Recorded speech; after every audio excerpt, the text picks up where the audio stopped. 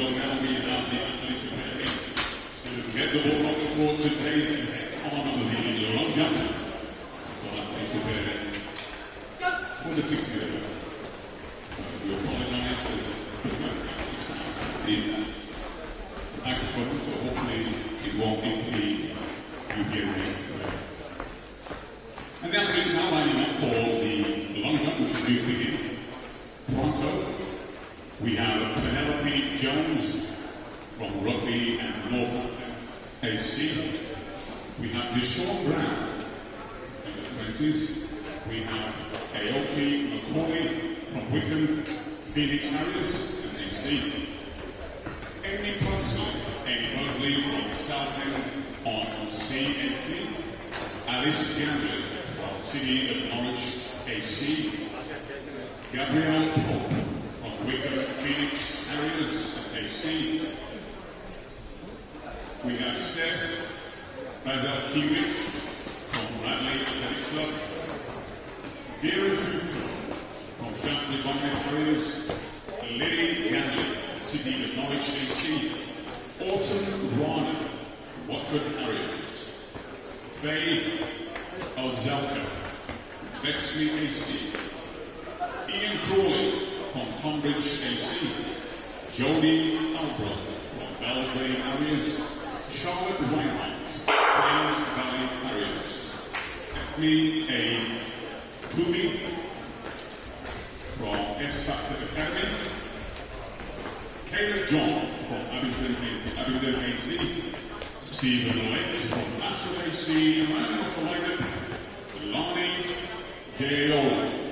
from Shaftesbury Bonnet Harriers. Our athletes for the long jump, as they range from under 15s through to men's 60, master 60. I believe Ian Crawley is from the 12, masters and 60.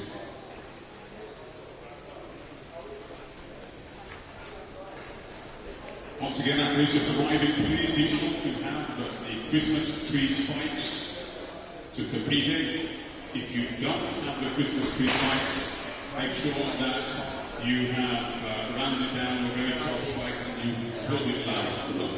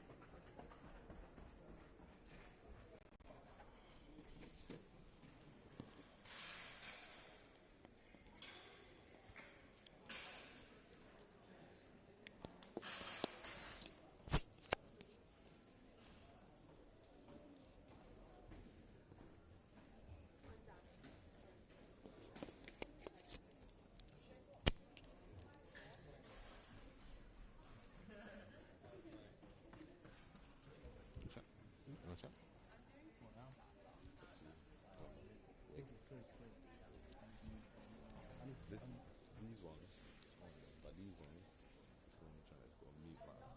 Okay.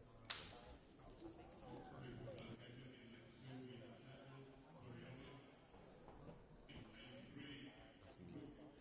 It's gone. So that's what, if you don't want to try, that's but it's on.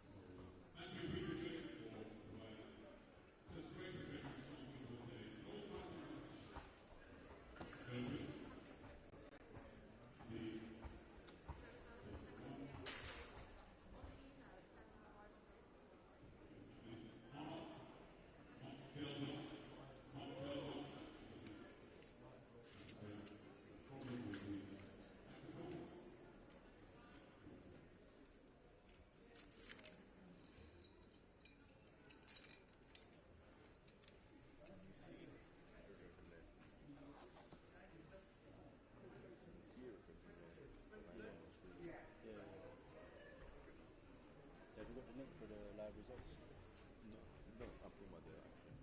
Oh yeah. No, but I mean, just do you have it? No, no, I don't have a link. It might be downstairs on a QR code. I'm gonna go down there with it.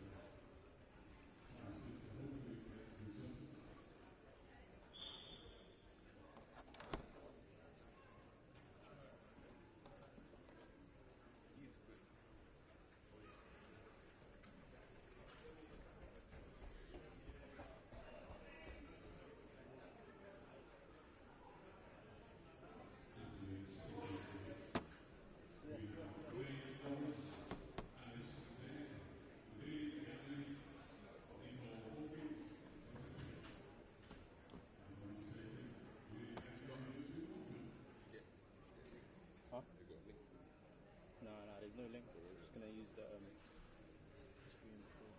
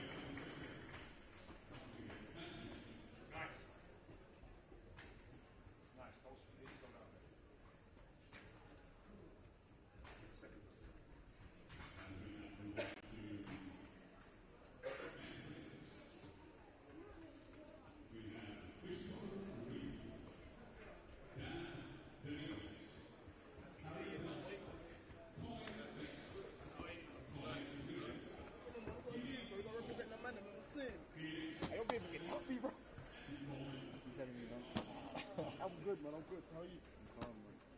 Pull up that shit. Oh, we got a nice little setup, bro. But this screen for me, they haven't got the link to go to it. But yeah, That's okay. That's okay. We just have it on the phone like we always do. like I was saying to him, just on my line, but this has got a mute button. So literally just that's got a mute button if you go. Are you leaving it on now for a reason? Yeah, okay. Sound.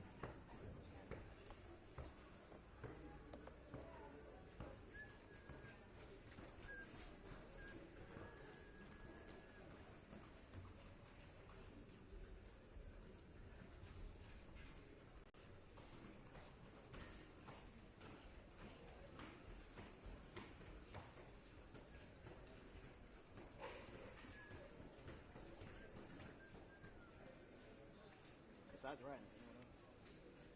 Besides Ryan, anyone else feel like Not that I've seen, just haven't been so creative as well. Anyway.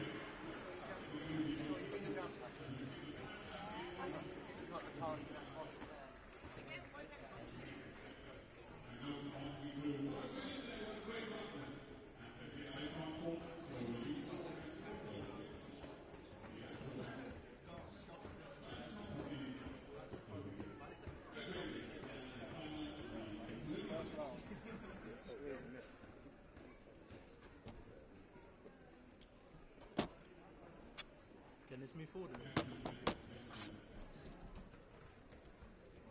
By the way, in the truck. I don't want to be on the track.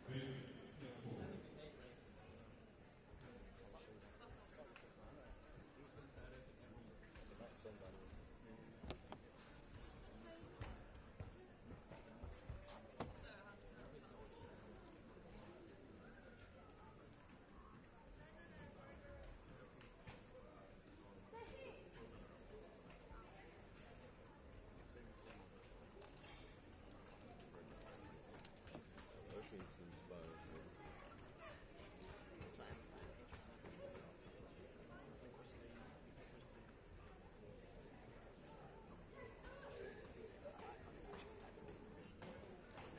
I'll see it in about 30 seconds in it, but I should be fine. Everything else seems alright.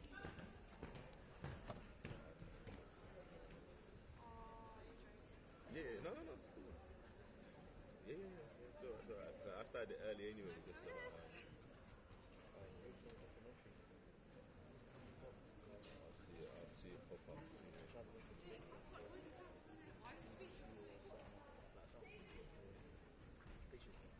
But yeah, it looks fine. He was able to put the thing before the clock and all that, yeah. Yeah, so switch it to the PIP and let me see what the picture is. That's what you got to get the nut or Fuck it. like whenever you know what I'm saying? But, Who you talking about? Amongst our peers? nah. Okay, boss. Film still? Go back, man. Yeah. That's actually cool. So you spent this week, it's really going to be good, you know? I don't see anything. That's the first one you really see. Yeah. This is, to be honest, it's a test card. I thought so good. Okay, yeah. This is the bad one. But I don't know. Yeah, well, next time you just zoom in as much as possible, but it's fine. It works. Yeah, no. It's more so Yeah. it's a combination of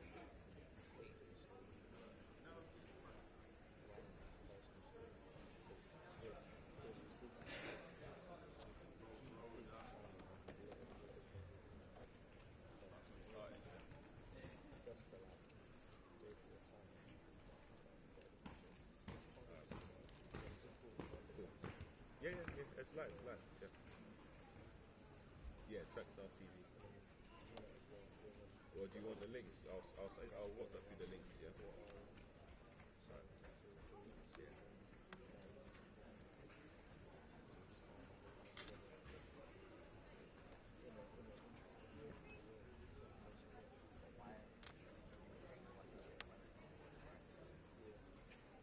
basically, you know, it's about options being the standard not necessarily that going into the World Champs or into the Olympics to show the place where the sprint talent is coming. That's basically what the story is about. But then also, I think Colton Ryan's doing is also working with Kodak.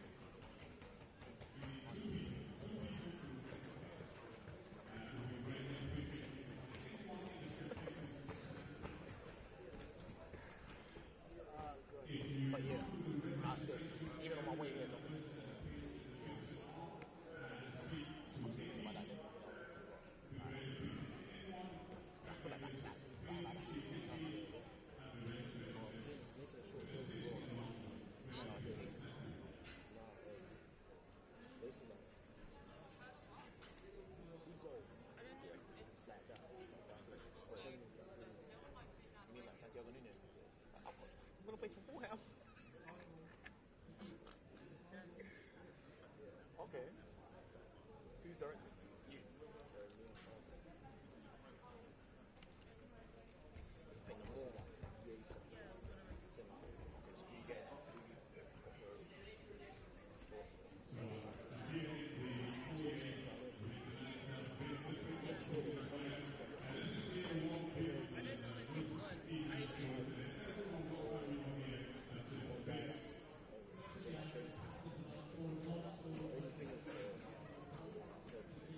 whoever the person is, they need to be trying to shoot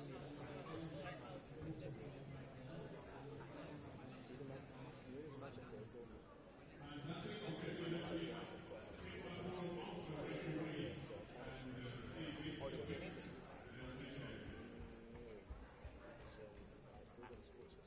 yeah.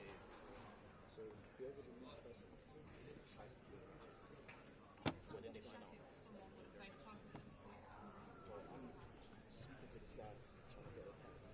You got a dream for it.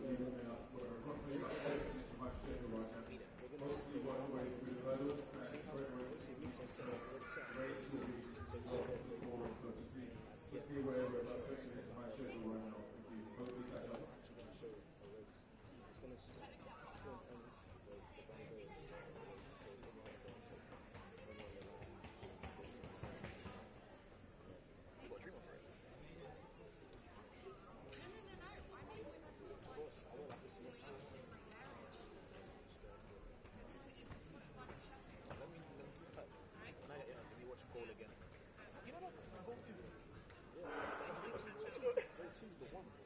No, I think this is the one where he's crying with his dad like, oh, Goal 2's the one, bro. I watched Goal 2 the other day and said, and me and Kyle was telling Kyle, and I said to my goal, both was like, that Arsenal, that from first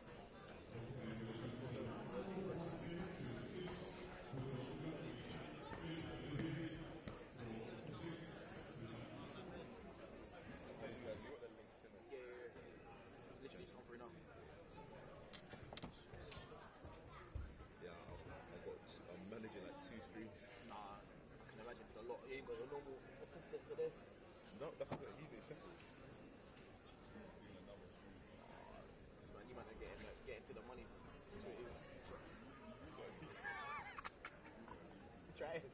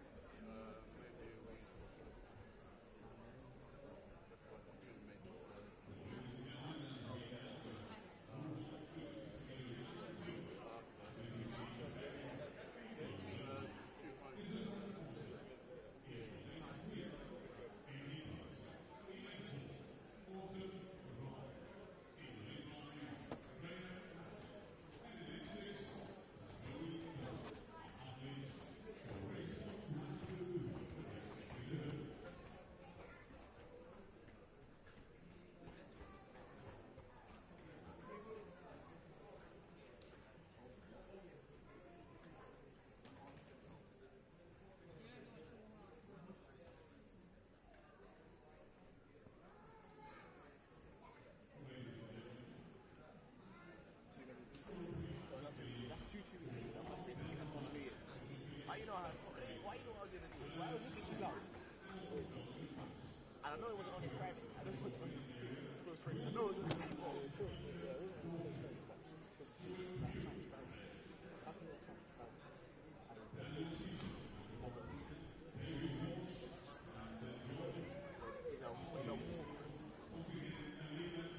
Someone else said it to me and I was like,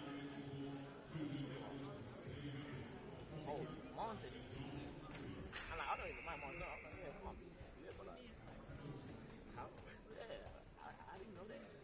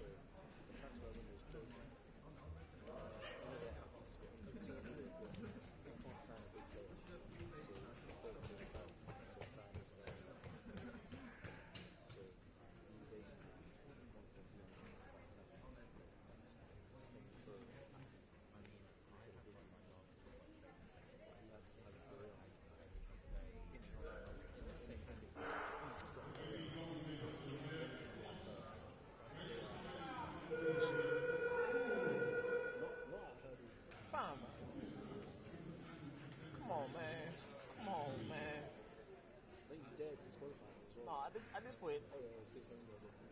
ah, But yeah, then so he basically quits his job now to actually go and pursue his dream full time. Actually, no, it's the character. So the main character is Liam hated him.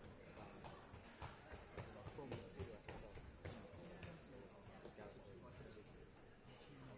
So basically, I think that's I wanted to interview him and see what he was doing on the podcast. So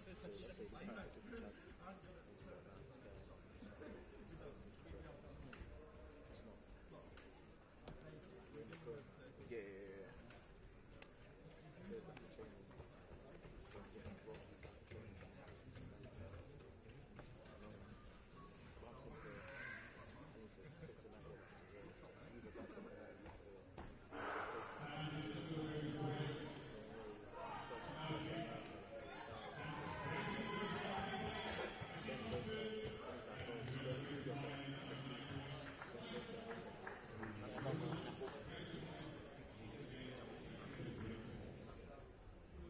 I'm hearing him. like I said, I think sport that we know, People like content. They don't know things that happen about things like that. So the more you put it in people's faces, the more you put it, you're not aware of it. It's like, ah, shit, this is really a thing. This is really happening.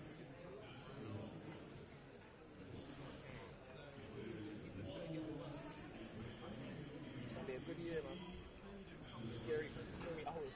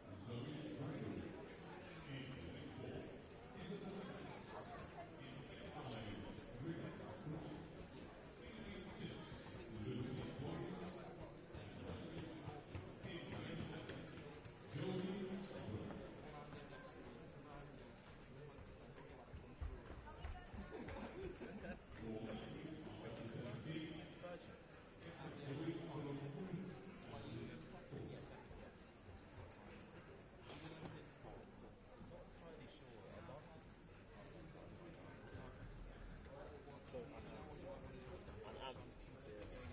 You know what? As well? I remember that part there. I was like, this is exposed. I had the last stream on it.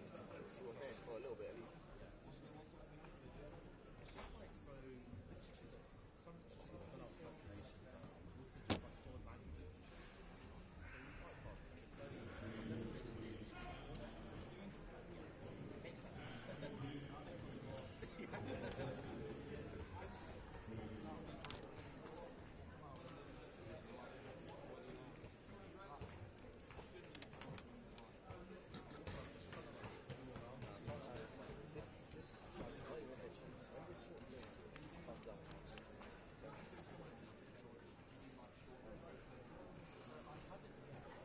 Streets are locked.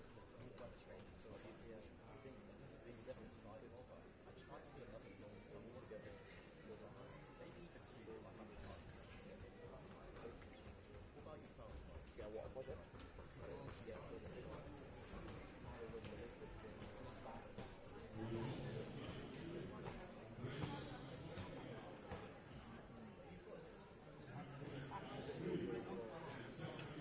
If it's cool, yeah. It's a lot more. Oh yeah. Definitely. Easy to get done. Or it's not about rushing.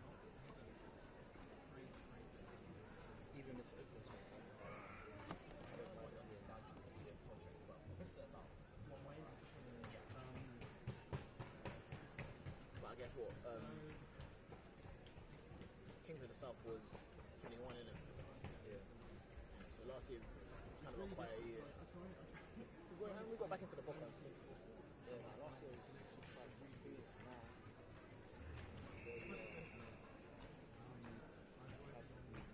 I just wanted to work some whatever this is. Has to be at that level. Has to be.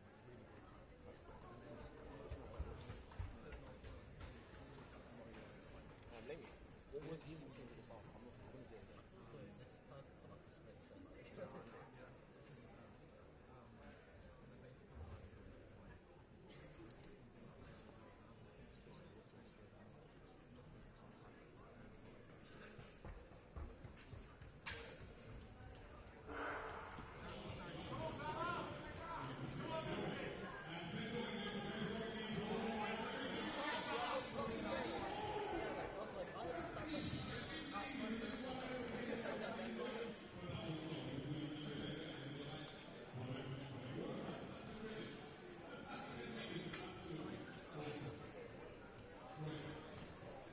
It's always fun to hear about last time I did anything STEM GCSE. It's been a while. Actually, no. Would you say psychology STEM or is it like social sciences or humanities? I'm annoying. I love it though. Yeah. So much. Like, I just saw the things I've been mentioning, the stories I've mentioned. I'm just like, oh, really? I'm an annoying guy, man. Yeah. Like research like this. Like, since I did it for A level, I feel like I'm better than A level and better. It's psychology. Just a very small Funny to listen as well.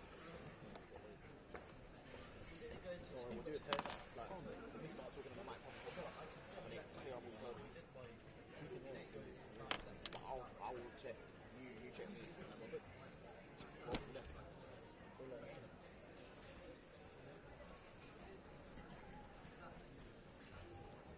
see how long it's going to take for the thing to change. Yeah. But that's going to be long. That's going to take so long. Yeah. You don't have to just go off the thing, you know. The one that's on site. Is the one on site like active though? Nope.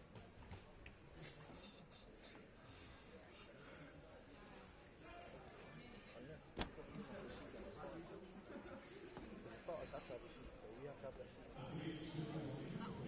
Oh, what? No, it's not. But they don't have a sheet, yeah, but I don't think it's the same one. Yeah, I'll see it.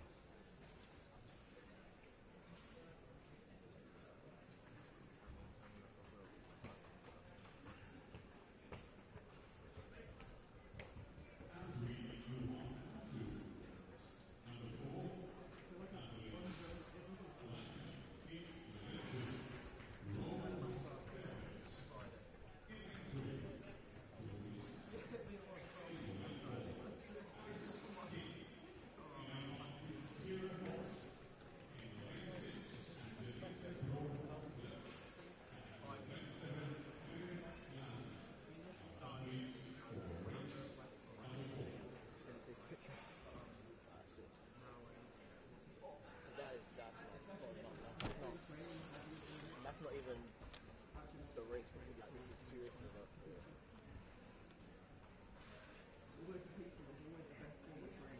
These are taking too long to tell you as well.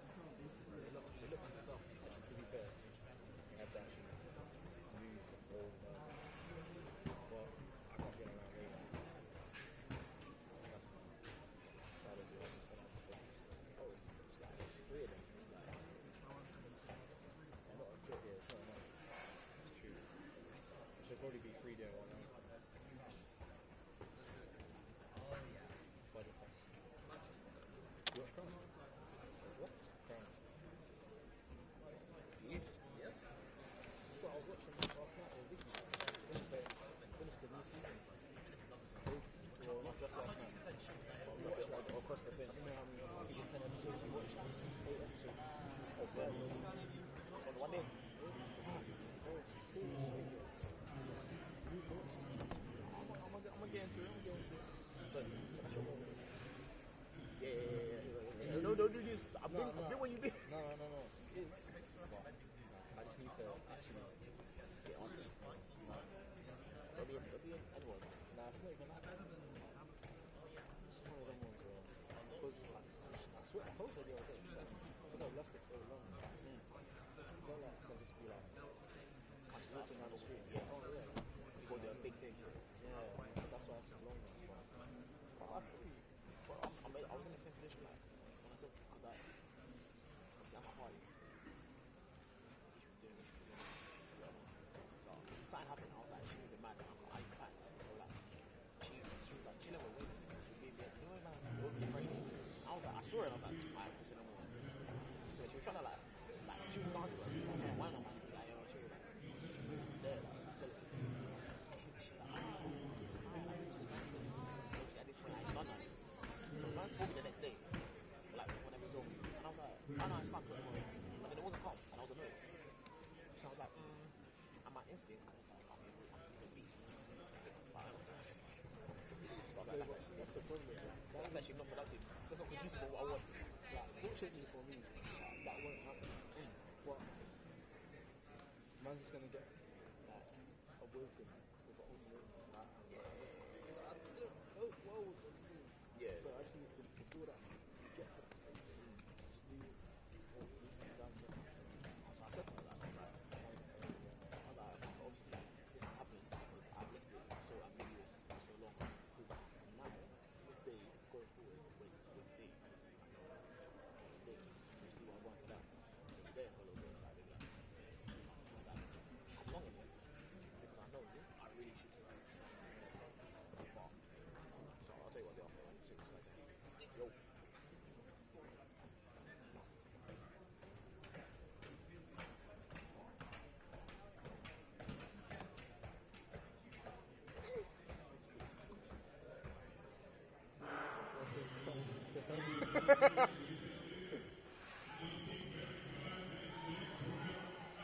Ayo. Is it loud? I said no more. Cheers, but they're leaving on because these like ambient noises. But I'm gonna start anyway. How do you feel?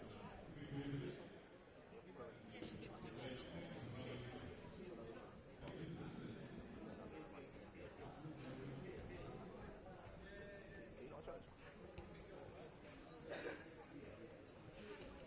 Oh, come.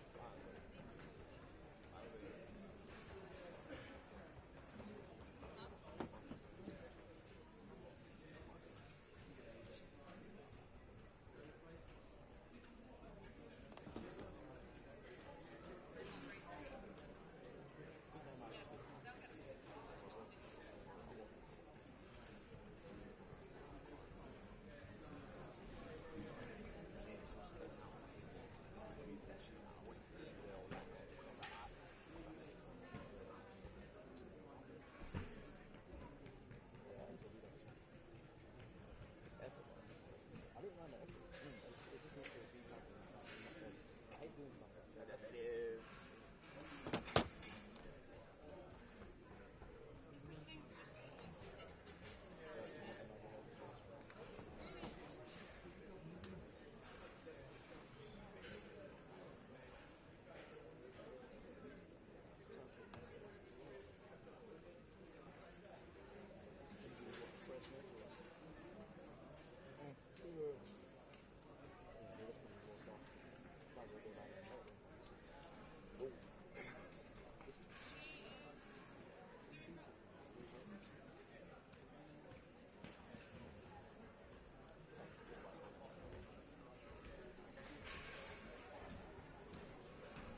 Imagine that. Imagine there was one line.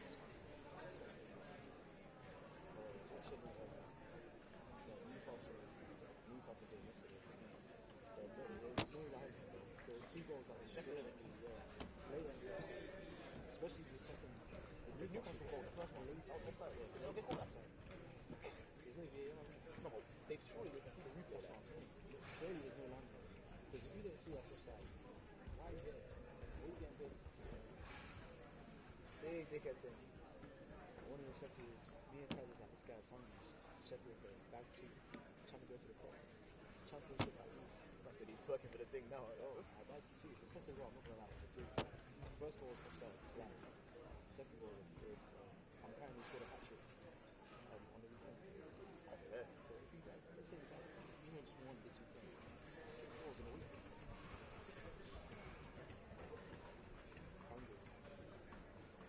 love it though. Man have to. I'm not trying to change their life. If I say in the League One forever.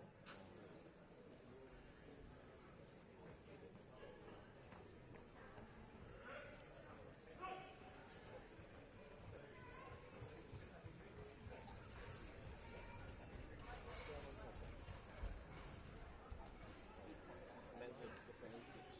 Different age group, different gender.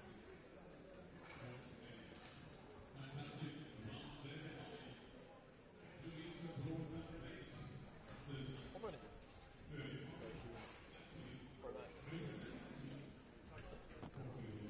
Alright, let's go. I know personally. You know, personal case. He said, so why'd you have this? Paid for it. Alright, so what needs to change? Alright. This needs to be same color. I don't for one, I don't feel like this is in the living. It's too high up. Definitely too high. But it's not that much higher, but it's So high as it looks like when you hold the phone and sort of to see it. But I just don't. I love how you do things and you be like, no, I don't even like it. But you did it. Like, why did you do it? Because I thought I was like it.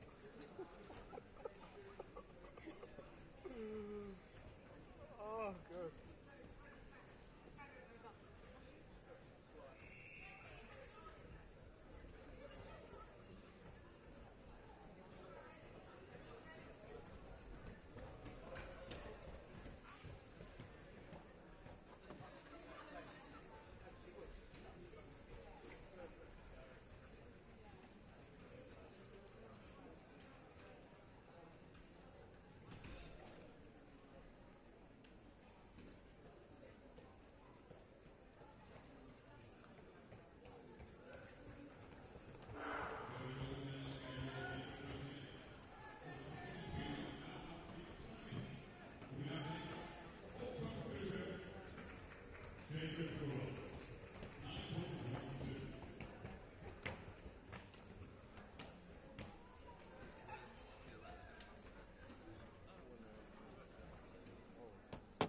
Always tired. So you sleep? Or you watching the ground? Bro, I went to bed at like 12. Yeah, that's not bad. I Nah. wake up early. Did you wake up? When I was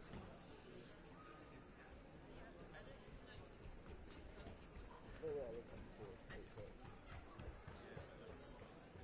And I listen to this. Every time you wake up at night, I feel wake up at night.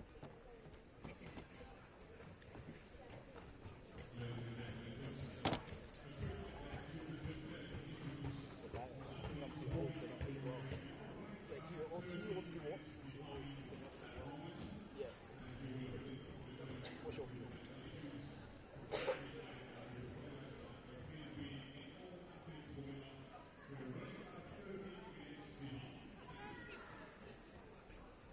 Sorry, they say you're running 30 minutes behind or 13. Probably 30. I meant the 6 is supposed to be starting now. Yeah, but they surely don't have this many hurdle races left.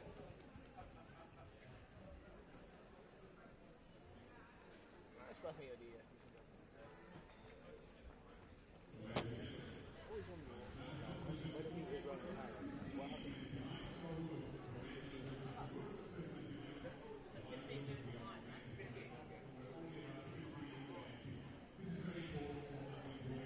That's the most.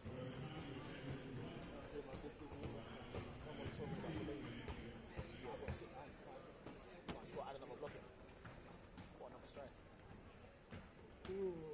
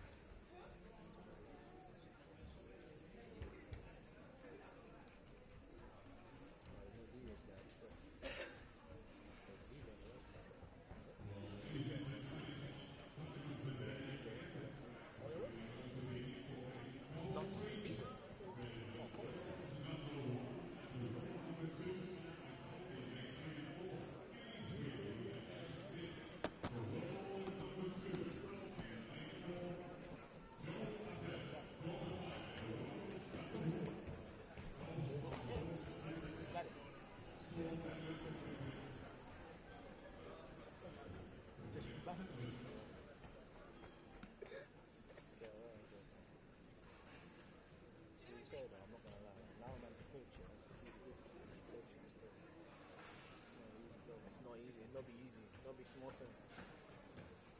Well, these looks will be really less. Tell me, it's down to the athlete.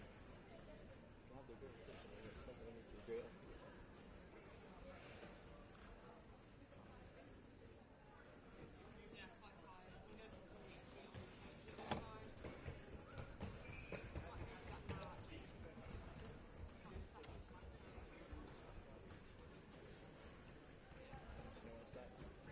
Like, see how agents here, like, the bigger the star, the less money you get. Yeah. That's how I see it. Like, the better the athlete, the less credit.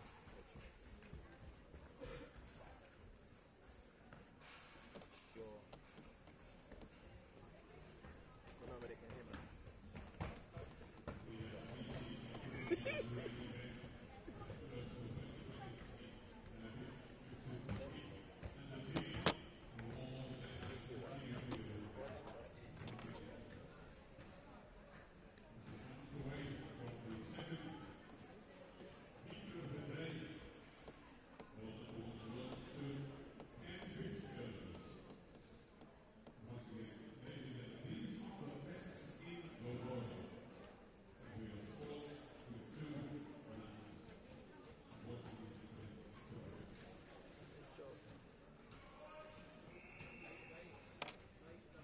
Direct head to head.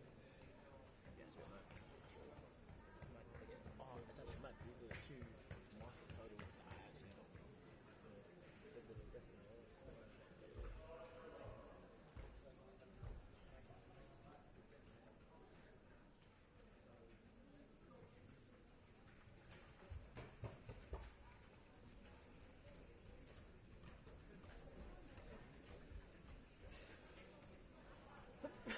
Bless you. Cheers.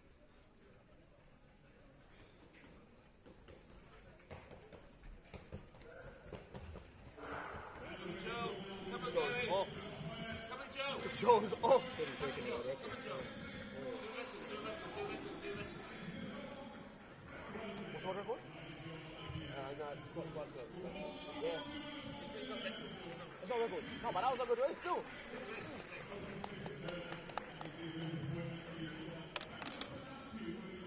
Big bias. Big bias. I'm beat cancer, came back as I did. So safe. Also, he's gone in. Joe's the man still. He's actually the man. I can't interview, man. As soon as I play the can you let me breathe? Can I catch my breath?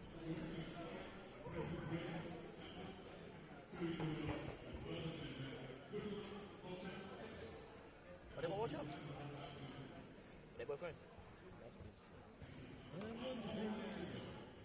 Still wanna redesign the master. They'll go talk to whoever is, I don't know what you talk about. What's the name? Stella McCartney, innit? That would be hard.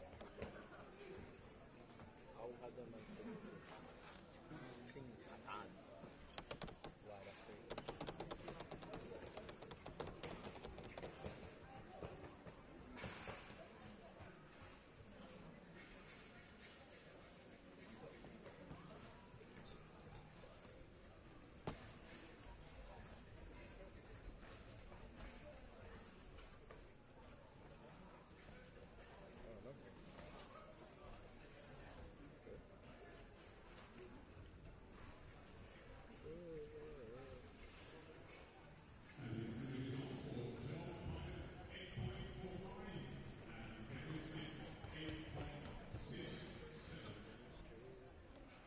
That race wasn't too long to get the results off. This team's mad,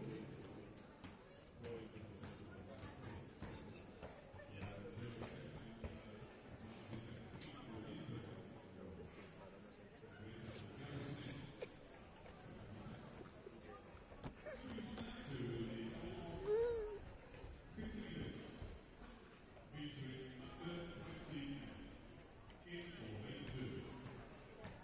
I'll be able to match up with the real sheep.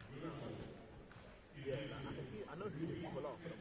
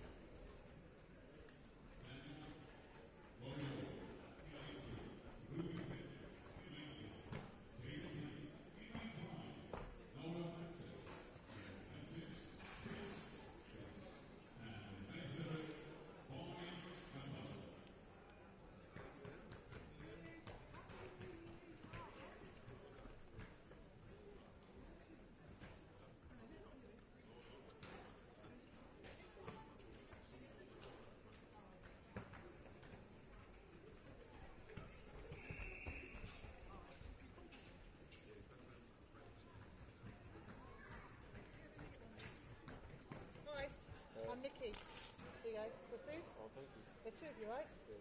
Don't you put your wish, just need to hand it over. Okay. Thank you very much. Cool.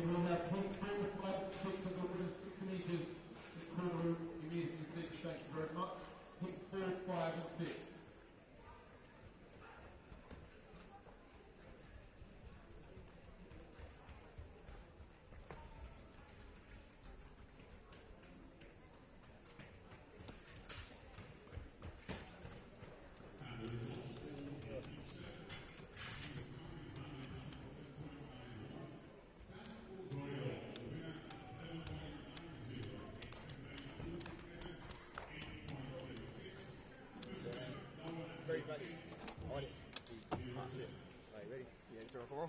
Sir.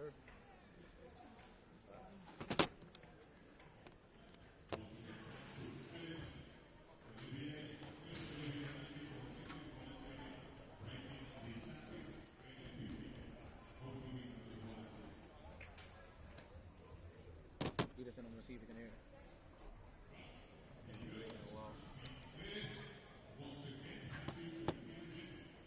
Ladies and gentlemen, we're back. The Narrative Podcast. Myself, Rechmal Miller, the great man himself, Ruben Arthur. Another Bftta Open. First of the year. January 8th. Once again, the 4, 5, and 6, the women's 60 metres to score. So we're just about to get into the women's 60 metre heats.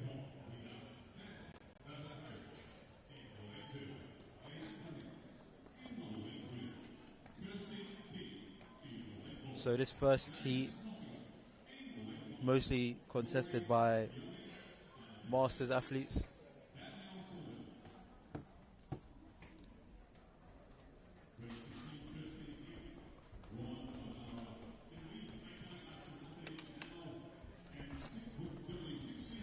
Okay, so, Reshmel Miller, you had your time to talk on the mic, and now it's my turn.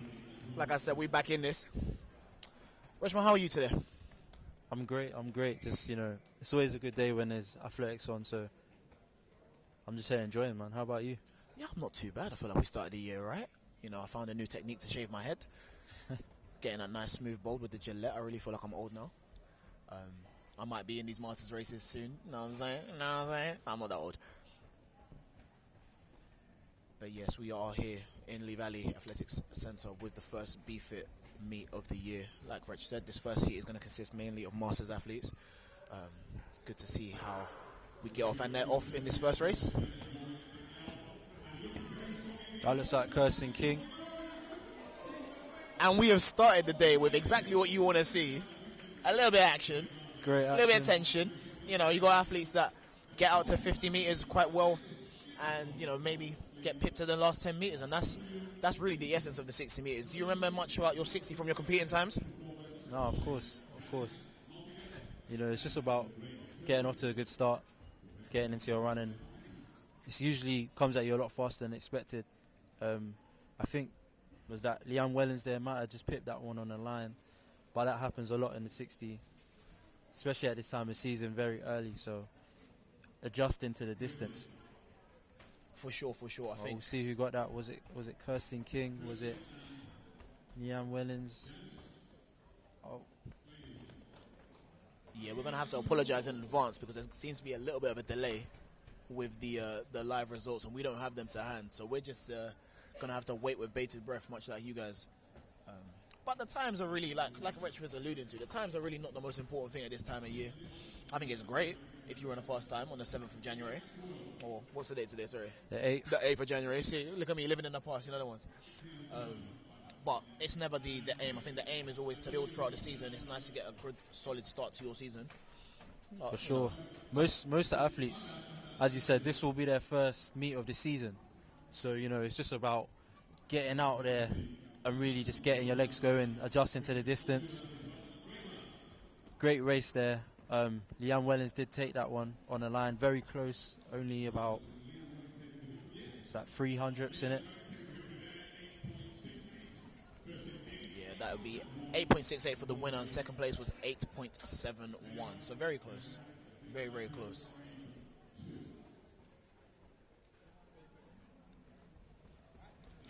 Okay, so,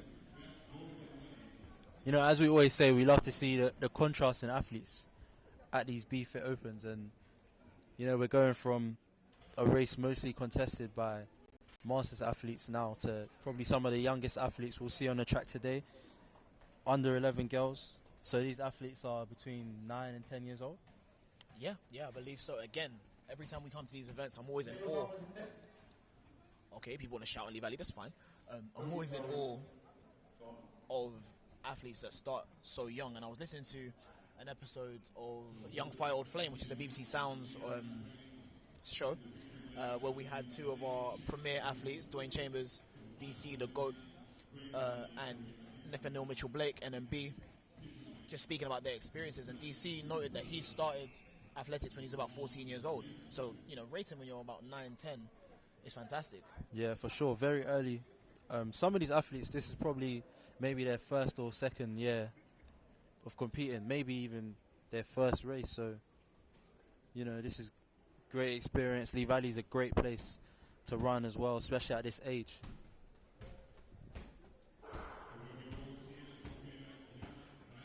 Okay, fairly even to begin with, but it looks like Dami. Yep, that's Dami Adekunle taking the win there. Look, sometimes obviously, for context, I am 5'6", right? And I'm seeing some of these kids, I'm like, you are taller than me. How are you under 11? You're taller than me. Like, it's amazing. And I think at this age, I think the physical differences in just amongst your competitors really do stand out, because you saw from about 30 meters, Dami just opened that long stride, ran away with this, quite literally. Yeah, and it's always interesting to see, especially at that age, the development's always different. Some people may have just started training yesterday. Some people may be training not at all. They may just do another sport and just go down to their local meet and compete. So, it's always interesting to see and to hear the differences in how athletes are progressing and starting, especially at such a young age.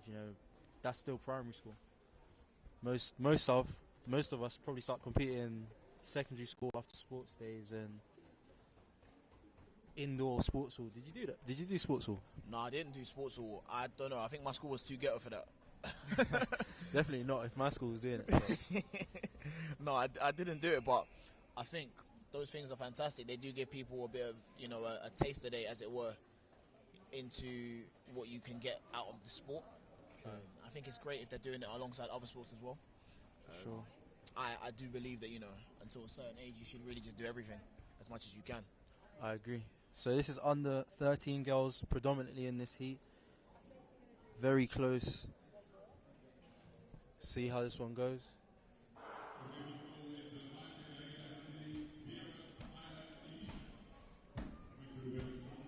So again, the Shaftesbury athlete there. Yeah, Vera Duco looking very, very solid out of the blocks. Was run down a little bit by Heidi Watson at the end, but that's a very solid race. Very, very solid race. And we would be remiss if we didn't speak about the new look for Lee Valley Athletics. Oh, yeah, I've been at Lee Valley for a couple of years. I first came to Lee Valley maybe like 2009. Wow. And I know I'm showing my age a little bit. Showing my age. And I haven't seen this place look this vibrant in a very long time. What do you think of the new look Lee Valley? Yeah, I like it. Lee Valley's had a BBL. Not botched. It looks great. I know that they've sorted out some of the issues on the turns. And, it'll be good to see, some of the performances. We got some big names coming up later. So it will be good to see how they get on and how they feel about the surface as well. Yes, for sure. Most definitely not a botched BBL. This was not a rush job in Turkey. This was a labour of love, as it were. So into Heat 4 now. All under 15 girls. So under 15s, that's between 13 and 14. 14? 14? Sorry. So that's years 8? Is it 8? 8 and 9. 8 and 9. Yeah, 8 and 9. 8 and 9. Yeah. I think this is where, when you're in school, if you were introduced to athletics in secondary school like most people, these are the kind of years where you're like, okay, I actually really like this. It's not just a way for me to get out of science class in period 5. This is a thing I really want to do. I want to take it a little bit more seriously. Also, the first age group that you qualify for English schools. English school, and that's what I was about to national allude to. championships as well. So He gets it. This is obviously a former English schools athlete talking. Reshma Miller, been to a couple English schools. not a winner though. Not a winner, but that's all right. You're a winner in my eyes. I'm next to a winner, and that's the difference. So they're underway. That's a This is a fantastic very run. good run. I'm a bit concerned. I'm not seeing the clock do what I need the clock to be doing. Yeah, the clock's kind of leaving us guessing here. But great run from Gun to Tate, really, there from Elizabeth. Bftta Academy. A setup I've been seeing the name of over the years for a long time. I think that's a really cool name. Why don't we It have a is, cool name it like is. that? Well, the narrative isn't good enough for you? The narrative is No? cool. The narrative is cool.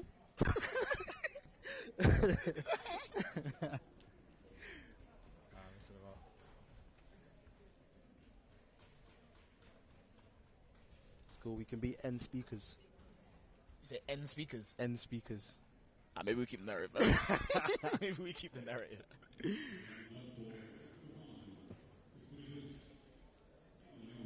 Okay, so we're moving into the fifth heat now. Still a lot of under 15 girls mixed in with a few under 17s.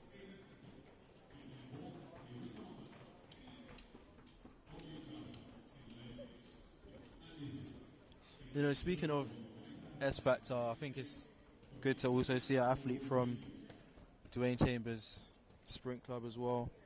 Of course, we are here at a Bftta meet, so you know, it's nice to see some of the modern clubs also in the mix with some of the heritage clubs, I'll call them. Football heritage. This is football heritage.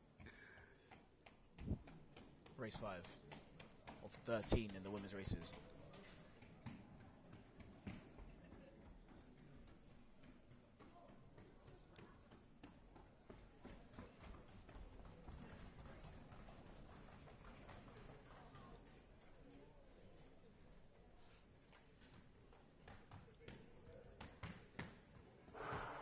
And they're off. Very closely contested race. It looks like maybe Ivana. Maybe. I'm giving that to Ivana From Eze from up Woodford. here. Yeah.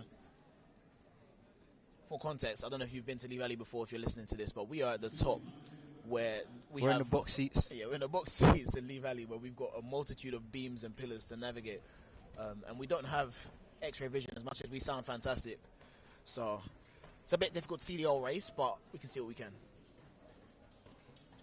Very close race. At you know, under 15s, under 17s, very important age to get out there and, you know, race other athletes. I remember actually myself as an under 17 one day at Lee Valley racing, you know, some of the top athletes in the country at the time. You know, there was this guy called Ruben Arthur, and, you know, absolutely obliterated me, but it showed me, you know, what was possible, and definitely gave me that drive to move on and take my training more serious and, you know, get to the next level. So sometimes you come out here, you might not have the day you want to have, but you have the day you need to have. Yeah. Amen. No, amen. Click, click, click, click, click, click, click. I think it's very important. I think it's probably the most important thing about open meets is the fact that you are rubbing shoulders with anyone. If you are of a similar time, if you are of a similar ability, you race. That's what it is. You're not always protected by the age group. You're not always protected by, you know, being comfortable being a big fish in a small pond, or just being a fish in your own pond. Sometimes you have to go out into the oceans. You got to go out into the sewage tanks. You got to go out into, you know, the Atlantic, Bermuda Triangle, all of that. You have to just go and race against anyone and see what it gives you. Because like Reshma said, it oftentimes gives you what you need rather than what it is you think you want. And there's nothing wrong with that. There's nothing wrong with getting what you need. 880, the time's been rounded down to. Oof.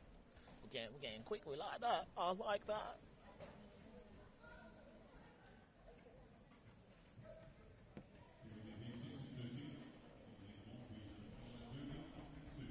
Okay, so we move on to Heat 6 now. All under 17 women in this one.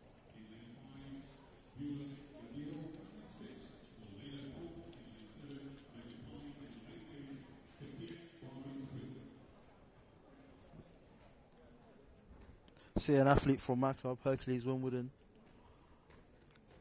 Charlotte Gurney. Shout out to her. Herc way or no way? Herc way or no way. There's a lot of action actually going on in the world of 60 meters today. We've got 3 meets on. Obviously, Bftta being the premier meet, Yeah, tell us where the other 2 events are occurring. it's not worth mentioning. And we have our first false start of the day. Slight Yay! twitch there. Yay! See, now it's interesting. I believe that was Isabella Banks, but I'm not sure what the rules are here. If you don't leave the block, sometimes you're not disqualified. So we may, hopefully the starters are kind enough to give us a faulty start here, because I don't think she actually left the block. But we'll see how that goes. Okay, and it's a yellow card, so just a warning. And like I say this all the time when it happens, but that's what you want, really. Like, especially when you're dealing with an open meet situation. Yes, we understand that this needs to be preparation for how the sport goes going forward. If you get to the upper levels, you won't get this grace. But let's be real, man, are paying. Like, no, but it depends. Sometimes you do. That's what I'm saying. If you don't leave the block, I have seen championships where it depends on what mood the starter is in. It does depend on the mood. Depends of on the the mood of the yeah. starter. Pray you don't get them Bedford starters, innit? Oh gosh. And we're off. Very close race here. This is a very, very close race. That is a tight finish. Very close. Are you brave enough to call that? No, I'm not. I am very, very shook. I'm not brave at all. But I think in that race, I guess from this angle, it's going to be different to what happened in real time. But for sure. We saw 2 very different styles of running a 60-meter racer. You see someone get out at 30 and someone else build their race up. Oh, we're joined by Sean Saventry. Sean Sapper and Ghana's finest. For the live stream, Sean. How are you today? Top 5 people I've ever trained with. How are you today, man? World indoor finalist. 2-time Olympian. World champs finalist. This is an unsigned tracksuit. This is from Lorraine, Eugen.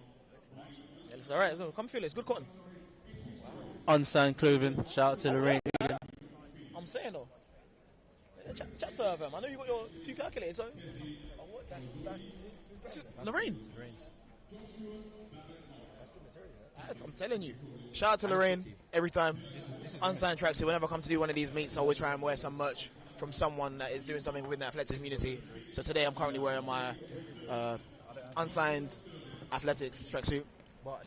It's a teal green tracksuit. It's very, very nice, good cotton. If you want to see it, go on the my story, go on Bftta story, go on narrative story. You can see it in person. But yeah, Sean is smitten with this tracksuit, man. I keep feeling up my hood. Give us a follow while you're there on the narrative at the narrative pod.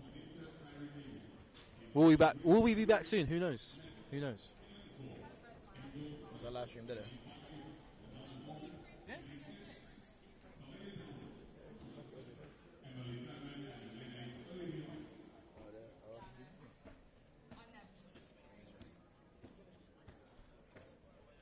So if we sound distracted, we're joined by Sean Sappho Antwi, who's demanding to see the starters for the men's 60 meters.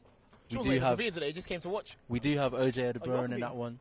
Yeah, look at you. We do have Joel Pascal in that one. Yeah, James Hansen. Is Richard in that one? Sean Aiken, sorry. Richard might not be in. Richard is the one Okay. before, I believe. James Hansen, I'm actually very excited to see. I'm always excited to see James Hansen, man.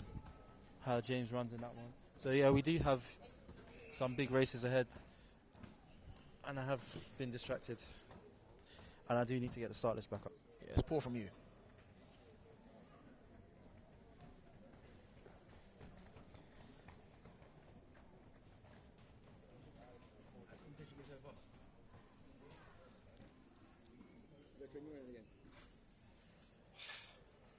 Probably next month, if maybe.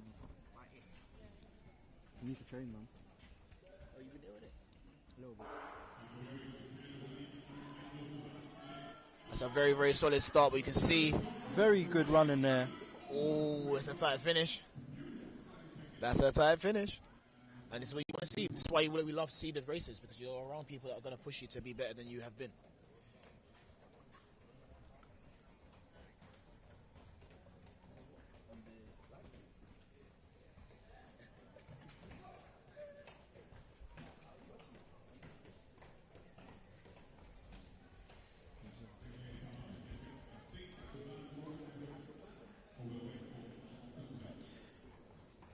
close to call that one. Maybe Savannah Morgan.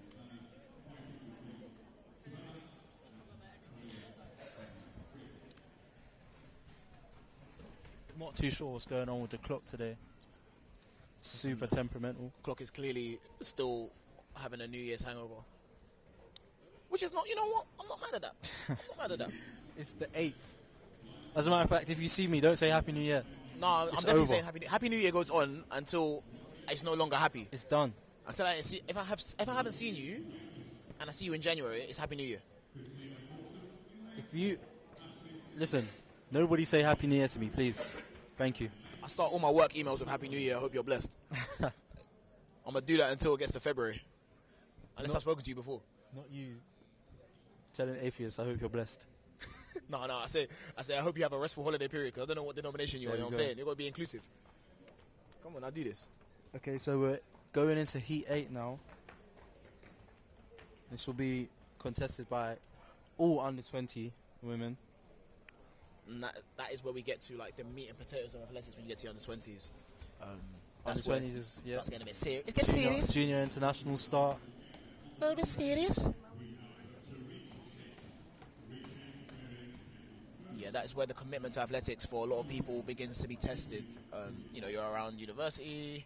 There's a lot of freedom that you get in your life at that point. Do you still want to commit to, training multiple days a week, not eating or drinking the things that your friends may be eating or drinking, partying as much? And so everyone that's at this level of competition clearly showing a level of dedication that their peers maybe don't. For sure. Not me though. I was a joke man. I was under 20. Don't let this guy lie to you.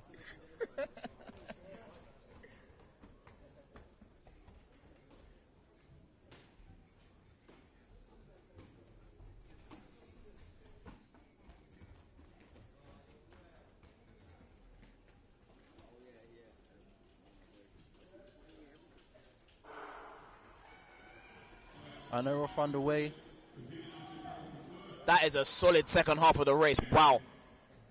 7:87 on the clock. Woo. Great. Forgot to mention the previous race was our first sub-8 clock-in. This, of course, for multiple athletes, to be fair, and this, of course, our second.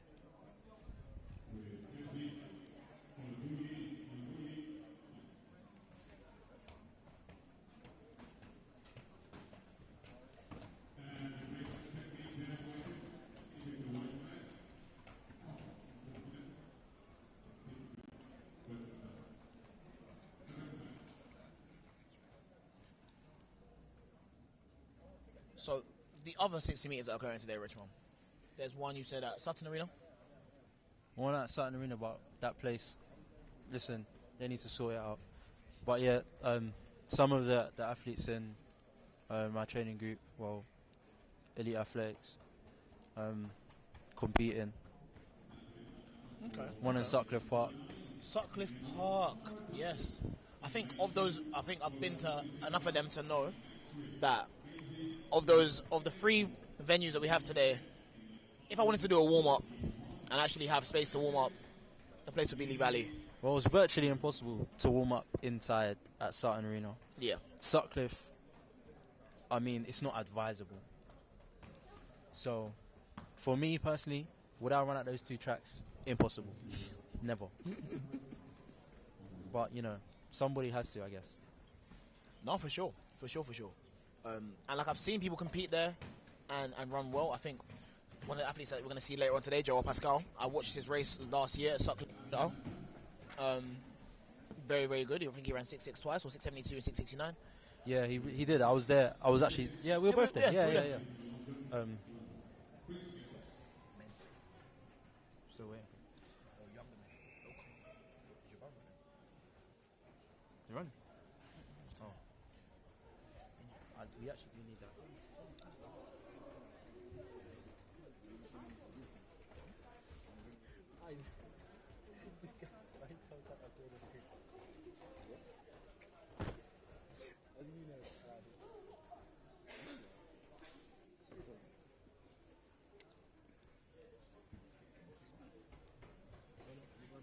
above my head. It's above me.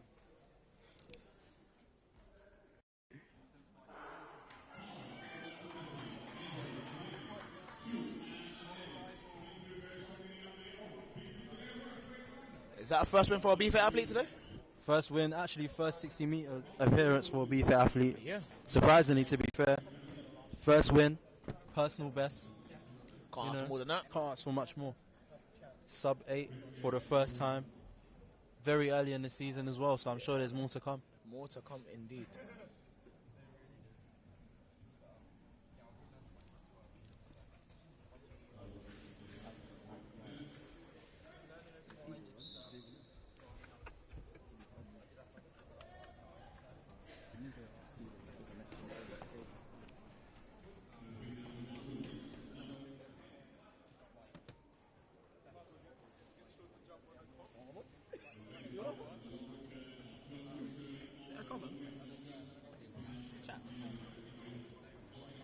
So, Richmond has abandoned me, which is fine. I'm used to being abandoned.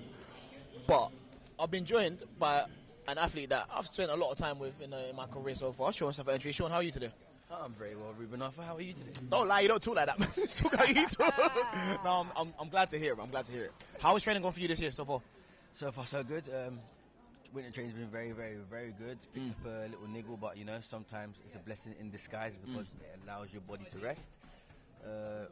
Other than that, I can't complain. No, that's good, man. I can imagine you might have had needed a little bit of a rest after such a fantastic year last year. You finished up with a nice personal best. I did indeed. Yeah, how'd that make you feel? PBing at 47 years old. Yeah, and next one's coming next year, so can't complain. But yeah, it feels good. It feels good to be running good numbers again. More to come. No, for sure. And you're representing Ghana, so there's no European indoors for you. No Euros. Is there African indoors? Anything happening indoors for Africa? No Africa indoors either. Just That's a bit xenophobic, isn't it? what are you trying to say? There's indoor track in Africa. There's a great indoor track in Africa. I'm taking it one day. No, but we do have the African Games this year. Yeah, no, I actually don't know. African Games in Ghana. How you feeling about that, Sean? I feel like I'm gonna win. Yeah? Yep. Do you remember when Home games. Home games. Yeah, we do. Yeah, Sean's going to fly me out. Fly you out. Why not? Who we got here? We can go lane 8. It's a fantastic race from lane 8. 7:76 on the clock. It's just getting faster and faster. That's what we like to see. That's what we like to see. We have seen a 7:6, obviously, from Spanner Morgan. But yes, it's going to be a fantastic day today, and I love it when it builds up like this. So, Sean, if you're not competing today, what has brought you today? My training partners are running today. Came to give them some support. Look at that, man. We love a supporting king. We stand a supporting king. Yeah, you know, I'm a big fan of athletics as well at the same time, so I love watching it as much as I love competing. Fantastic. And if you had one athlete in particular that you were really excited to see today, who would that be? All three of my training groups. Is that one person, Sean? No, it's not one person, but can't pick one, can we? Oh, that's lovely. Look at that. It's like a proud father. Yeah. Don't worry. He'll tell me off mic. But lovely to have you, Sean. Thank you for your time. Lovely to have you too. Do you remember the days I beat you back in the day? Remember the last time I raced you and I beat you at Lee Valley? You didn't beat me then. I did beat you at Lee Valley. You didn't beat me then. I beat you at Lee Valley. Oh, last time we raced. That's the last time we raced. I swear to God. It might not be. I might check my... I had cramp. You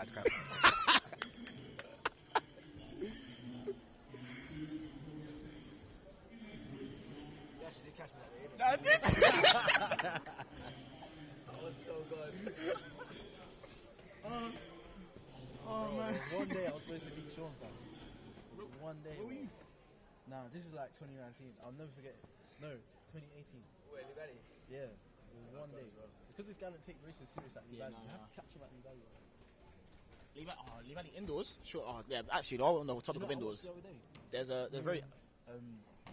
very iconic race, South of England. South of England competition is one of the best competitions in the indoor calendar in the UK, and it obviously takes place at Lee Valley quite often. And this particular year, there was a very, very good race between Sean Self-Entry and Chichindu Uja. And I remember the lights got dimmed and everyone went quiet. It was crazy. You could hear a pin drop. It was a very, very good race. Videos on YouTube is actually very interesting. That was back in the days when Sean was wearing his iconic Nike all-in-ones. It was a good time, man. Good time. Anyway, back to the action at hand today.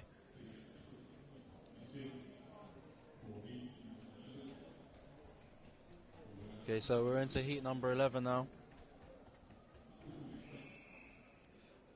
Mostly senior women in this one.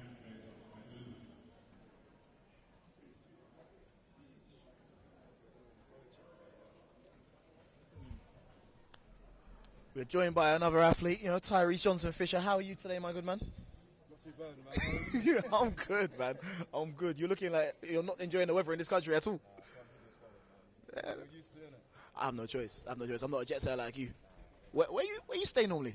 Normally, I don't even know. I'm hoping to be in Canada next year, but this year basically depending on CFL. So it's getting prepared really, just training. That's fantastic. I'm actually rude because there's actually a race going on, so I'm gonna catch up with you a little bit. Yeah. No worries. That's another very solid win for the Bftta athlete. Very good run there by Claudia Andre.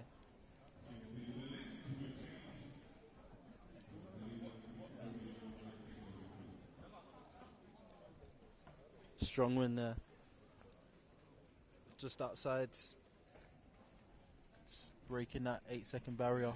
So, of course, most athletes here will be running again in the second round. So, they'll be looking to get those times down. I'm sure Claudia will be looking to get under that 8-second mark.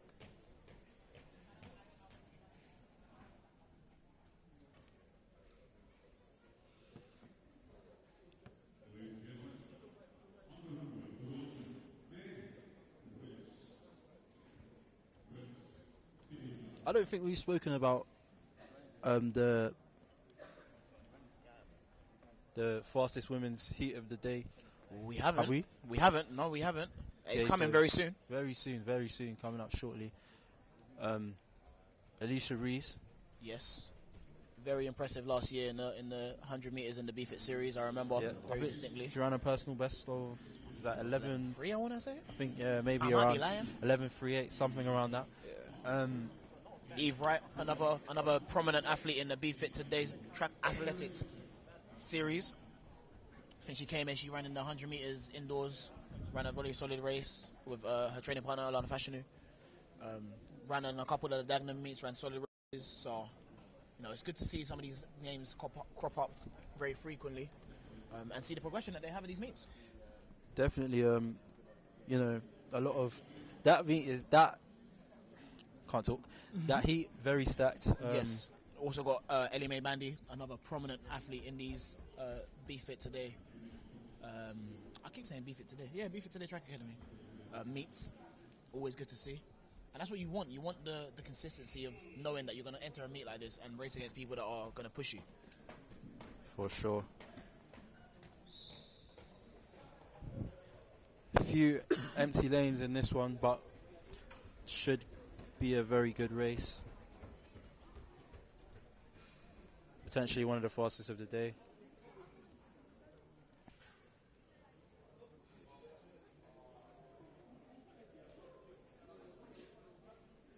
Oh, wait, hold on.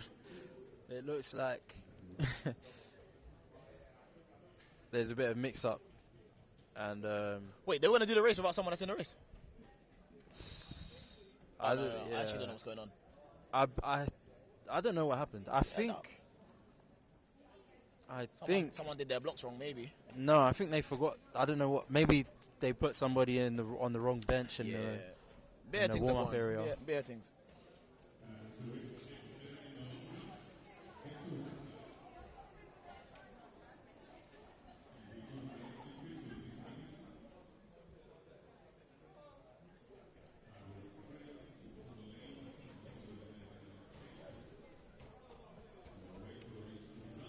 I think that was Tiffany Cox. You think or you know, Richmond? Definitely think. Definitely a thought. Not a lot of conviction. No, zero conviction. None. This is the penultimate race of the women's first round of 60 meters.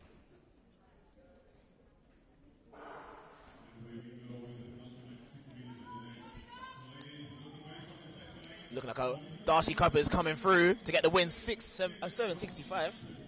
It's a very nice place to start. Good start. I believe that's the fastest time of the day so far. Will be the fastest time of the day as long as it's not rounded up. Yeah.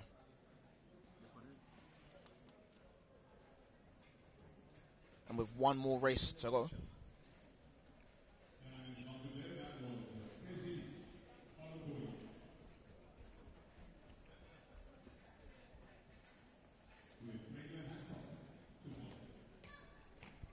Good race there from Darcy Kuipers.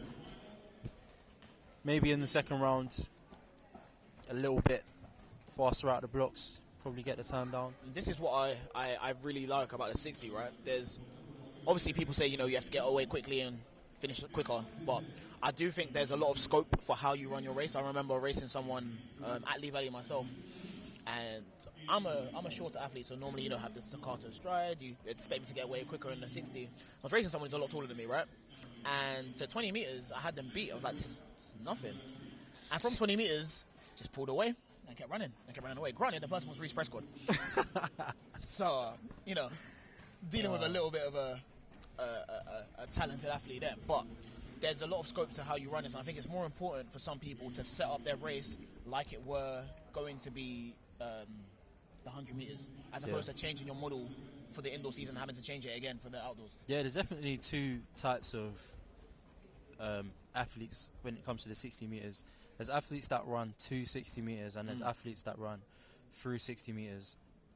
Athletes that run through 60 meters usually are practicing, using the indoors to practice for what they'll be doing in 100 meters. Yes. Athletes that run to 60 meters usually, you know, maybe consciously or subconsciously, maybe slightly prioritizing the results of the day over the season. As we get to this last race of the women's 60 meters in the round one, we're looking at a big matchup between two training partners. Can we get a time prediction from yourself? From Ruben? Yeah, I'm gonna say something like 7:41. I'm gonna say 7:28. Alicia Reese. Yeah, for the opener, for the first round. For the first round. Okay. Opener. We gonna see.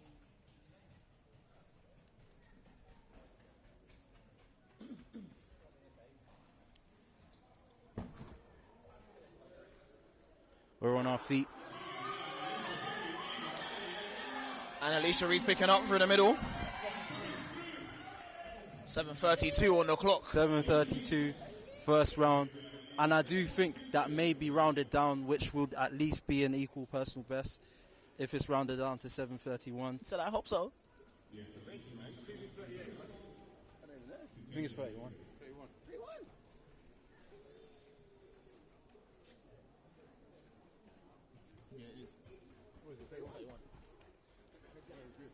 Again, good first race there from Alicia. But I do believe she has more to get out of that first 10 to 20 meters. Listen, man, And this we is the will first race see- of the season. This is the first we round will of the day. see Let her bake. a very fast time here. It's very early. Yeah, it's 2 rounds. Very early in the season. This is the season's opener. 8th of January. You know, people are still saying Happy New Year. Not me personally, but some people are still greeting people with Happy New Year. So, great running. That is the time. Her personal best 7:31. That is the time she ran to come second at the indoor championships last year. So this is not someone that, you know, is a stranger to the 60 meters. She knows what she's doing. Not necessarily a stranger, but definitely somebody I would say runs through the 60 meters. You know, like we're speaking about. Yes. So it's always interesting to see, and I do believe that that will convert very well for her. New training group, new setup, Yeah, she's based in the big in spot London now. now, in the big city, under the bright lights, around the likes of, you know, Sean Sappho Antwi, world indoor finalists, Nefino, Imani Lara, you know, great company. And, you know, starting to show in the results. So we'll see in the second round.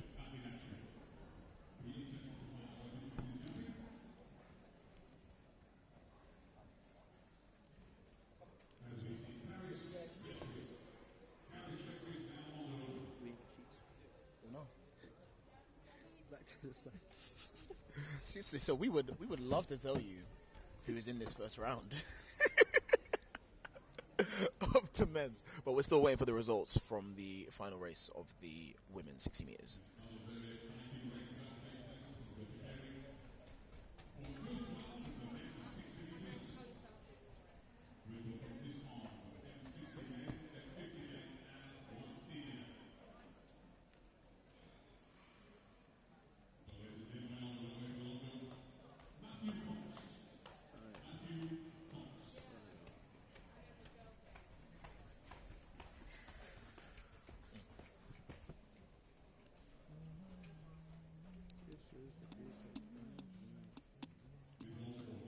First of all, while we're waiting for this transitional period, this interim, moving from the female to male athletes, I'm just gonna ask you some questions. Really, what was the first song you heard this year? Do you remember?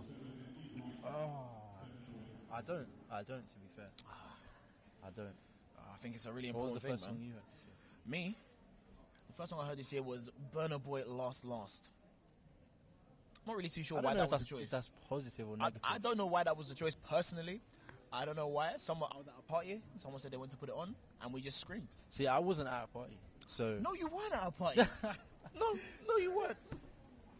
so I didn't probably hear any music until much later in the day. So That's fair enough. I don't think it was anything notable.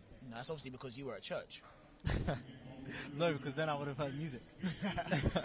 We finally had the results. So Alicia Reese's time's confirmed at 7:32. Hillary Goad, second place, 7:47, another solid run. Eve Wright, 7:53. Emmanuel Akwaye, 7:58. Ellie Mae Bandy, 7:65. Nell Desir, 7:71. That is a fantastic first race of the season for a lot of those athletes. Yeah, great first race there. Great way to kick things off. For sure. I'm sure the majority of them will go faster in the second round, as will a lot of the other athletes in the previous heats. And that's why as athletes we love open meets like this. Gives us an opportunity to get 2 quality races in a facility like Lee Valley, world class facility.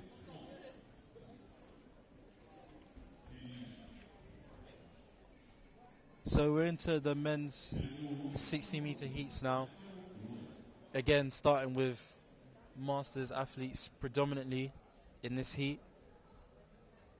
It's crazy how a lot of these Masters athletes have a lot more hair than me. Oh, man.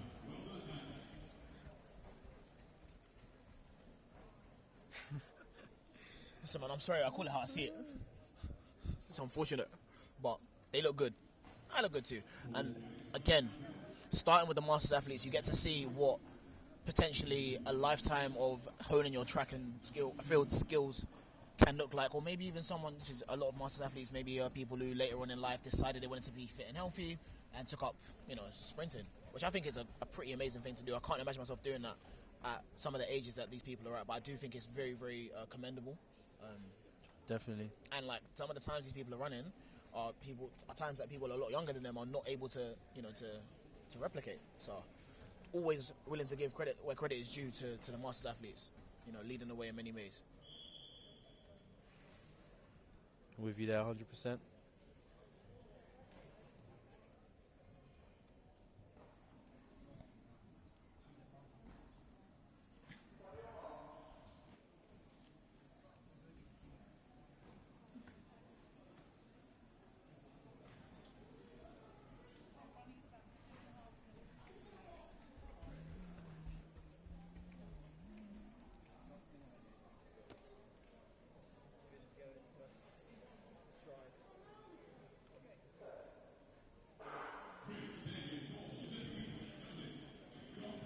This is a battle at the front, boy. Oh my goodness, 7:84 on the clock, but what a race. 7:84 there from Paul Cannon. Very good run, strong performance.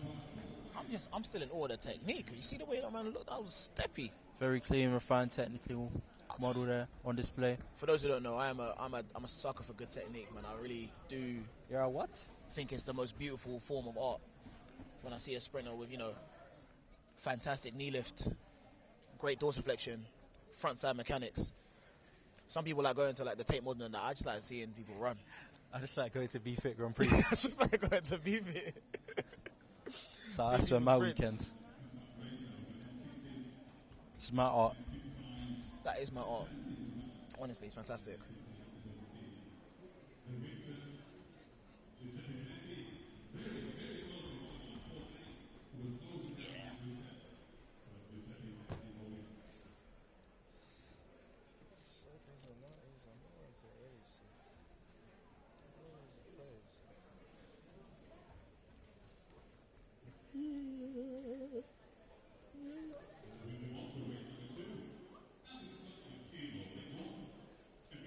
So I'm noticing, Go for it. sorry to cut you off. Nah, go for it, man. I'm noticing on the feet of many of the athletes that we've seen today, it falls into one of two camps primarily.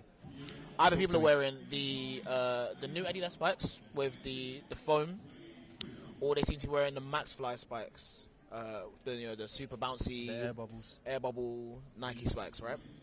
Yes, sir. Do you have any thoughts about any of these spikes? Because I know that for example, the Max Fly spikes we found out yesterday, the price has gone up on Nike to £225.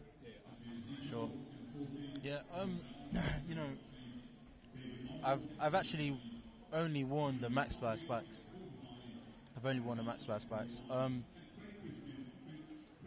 To be honest with you, I get it. You know, you want the best to give you the best chance. But I don't think it's that deep. £225. You know, you can get a discount on that, right? Because if you can't get the discount on that, then you can get a discount on it if Nike has a discount, or if you know someone that works there. Yeah, I mean, if you don't know somebody that works at Nike, then paying £225 for spikes.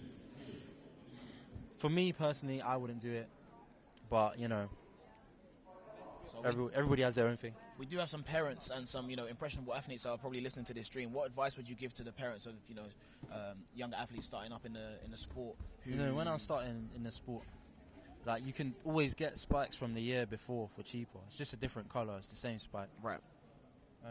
Maybe not super spikes, but you can get good spikes. So I'd say just go with that option.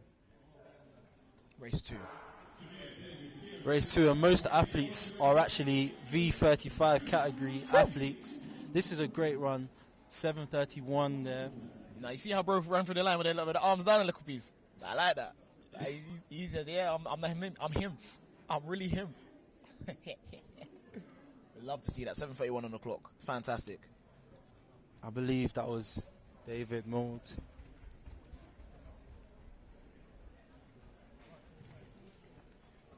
PB of 7:28, so very, very local. It's good to know that you're coming into the new indoor season very close to where you left your previous season. It's always good, it's always reassuring. I guess it lets you know that if you've tried new things in training, or perhaps a new coaching setup, or just a new renowned, reinvigorated sense of purpose in the sport, it's showing in your results. Definitely. It's not always the case. Sometimes, like some people, like myself included. Is he dying? This is Victor, just making sure that we're looked after, make sure the mics are arriving ready. Thank you. But as I was saying, it doesn't always start like that. Like myself, I was notorious, and I think I was notorious indoors and outdoors as being someone who takes a while to get going, right? I need a couple races to remind myself, oh, this is actually a real thing. Oh, the gun means to go. Oh, this is actually... the gun. Oh, the gun. Now my first step. Oh, now I gotta move. Deep cut HSI video there for you. But it does take me a while to get going. So I remember the season I ran my personal best in the 100, I think I opened up in the 60 in maybe 2/10 off my PB, something like that. And I didn't even get close to my PB in that season, I don't think. Maybe I got somewhat close to it, maybe a 10th out. And that whole season for me was, again, it was just a reminder to, okay, cool, we're getting back into the races now. We got to do this. For sure. But if that's what you are, and that's what do you think? So, I think that does happen to a lot of athletes, and they lose confidence. Yeah. So for you, when you were, opening well outside your PB, to be honest. Yeah. How did you, not lose the faith in the work that you've done? It's a very weird situation, but you have to have trust where there is nothing tangible that would suggest trusting, right? Like people say things like blind faith, or if you're a religious person, you have faith in your maker, you haven't personally met them. And for me, it was about transferring that into having faith in myself.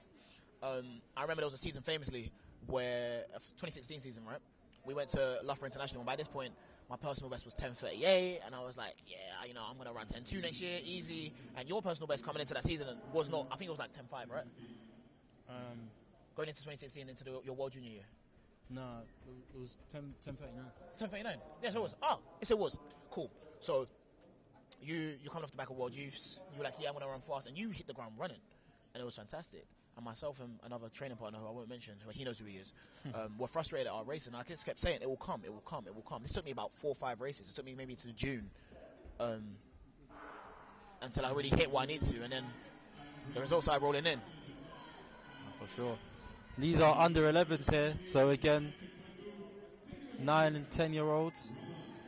It's fantastic. Some of those athletes, it's their first time competing, I can tell, because they don't have any PBs down. Not only that, but you can see that they are very well adjusted to this environment. Lee Valley, if you don't know, it's quite an intimidating arena to be in. There's a lot of people. There's literally one side of stands and just eyes looking at you. But they've clearly taken it in stride, pun intended. And wait, the winner of that race, very, very solid run.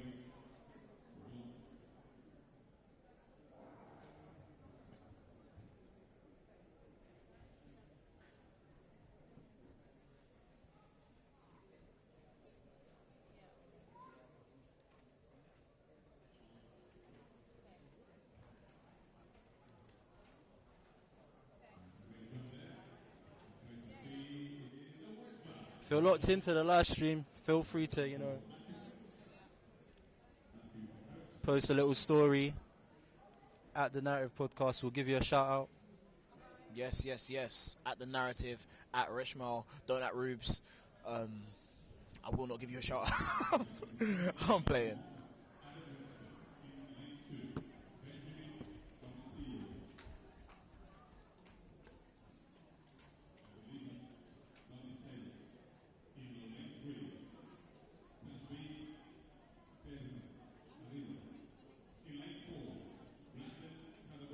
Just checking my my mentions now that I have so far.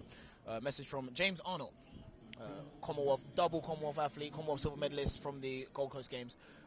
Legend, absolute legend in the game. He said his athletics commentary is hitting new heights whenever Rubes and Reshmal are on the mic. Facts. I don't want to say that we're hitting new heights. I like to say that we're just bringing a new perspective. I don't want to say that we're higher or lower than anyone else, but I personally would listen to me, and there's certain men I wouldn't listen to. So let's leave it at that. only athletics commentator that's better than us is Atto Bolden. Facts. Facts. I'm not the one that said it, but I agree with that person. Another race going on. Looks like there's 3 athletes in this heat.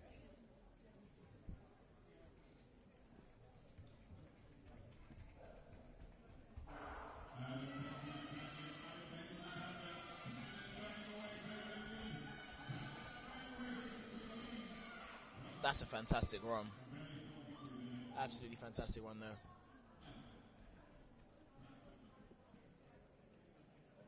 Reshma, at these ages that they're at, you're looking at some of these under 13s, under 11s, under 15s. What do you think should be the main focus for these athletes? It's cliche, but the first thing is actually, do you enjoy it? That's going to take you a long way. Yeah. The second thing is learning to just go out and compete. Do you want to have good technique? Yes, but I think it's more important at this stage to get that hunger to win, that drive, right, that desire. I'm just going to, name drop because I can. I remember Coach Mills, something that he said to me, one of the most important things is the desire. Right, Once the athlete doesn't have that desire, it's over. So 100%. It's important to have that desire to begin with. Right. I agree. And I think it all starts at, for a lot of us, sports days and these type of competitions. No, I 100% agree. I think you're right in the enjoyment and the desire has to be the most important thing. But if I were to think of anything else to include, I would say from those times, it's very good to have a support network in place. There are going to be days, where today, some people in this building today are going to have the perfect day. They're going to run fast twice, get a PB. It's going to be amazing. And some people aren't. Some people are going to have a tough day. They're going to lose their races. They're going to not run as fast as they want to do. They're going to false start. They might get injured. God forbid, we don't want that for anyone, but it could happen. And when these negative things happen in the sport, you got to ask yourself, who's there for me? Who's there for me, the person, not necessarily you the athletic performance or you the athlete. And it's important. Those things will carry you through. We hear it all the time, you know, in like popular rap songs or like in business, listening to podcasts and stuff. But it's like, you know, when people get really good, that's when people want to be around them. For sure. But it's like, who was there for you when you weren't necessarily the best version of yourself? Who's there supporting you through the times in order for you to get to that version of yourself? And Yes, that can be a coach, that can be a physiotherapist, that can be a nutritionist. But obviously, at the age of 11, most of those people are your parents. Your mom might be your physio. Your mom might be your nutritionist. Your dad might be, you know, your coach. Your dad might be the person that's, you know, giving you advice, or your sponsor, or, you know what I mean. These kinds of things. Yeah, So definitely. it's important. And I'm not, you know, trying to isolate anyone who doesn't have that particular setup in their parenthood. Like, but you know, who's there for you? It's a good question to start asking yourself from a quite early age. I definitely agree with that. Especially as someone that did have that support system, definitely goes a very, very long way. Okay, so we're into race 18 now. The combination, actually no, just under 15 boys.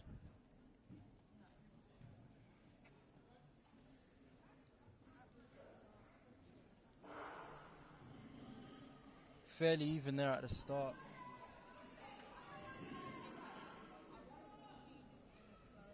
And you know what though? I know you were saying that technique is not important, yeah, but you see when I see some people with a nice arm swing, yeah, like the arm going backward all the way. Sure. I say from that we can work with that. I agree. That looks like a great run there. I think that was Jacob Vural. Probably butchered your last name. Apologies, but that would be a big PB, if I'm correct. Again, to start the May year be like wrong. that, like that, that's good, man. You can't ask for much more. You know, that's a very belated Christmas present, but you can hold that.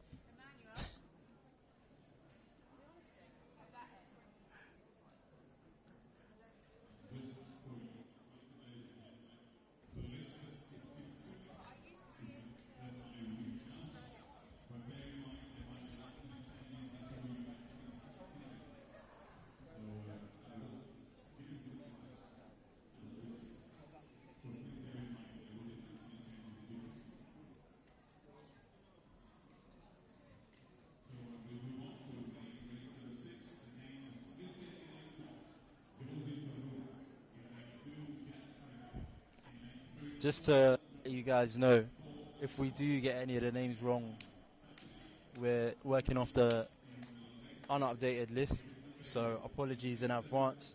Also, if we pronounce a name wrong, apologies.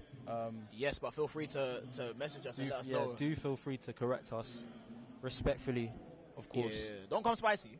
Don't be spicy in the DMs. Don't not be. nice. Yeah, I don't know. Yeah. Lead with love.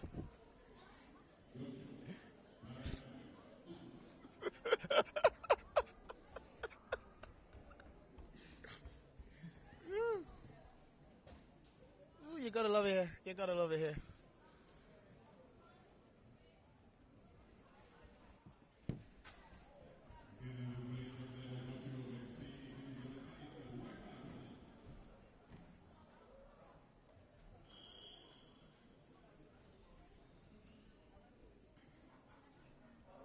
So this, if I'm correct, is race 19, right, Reg?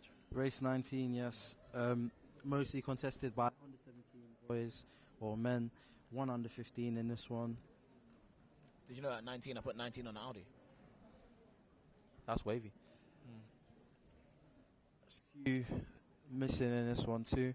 Yeah, this is what I was going to say about the second round. Hopefully, because they'll be seeded off the results of the first round, we won't have these kind of gaps again.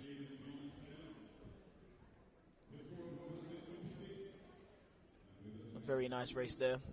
Again, it's going to be affected by the fact that some of these athletes are going to feel very distant from the action, just because of the seeding of the lanes and the way that it's shaped out. But if they can stay for round two, they won't have that. For sure.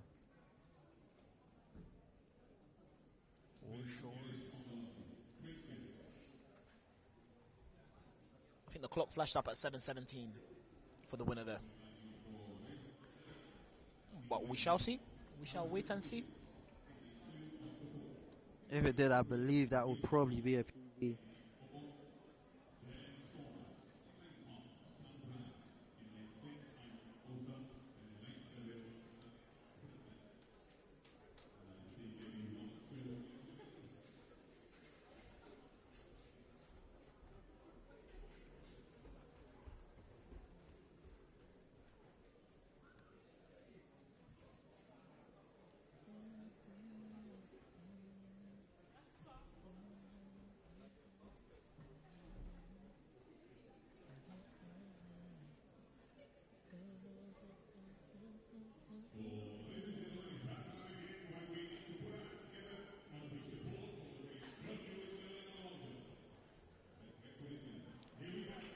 While we are actually actively focusing on the 60 meters, it is nice to see that the long jump is getting some love in the stadium.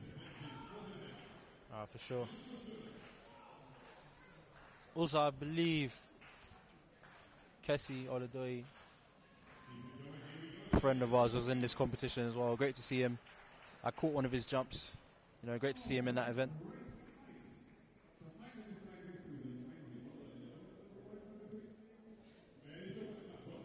Yeah, Kessie, an athlete who is seeing success in his primary event last year, the 100 meters, or the sprints rather, by diversifying a bit and, you know, take some time into the long jump. I do think that's an avenue that some people might want to consider, not necessarily going into long jump per se, but sometimes when you hyper specify and, you know, focus on one event for so long, you can get a bit, you know what I mean, it gets a bit stale. You've got to switch up a little bit. Also, you're right in that last race. Big PB there. Ooh, Paul Lambert, 7:16. Love that. 7:16, great PB there. So, congratulations to Paul.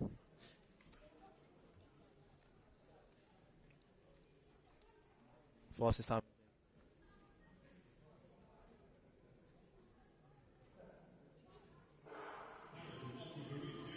And we're off.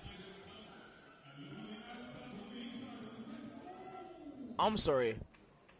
I thought I was seeing a Sean Crawford. I thought he was racing with a hat backwards. I was gonna give him all the praise, all the accolades. It is. It looks like a white bandana. Yeah. From where we are. Yeah. I Oscar really wanted it to be a hat, man. Good run there from Oscar Hall. Maybe a streamline, holding the hair back might have gave him a few yards there at the end. See, that's where I messed up. I wasn't holding my hair back when I was competing. Oh, That's man. what it was. Yeah. Oh man. Yeah. Yeah, you need a skull cap. You know, like I need a kufi. Yeah, man. Yeah, should have raced with a kufi. Yeah, just hold everything in. The dreads are just all over the place. Yeah, no, what? But that is a fantastic run.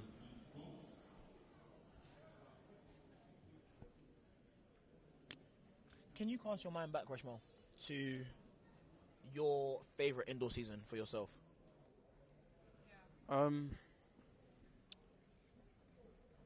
Maybe 2015, to be honest. Yeah? Yeah, that was a great season. What were some of the highlights of your 2015 season? Definitely, I had a race. Do you know what? I feel like all the highlights were made by the underperformances. Like, you know, there's championships called Cessas. It's basically like Oakland's dominance. Right. I wanted to take the title there. Wasn't able to do that. Do you remember South who got of the title? England. Tommy Ramdan. Yes, yeah. South of England, same thing. Wanted to take the title there. You prevented me from doing that. Yeah. England champs, same again. Wanted to get on the podium. Ollie Bromby, shout out to him. Got me there as well. And I wanted to dip under 6'8", and I didn't do that. So, actually, fortunately, you gave me an opportunity to go to a meet in Cardiff at the time, and I ran 6:78, which was like fastest time in the world for youth at that time, fastest, right? Yeah, fastest time for youth in that year, and second fastest of all time for a youth as well in the 60 meters. So that was definitely a highlight for me, to be honest. Oh, that's fantastic. Yeah. It's a very, very good year. I remember being there, for the things I was actually actively there for, not in the Cardiff. But, you were working hard in training. I think that was the year that you went to Cuba, with your Yeah. with your group. Had a little secret training camp away from everyone else. What time to be alive? And yeah, just I don't know if videos of these championships exist, but just the energy of that indoor under-20 champs at Sheffield, Yeah, it was unmatched. That was great, man. We had the defending champ, I believe. No, he wasn't defending champ. He was someone who was eyeing the record, OJ Edeborough, who we're going to see later on today at this Lee Valley Bftta meet. And, he was by and far the favourite to win.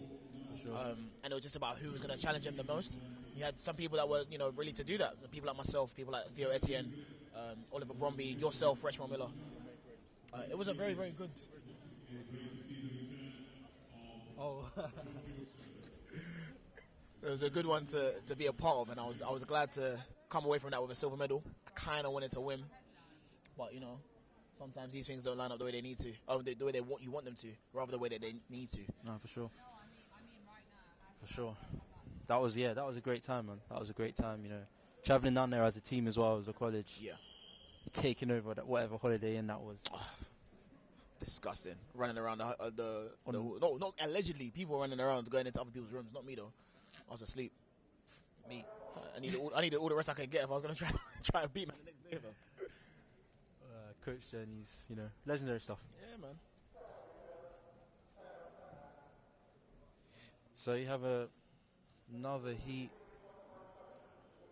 of under 17 men, boys.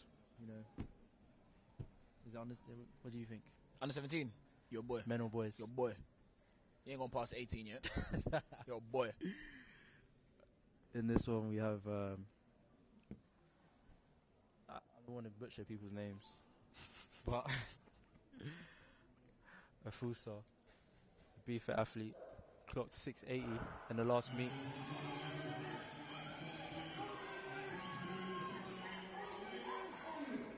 That's our first sub-7 clocking, First right? sub-7 clocking of the day. Okay. 698. Okay.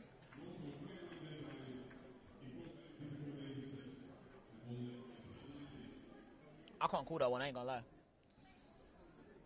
I'm not going to lie to you. That may have been Aaron Tugwell.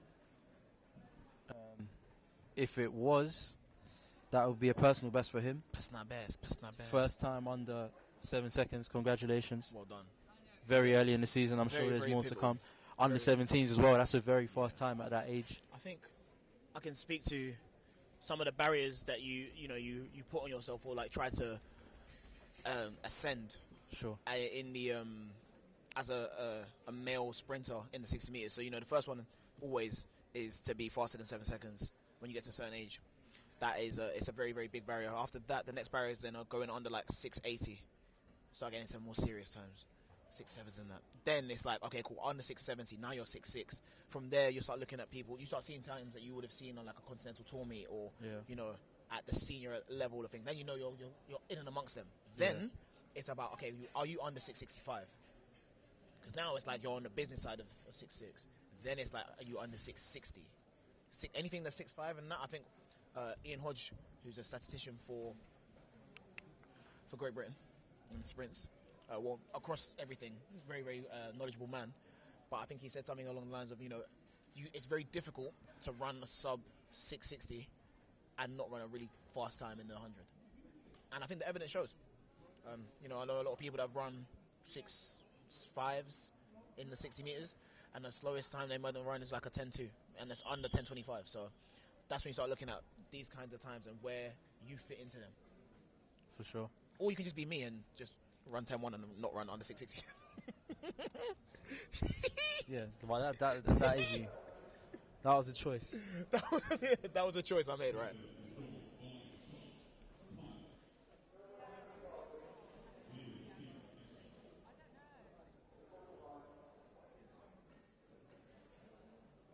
Just a warning there. Green cards. It's Some a technical warning. difficulties. Catch a racer snoring, yeah.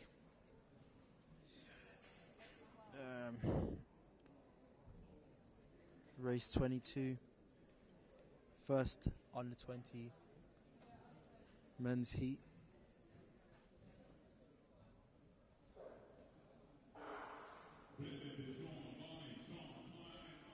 And for sure, it's not disappointing. And looking very quick. This race on the outside. Was that Tom Riddle on the outside? Maybe. Yeah, I'm giving it to Tom Riddle on the outside. It's a very, very good race. Maybe. And again, being on the outside, and you still do your thing, if you're able to compete on the outside, yeah. When you get, thrust into the action in the second round, that will only serve to elevate your performance again. So, For sure. very, very good performance.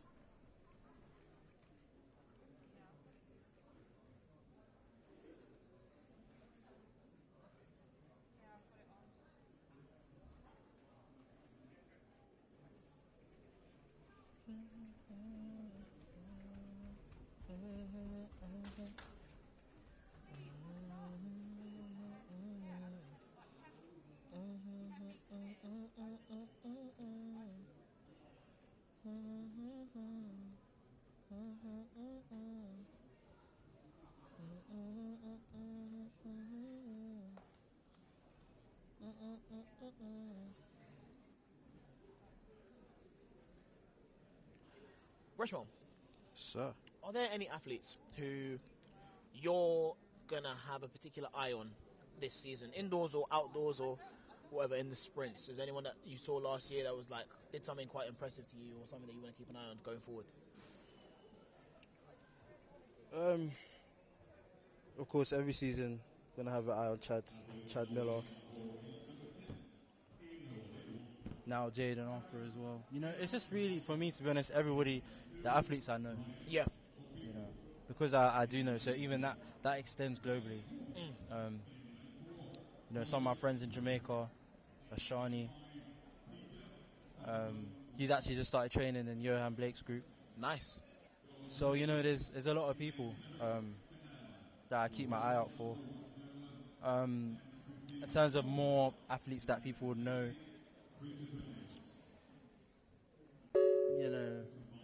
to be honest, I don't really care about kind of the people know. Yeah. For me, it's more the people I think are going to emerge and break through. Yeah. That's what's always more exciting for me. The only one I would say is, Elaine Thompson. My favourite, probably one of my favourite athletes of all time, I feel you. I personally believe she will become the greatest sprinter when she wins in 2024. So that's my angle. That's your angle. I'm hearing. How about you? I guess I echo the same sentiments that you're saying. Obviously looking out for the people that we know. So that obviously starts at home. So Jaden Arthur, my little brother, Chad Miller, your little brother.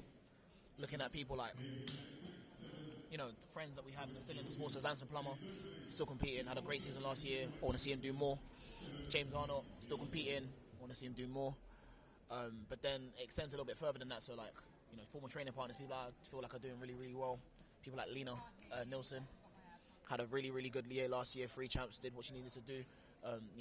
Came up with a very pivotal piece of information about her sister. Her situation. She didn't need to do that necessarily, but she did, and I hope that it helps other people in similar situations feel more comfortable to come out about theirs. If you don't know, just Google it. And then just people that just excite me, looking at them ooh, what are you gonna do? Like Joe Ferguson in the 200. I said, I want to see what you're gonna do. It would be good to see what Joe does. If Charlie Dobson wants to string a season together in any event that he chooses, it's going to be fantastic to watch. Alex Haydock-Wilson had a fantastic year last year. You know what I mean? So things like that, I want to just keep seeing people come up and do things that I ain't seen before. Jeremiah Azu, fantastic year, and he's Ghanaian, and he's short, so I'm biased. Got Joe Appiah in this one, V50 athlete.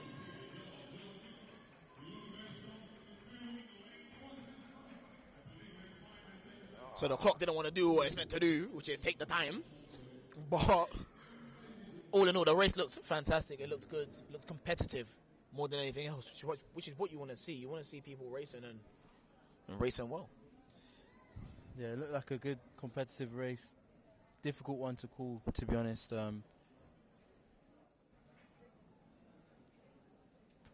But yeah, seeing Joe in there with under 20s and under 17s.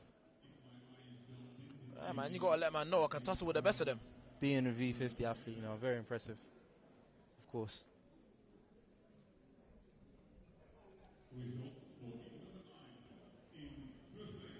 And that's his second or third race of the day as well.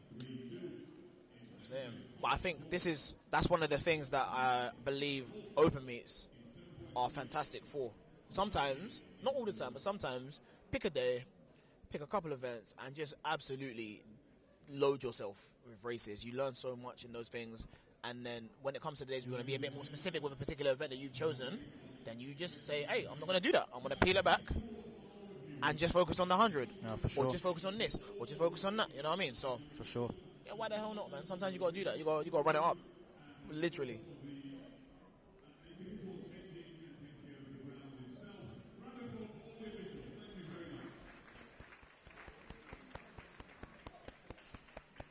Very important, muy importante. Have to always shout out the officials. Always, always, always. Without them, none of this happens. No officials, no athletics. No like it. No like it.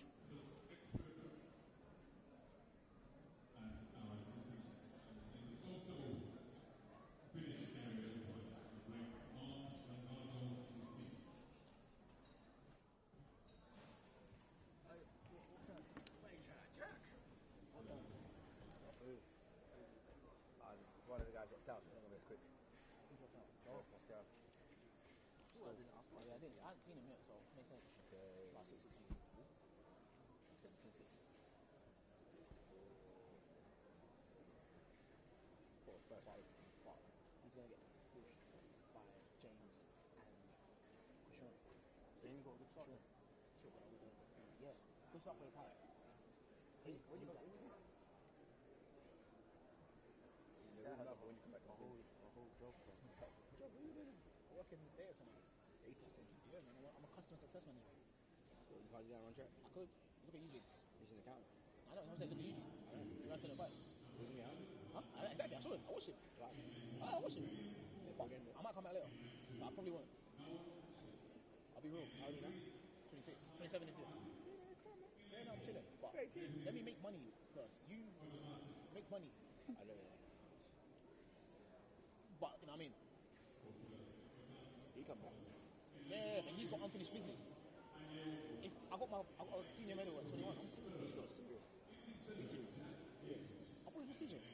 I mean, like what now? What, the last 8 months he's tried to get serious. He's not serious. You know, right? No, I agree. Is Nicky still training? Every now and then. So he's not serious either. But he But he knows he's not serious. no, he'll tell you he's not trying to do this. He knows he's not serious. Yeah. But who told you trying to do this thing and not do this thing? He's not serious. He didn't even get injured. He just tried to do it. I don't get who does that. And then he's very impulsive when the time to come back. Yeah. When I saw him race, I thought he'd been training the whole time. I said, You're not serious. You don't No, I do was this. saying. no, because he ain't me. He ain't me this thing. I mean, my team. That's what. He ain't me this thing. That's fine. I don't mind. They can use conversation. I was training. You hear the conversation of pressure of being serious, joining and starting back. You know, that's actually a really good point. How old are you right now? 24. You're still a baby. You're actually young. You're actually young. 24 years old is still young. And you are someone who has like you say, you have a lot of unfinished business in the sport. So if you do want to knuckle down and be serious, Rachman Miller, there's always a place for you. I'll find someone else to commentate with. You need to get serious with me. That speaks to the consistency of the athletes that we're seeing today, because they're going and training day in, day out to make sure that these things happen. Are you scared because the mic's on you? So I'm not asking no questions. It's fine. Let the world know. Oh, man.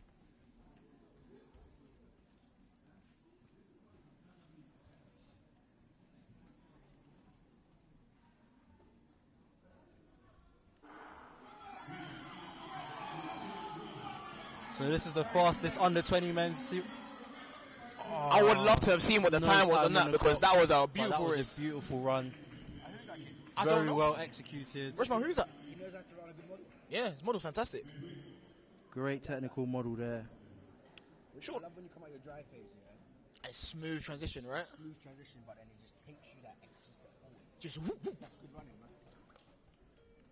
Andre. Yeah.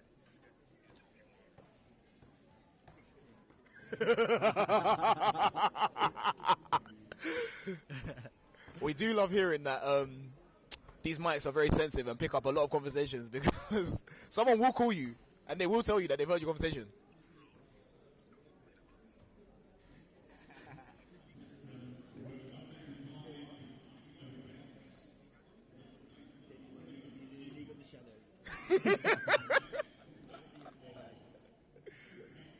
Oh, good. Man like Bane. Shout out Bane every time, man.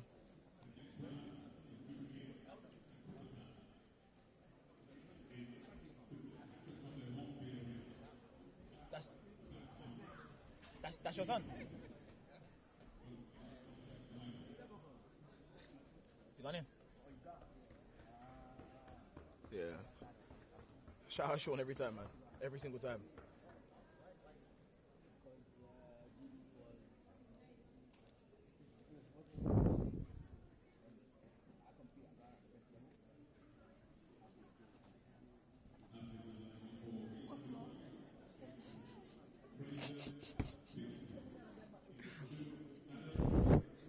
We've got Sean Safa Entry recruiting, trying to get athletes for Ghana ahead of their hosting of the African Games in August. Now, sometimes I reflect on my own career, and obviously I am someone who was born here, but I'm of Ghanaian heritage. And I think I would, if I could go back in time, I might enjoy competing for Ghana, especially like, you know, I do always encourage people, if you have a country away from GB, to go there. Just go there and be alone. Yeah, man. Who knows? If I come back in the sport and Sean gets me running like 10-2, 10-1 again, I'll go run for Ghana. You're gonna need 9. You're gonna need 9 by then. It's getting faster. Wow, skiing. Sean's doing it. The fire's getting hot. Sean's doing it. I was gonna say, yeah, don't forget my PBs, bro. That's a start, boy. This is the first senior men's race. Again, I need Lee Valley to sort out the clock, but the races are looking technically good, and as we're getting older and older, you're seeing the experience come through. You're seeing how people have honed their technique throughout the years. You're seeing people be a bit more steppy, a bit more frontside, a bit more confident in their models. It's what you want to see as the ages go up. It's nice that the under 11s can be here at the same time as the seniors to see these things. You know, we have events like London Indoor Games where the oldest and youngest are separated, so you don't necessarily get to see that. But if I were a young athlete, I would benefit a lot from just watching people, how they warm up, how they do their reps, how they do their races, and just taking it for yourself. Definitely. Jesus, Lord, that you ran 6:75. Whoa. Yeah. You need to put him in the next race. Put him in the senior. Your dad? You were talking to his dad? Yeah, he's cold. How old is he? How old is he? The second round, I think, is fastest first. Where's TJ? Listen, don't worry about that. Don't worry about it. But do you think it's going fastest first? Just ask him. Now, we'll ask TJ and we'll find out. He's right there. Go to the window there. And Just ask TJ. He's wearing red and he's bald. He's down. Sean, go ask him. He's there. He's on the ramp. The ramp. Oh, in the over track. Yeah. Hey, Alicia. You know what time is it?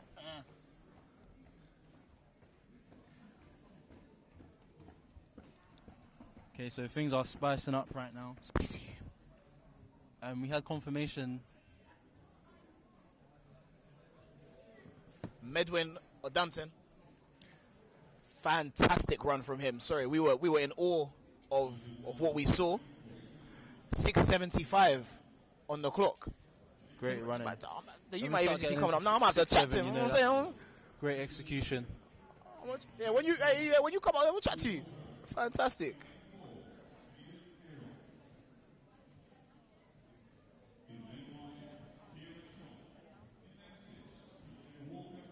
I have to look up mine on the power of 10. I want to see what he's saying, bro. I can't lie, that was an amazing run. It's ridiculous. Yeah. No, you need to relax. Oh, you're 68. He ran. You know what? That's a PB for him as well. Yeah. He ran 78 last year. 68. Oh, and that's a PB as well. So great run in there. PB 8th of January.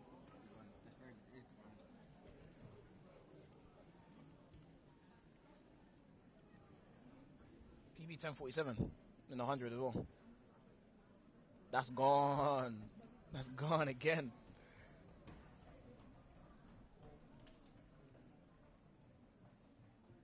Oh, my bad. Sorry, this guy does this. He came third at Bedford.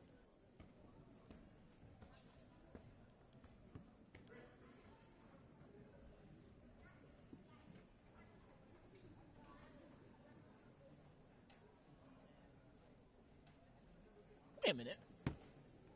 Was World Juniors last year? No. Yeah. Jerome won World Juniors last year? Yeah.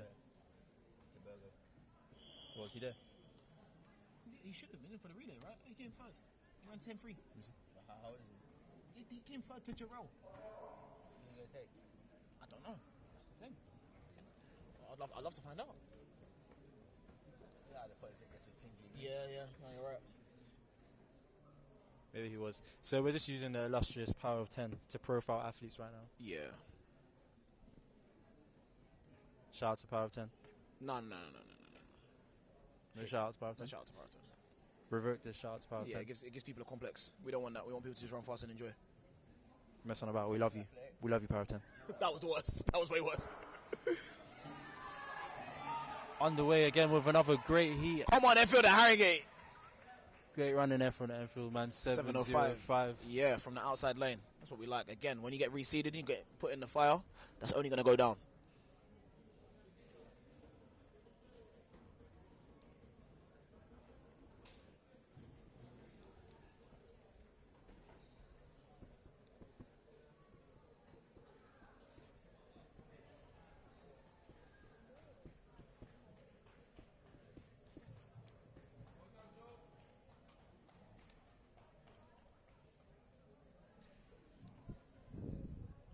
What race are we on now, Richmond?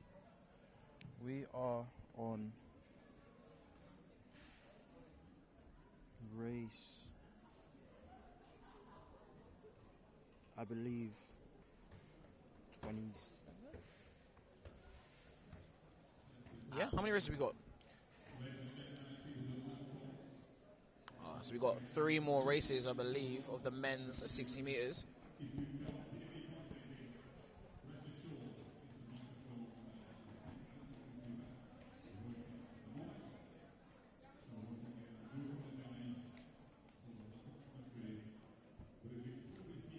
Well, we have some time. It seems like Tyrese Jones Fisher is still here. Tyrese Jones just come over it. Come on. How are you today, my good man? You know what, man? I'm tired, bro. Coming to this place always takes a long time coming from South. Yeah, I apologize for everyone from South making their way to literally the other side of the city, but we appreciate your presence here. Thank you. As someone who, would have been competing in these events, a couple years ago, how do you feel now that you've transitioned out of the sport a little bit into another sport or other sports, plural?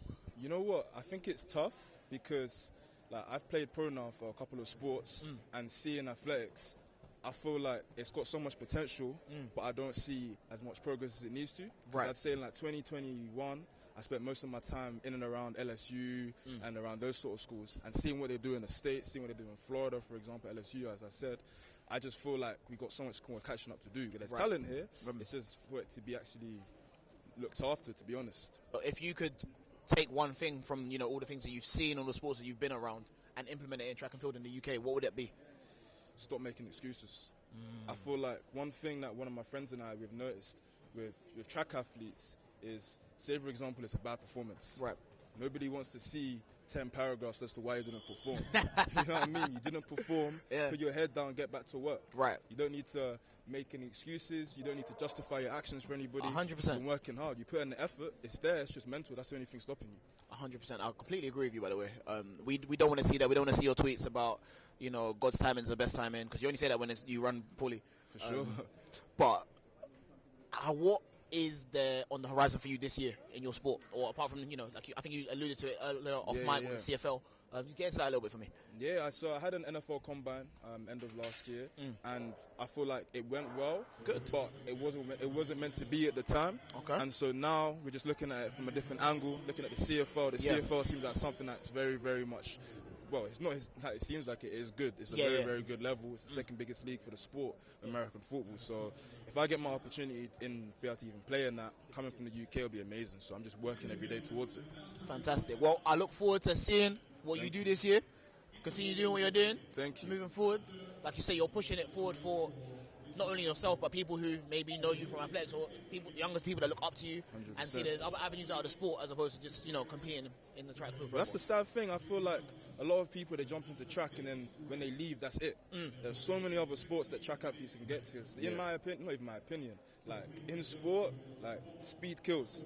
When I was in rugby, I wasn't even the fastest in track. When I went to rugby, I was the fastest in the league. Yeah. So what does that say for all the other guys that actually leave track? You could actually end up killing it in other sports, but people don't necessarily know the opportunities. Right. So it's there for people. Of course, 100%. of course, of course. 100%. But I do think that there's opportunities for people to discover new loves, new passions. Especially if you can't continue to love something just because you have loved it in the past. You have to continue waking up and loving it as you go. So, But to be fair, a lot of people might not love some of the other sports, but they probably love them a bit more than working in an office. that is a very good point as well. Very, very good point as well. But I guess everything's for not everything's for everybody. 100%. It's all different as well. So That's what we like. We love the nuance in sport and the opportunities that people can experience from it. Thank you very much for your time, man. Appreciate it, bro. Thank you. It's love. Good as... Buddy, you're getting paid for this, man. Take your mic back.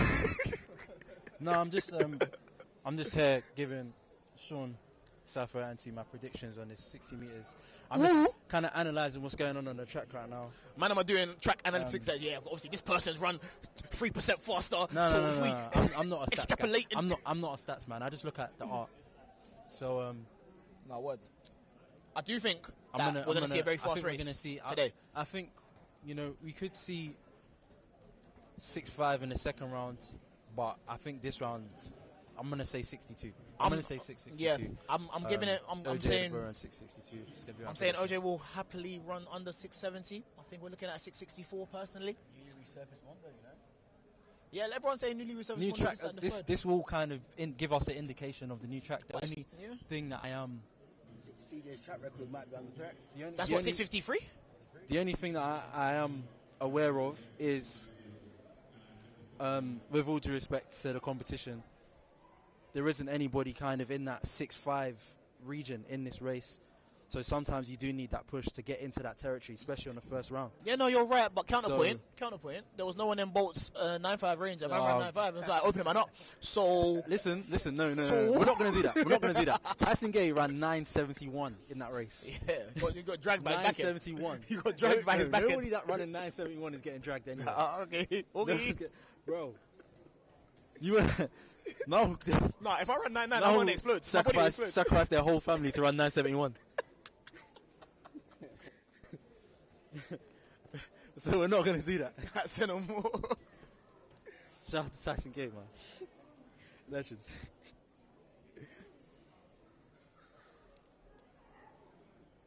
Who you got in this race, man, Richmond? So in this race, we have Max Brown, James Hansen, no Joel Pascal, unfortunately. OJ Edeburn. Sorry, is this the last race? Yeah, this is the final race. Ooh. Richard Akinyebo and Krishawn Ekin.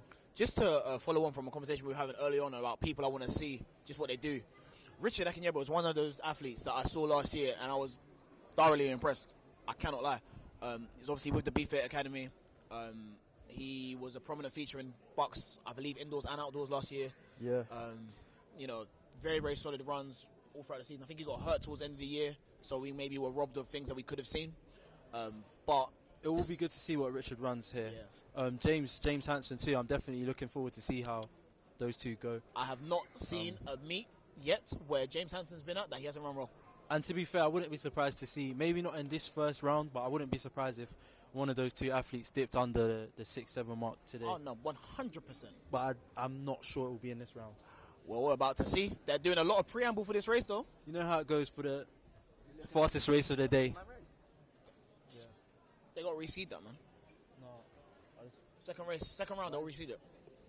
It looks like something what's going on. That's giving us a little It's a technical delay at the difficulties. moment. Krishan seems to be actually totally off the track at the moment, so you definitely won't be able to see him in picture. I'm not sure. Maybe he's all the athletes are actually leaving the track at the moment, so it seems like we're going to have a slight delay. Yeah, tell them put their clothes back on, bro. And the anticipation builds. Man, Nobody wants skin to out. stand on the line and wait. So, you know, me, I don't know about you. I personally keep my tracksuit on for as long as possible. Until the last minute, until you start shouting at me to take it off.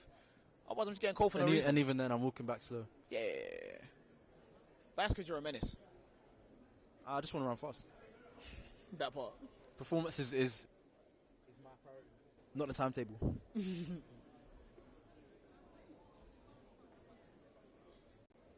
So slight issues here. And we'll keep you updated when we're updated. So Ruben, wait, did we get an official prediction from you, Ruben, on what time you think on this race? Yeah, I think OJ's going to win this race in 6:64. Okay, so that's 6:64. I think what I've learned from watching, I watch a lot of athletics passively and actively when I'm around these competitions. How can you passively watch athletics? Like when it's on the background and I'm playing FIFA. But like when I've seen OJ in particular compete last year, sometimes his first round he gets caught lacking, or he's not maybe as warm as he wants to be. But his second round is always fire. That happened. But I think if we had the likes of Sean Saffio and Antwi in this race, yeah, then maybe we'd see. I mean, you can say that. More fireworks. But I mean, I've seen races. I watched races last year where he raced Harry, Aiken Zariti, or he raced Eugene Amadazi. These are athletes of that kind of caliber. And you say what? Sean Saffio, if I raced here today, I would take the world lead. First of all, it's the 8th of January, so I don't know how impressive the world lead is. right now. Wait, when you running? 3rd of Feb.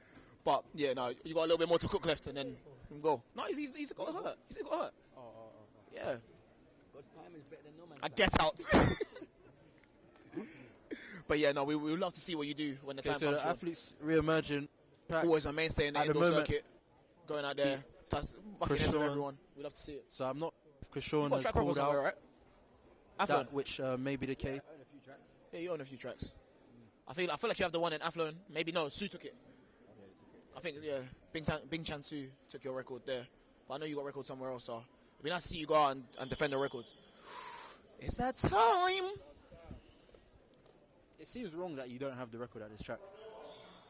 It's quite unfortunate, but you know, things happen. Makes me want to work harder, so can't complain. Who owns this track? She knew they owned this track. Who owns the outdoor track? OJ. Does it? 10:15. 10:15.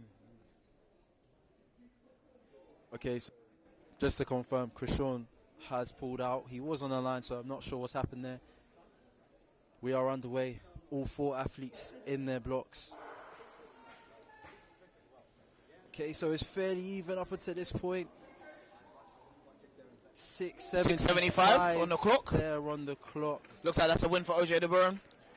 Richard Akinyeba was right there with him. No, we were right there. So, you know, very solid good opener. run there. Very, very solid opener. You open up in and around a couple steps outside your personal best. It's fine. Again, we have to stress this is the 8th of January. We do not need people running fast But right also now. as well, you it's know, a long season. It is frustrating when I'm not sure what did happen at the start there, but those kind of things are very frustrating.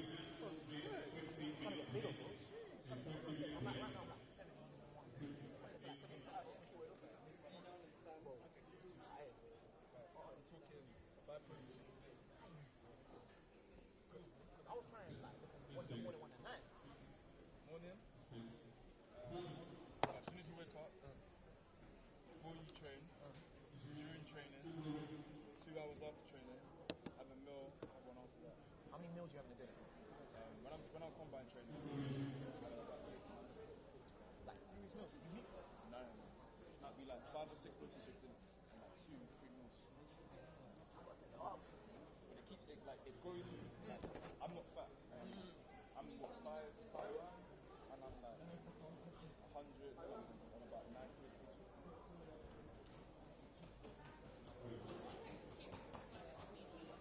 Still.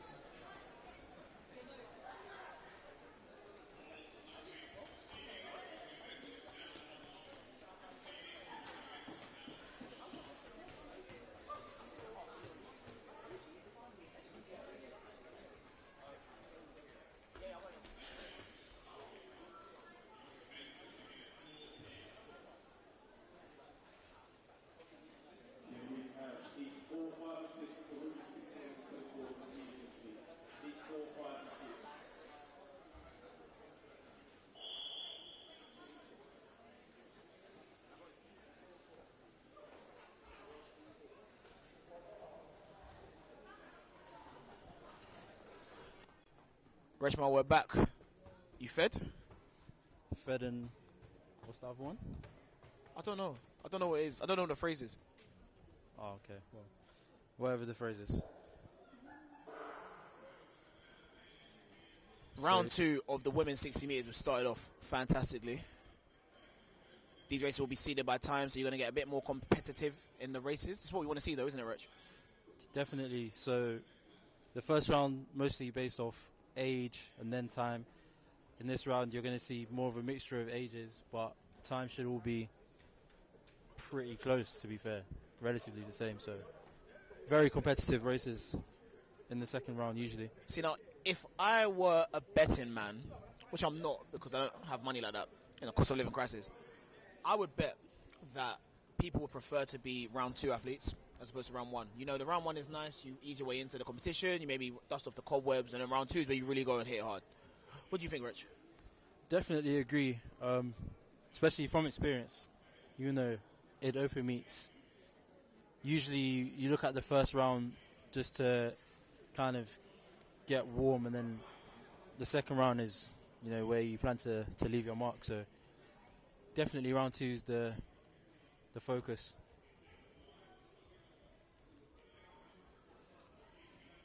Again, one thing that we're going to see in these second rounds, hopefully. TJ, so funny on the mic. One thing we're going to see, hopefully, is full races. We're not going to see lanes empty. We're not going to see people spread out across the track. Yeah. You're going to have real competitive races where people are actually next to each other.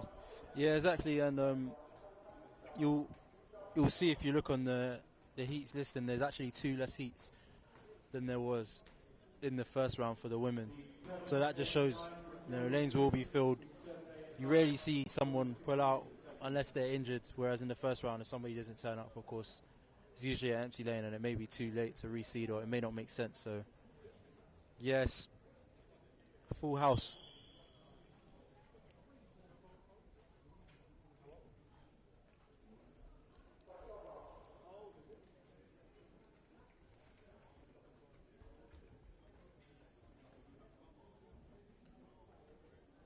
So this is heat 3. Fastest time from the first round was 8:90.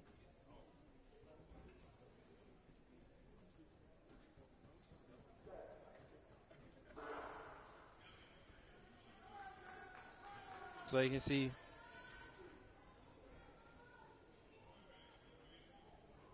877. 8:77. It's clearly faster than the round before. This is what we love to see. We love to see that people are warmed up and ready to go.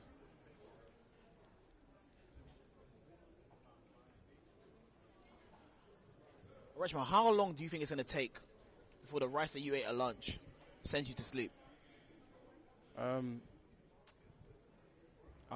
actually talking to you from my sleep right now. So,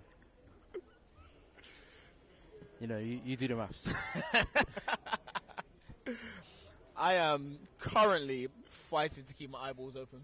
Doesn't help that Lee Valley is starting to get dark. I don't know what kind of mood lighting is going on outside. Yeah, it looks like the lights have been dimmed oddly, but I don't know. Maybe it's just me. But this is something I'm so used to seeing at Lee Valley. When it gets to the faster races, it always gets darker. The lights always feel a little bit different. You know, it gets a bit more exciting, a bit more intimate. Yeah, you know, it's just an atmosphere for world-class sprinting. You know, You want to do a live show? the stage is set. No, we don't need that foolishness. You know, the quality of racing speaks for itself. So, no gimmicks. Just great sprinting, to be honest. And what more can you ask for on a Sunday evening?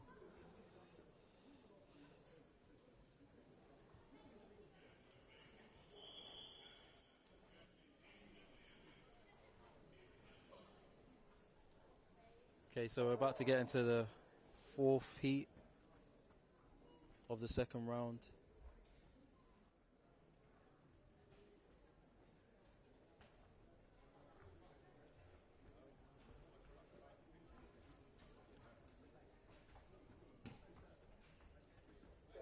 Leanne Wellens has pulled out. Very even race here. It's a very close race. Tough call. Tough call. You know what though, Rich? That might be the first race to knowledge that I've heard such vocal support from the crowd. Sometimes it can be quite quiet, you know. Yeah, I think I'm with you on that one. It does look like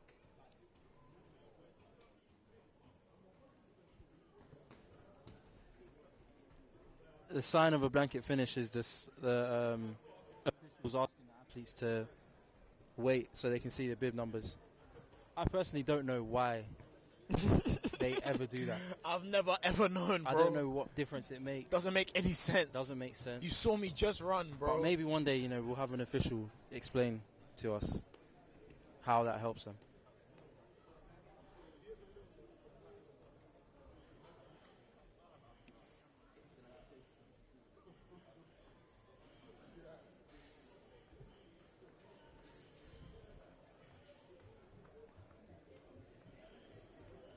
So the athletes for the fifth heat just setting up now. So getting to the halfway point of the women's second round. So another thing that we'll see as these second rounds continue is that they'll feel a lot quicker. Just because people now know what the process is like going into the warm-up area, going into the cool room. As you can hear TJ in the background trying to summon people to the cool room ahead of time just to make sure that we have as smooth a transition between the rounds as possible, which is what you want. You don't want to be waiting around too much when you're in your race kit. It's cold. Precisely.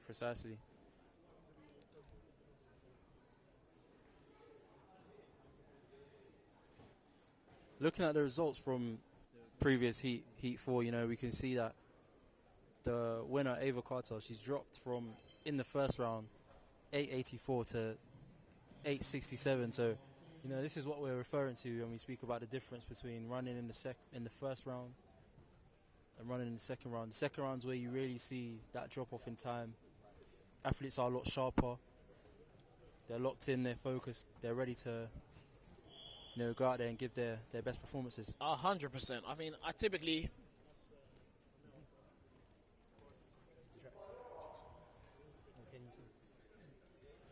Sorry, had a bit of a hiccup there. I typically look to see like a 10th drop, maybe 10th and a half between the rounds, just because you're ready to go.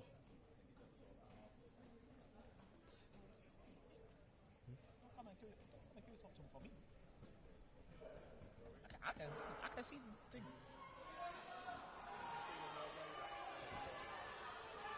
That's a very commanding run. Very competitive race. Ooh, 8:18. We like that. We love to see it.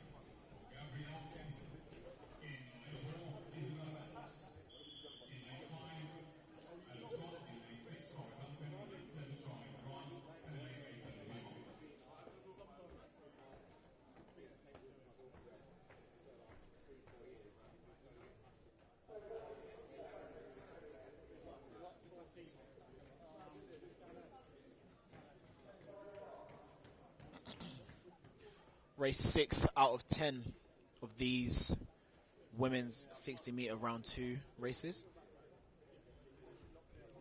Looking to be another very, very competitive race. The fastest time from the first round was 8.24. Next fastest time having that was 8.25 by 2 different athletes. So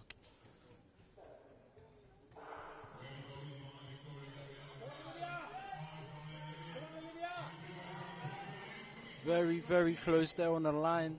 8:13. So you're looking at a 10th improvement. Wow. From round 1 to round 2. Just like I said I was looking for. It's fantastic. Great run in there. Great last 5-10 meters just to edge through and take the win. It's counterintuitive, isn't it, Richmond? Because at some point, you know, people watching this might think, you know, you're really trying to kick in that last 5 meters and look for more. But what they don't tell you is that you get faster by just relaxing. Yeah, it's odd. Almost, you know, I don't want to say the less effort, but maybe the less strain at the end usually results in an athlete looking like they have more energy by trying less, ultimately. Yeah, man. Work smarter, not harder, as they say.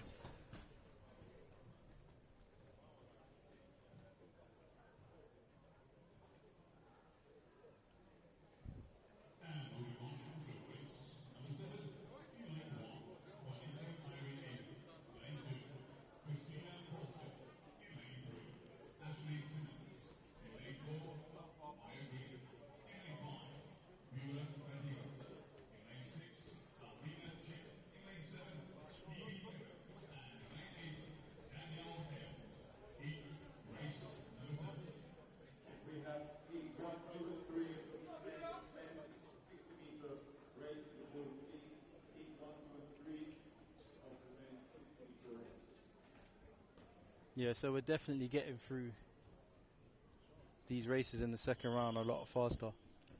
It's because of the efficiency. I'm telling you, man. TJ really stepped up his efficiency on this second round. He said, I'm not playing with them. And we can really see the difference, you know, first meet of the year, of course, so,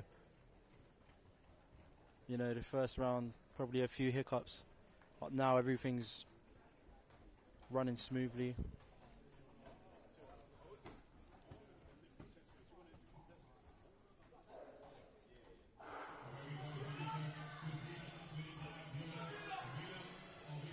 Oh, wow. 7:92. That is a fantastic run. That's about a 10th and a half improvement from the first round. Wow, that's crazy. Crazy run there, you know. Really opened up the stride there in the last 15 meters or so. Of course, under that 8-second barrier. Yeah. First time for the second round. And I mean, you're looking at a time now that maybe starts to shift your focus for the indoor season, where you might have just, you know, been looking to improve on your personal best. Now, as a senior woman, she might have an eye on the standard for British Championships, which is 770. Yeah, exactly. You never know, really, with the 60 meters. Small adjustments can make a big difference. So 100%.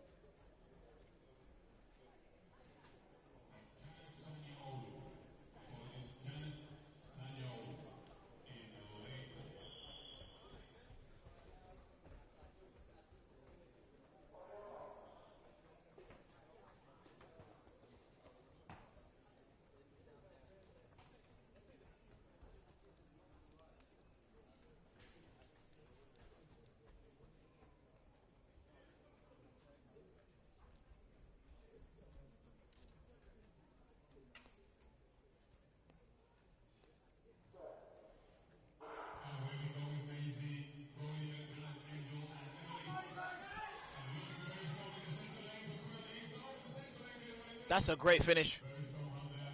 That Great is an run. absolutely fantastic finish. Again, very well contested race from all the athletes.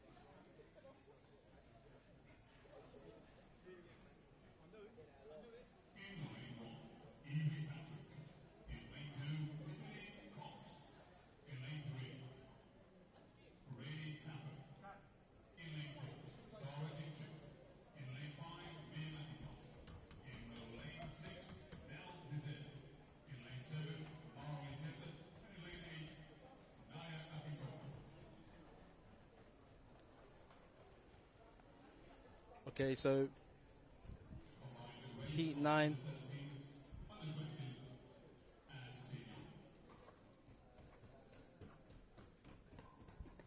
On paper, due to be the second fastest women's race of the day. Yes, yes. But, you know, maybe the fastest. Who knows what these ladies might pull out here. So That's exciting. And I think this is probably my favourite part of any race, is where you do your final run out, you just have your slow walk back. great moment. Great moment. Adrenaline. Anxiety. What goes through your mind at that moment, Freshman? Not much, to be honest with you. Not a lot. Really just relaxing, just breathing, staying calm, to be honest. How about you? You're a better man than me. I'm thinking kill mode. Kill. Okay, so fastest time here from the previous round, 7:72. I think we're definitely looking at a 7:6 clocking at least for the winner. Yeah, I'm gonna maybe predict, multiple. I'm gonna predict 7:63. Why not?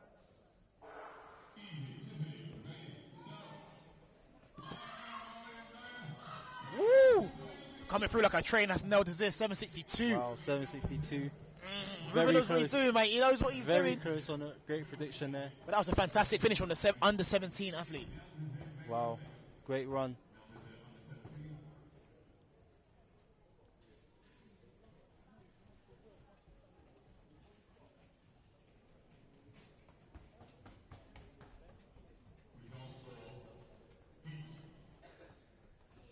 Yeah, and that looks like a win for, the youngest athlete in the field. I'm sure you being a talented young athlete yourself, probably experienced that quite a few times in your illustrious career. A couple times you catch people slipping who are a little bit older than you, or you beat people that are a little bit older than you. Not to say that you're necessarily better than them. You just, you're better on the day. And you hold on to it for a long time. I remember there was a race at Lee Valley where I think I ran 6:77 or something like that. And I beat the one and only Dwayne Chambers in doing so. Granted, Dwayne Chambers was not the same Dwayne Chambers that, terrorized the sport and ran the European indoor record for 60 and, was the youngest finalist from Great Britain in 100 metres for a long time and ran 999 as a 19-year-old. Obviously, different guy. But still seeing it. I took the accolade. I'm taking it forever. Accolades. I deserve some accolades. All right, Ruben Arthur. Yes. Prediction time. Right, so what we saw of the first round with, Alicia Reed's running 7:32, just 0.01 outside her personal best. I think she's going to go PB again. I think she's going to do the matting. I think she's going to go and run 7:26. Ooh, that's interesting. I was going to say 7:25 myself, to be fair. Okay, I'll stick on that. So I think we're in the same range. Yeah. Let's see what happens. But it'll be nice to see how other athletes around Alicia respond to what she's about to go and do. Fastest race of the day for the women. 60 meters, round 2.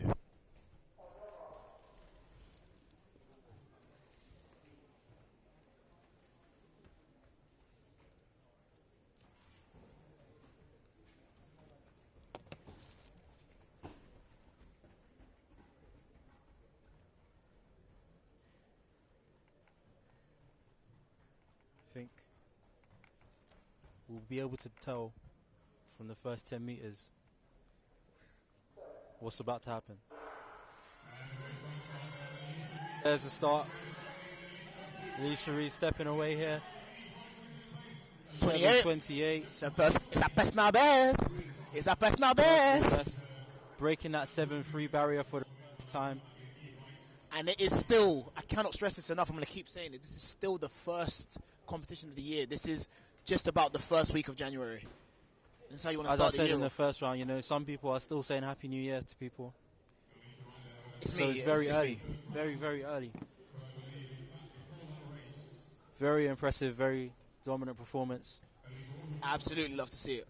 Definitely looks sharper between the rounds.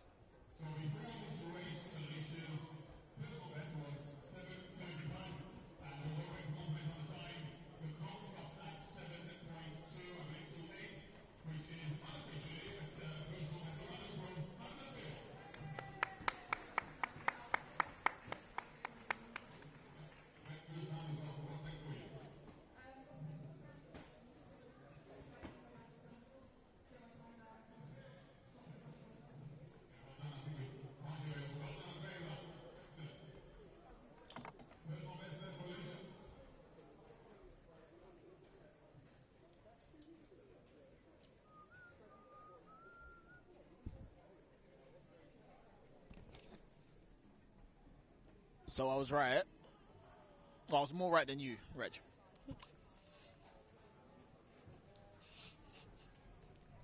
Just give me my flowers, man. It's all right. You're allowed to do it, bro. But we basically said the same time. No, we did. We did. We did say the same time. I just literally just said it first. Yeah, no, but on a more serious note, it would be very good to you know see how Alicia progresses through the indoor season. 100%. And definitely, you know, how that will translate to our outdoor season as well. And I feel like we were quite, like you said, we were quite close to that prediction. Why is it that you think that you were quite close with the prediction? What is it that you were banking on seeing, or what is it that you saw that helped you to make that prediction? Well, you know, I've known Alicia for a good few years. You know, we've been on teams together, so I've seen, you know, her performing at a very high level. And I know that she's moved into a great coaching setup, so I knew that she would improve naturally. Even though, you know, it's early in the season, when you move into a new environment, sometimes out the door you will genuinely run a PB, especially, you know, knowing that the 60 isn't necessarily her strength. So I know that, you know, watching the race, I do think she looks better technically when she's into her running. So I was kind of had some inside information on that one. So yeah. No, fair. Yeah. Very, very fair. I think you said at the start of the race, you said the first 10 meters will determine what we're about to see. And I'm going to posit that further than the first 10 meters, because she did look very good out of the blocks, better out of the blocks in the second round than the first round for sure. What happened at 25, 30 meters was really what did it. The transition was ridiculous. She set up the rest of her run and just bounced away home. Definitely, and it's going to be what I would like to see now. So that's confirmed at 7:27 for Alicia Reed. Hillary God having a fantastic day, 7:48. I think that's 2 7.4s in a day. Can't complain. Eve Wright, 7:50, just shaving her time down a little bit from the first round. Manuel Okoye, 7:53. Darcy Kuipers, 7:64. Ellie Mae Manny, 7:67. So a very, very fast race to start off the year for everyone.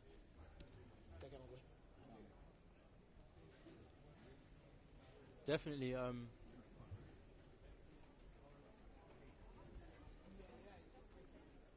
I think what I did want to say as well is it will be very interesting to see Alicia in competition against, you know, athletes on the world stage, maybe around that 7-1 mark, 7-0 mark. I agree. Because I'm sure she's got more there, and you know that will always bring a bit more out.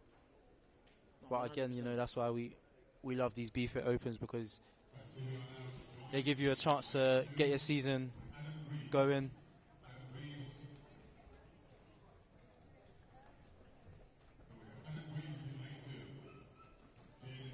So we're back to, I want to say the men's races, but you know, the majority of athletes on the line are probably around 9-10 years old at the moment. They are chillins. We've got 11 races in the men's portion of the 60-meter round 2.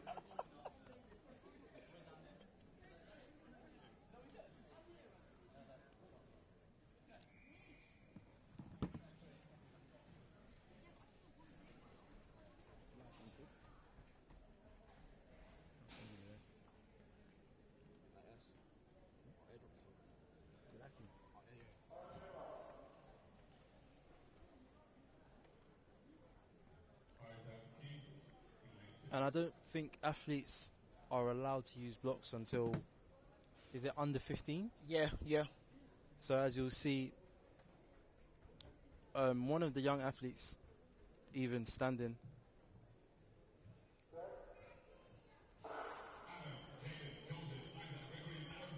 Woo. Little man is cutting though.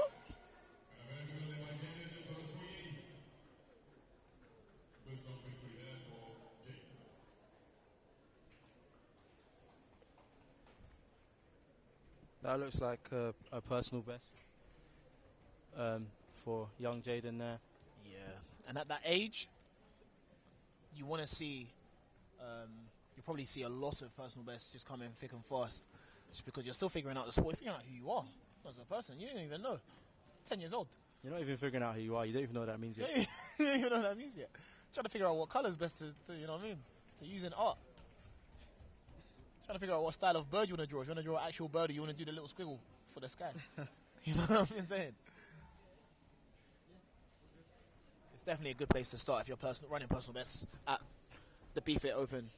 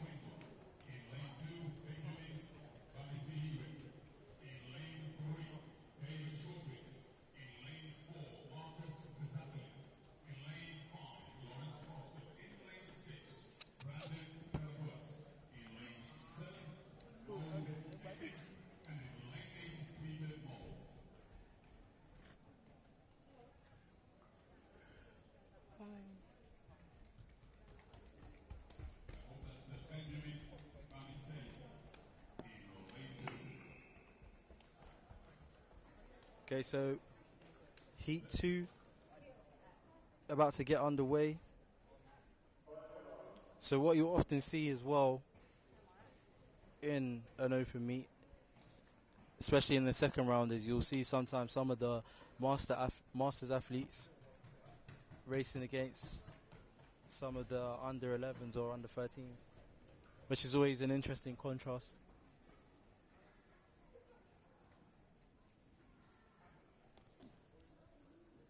This is how my mum felt chasing me to give me beats when I was growing up.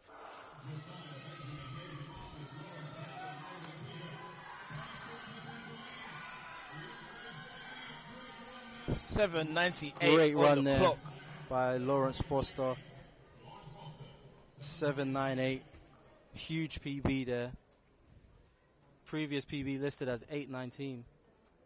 So smashing through that and also smashing through that 8-second barrier. Congratulations to Lawrence.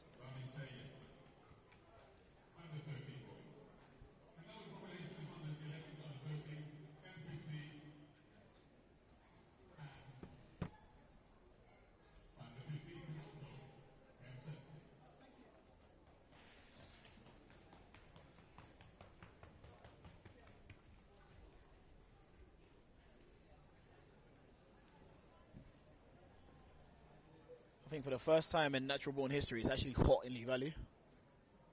Everyone keeps saying that, but I'm actually not hot. I don't know. I am hot. So weird.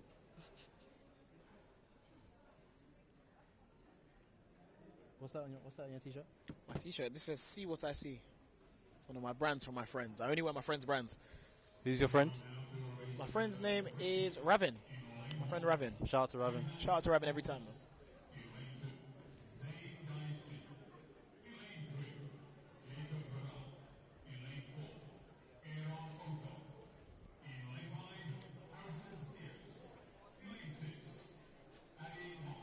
So for the most part, you're going to see a lot of, like Reshmal said, a lot of mixed age races from these second rounds, and they literally range from anything from under 15 boys. So we've got a veteran 55, sorry, in this race.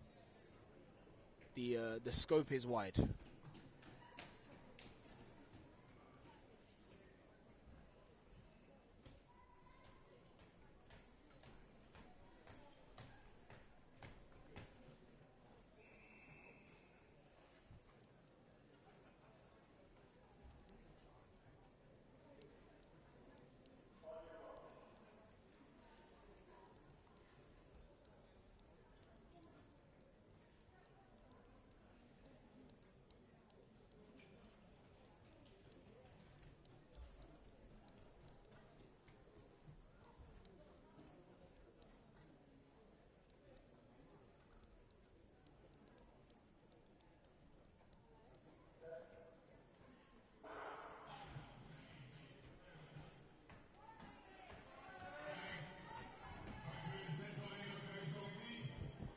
.770 on the clock.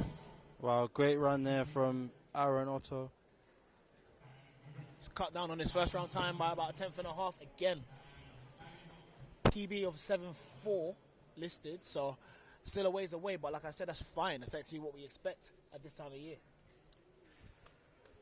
Precisely.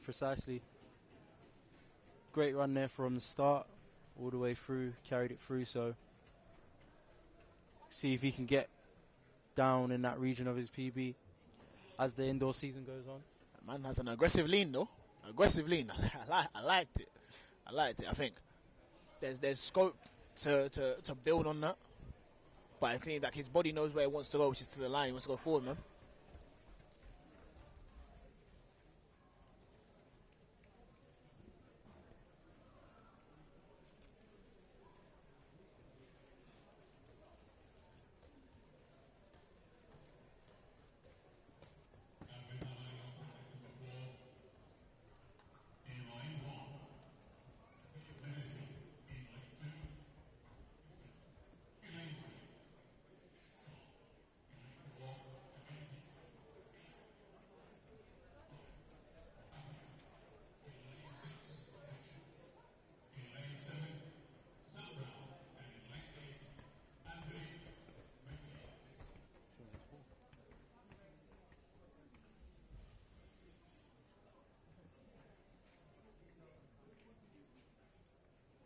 Okay, so heat 4 now. Just testing out their blocks on the way back. Again, we have a mixture of some Masters athletes, under 17s, under 20s. Fastest time from the first round, 7:62. Joe Appiah, he's actually pulled out. I actually spoke to Joe, he said he's knackered. No, I'm messing about. He didn't say he's knackered, but he has already ran 3 rounds today. So, yeah. And people might say, but it's just 60 meters. It's not that long, and it's a sprint, man. It's tough. It's 2 of really those tough. rounds hurdles as well, and hurdles are actually pretty much double or more the distance that you run. Yeah, Because of the extra effort required to clear the hurdles. So 100%. a lot of running today from Joe. Oh, looks like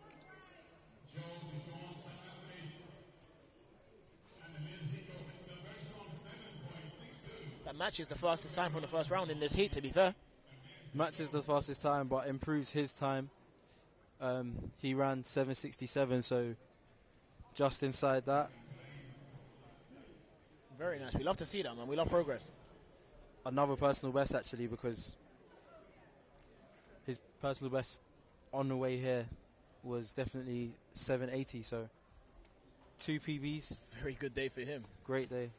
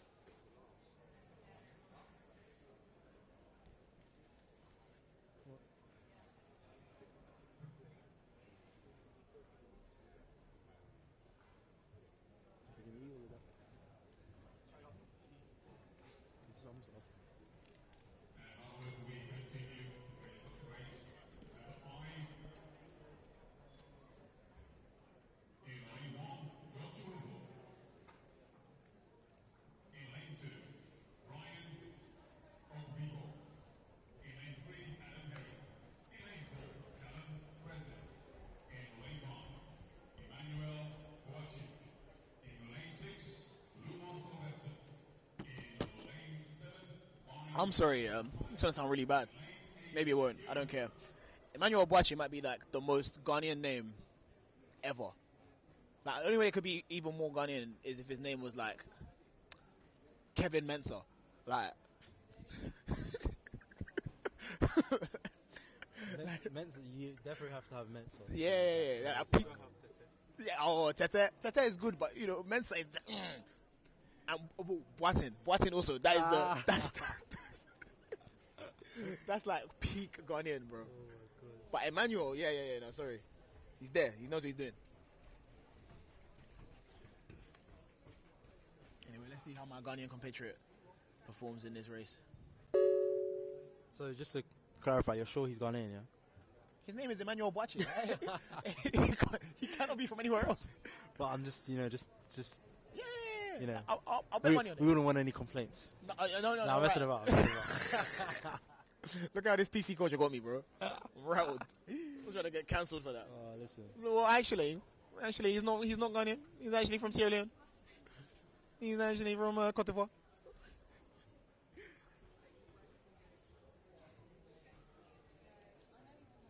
It's been a very Ghanaian day on commentary, having yourself, of course, Sean Saffo and Tweet. Yes. It's cool. Next time we'll get Jamaican to replace me.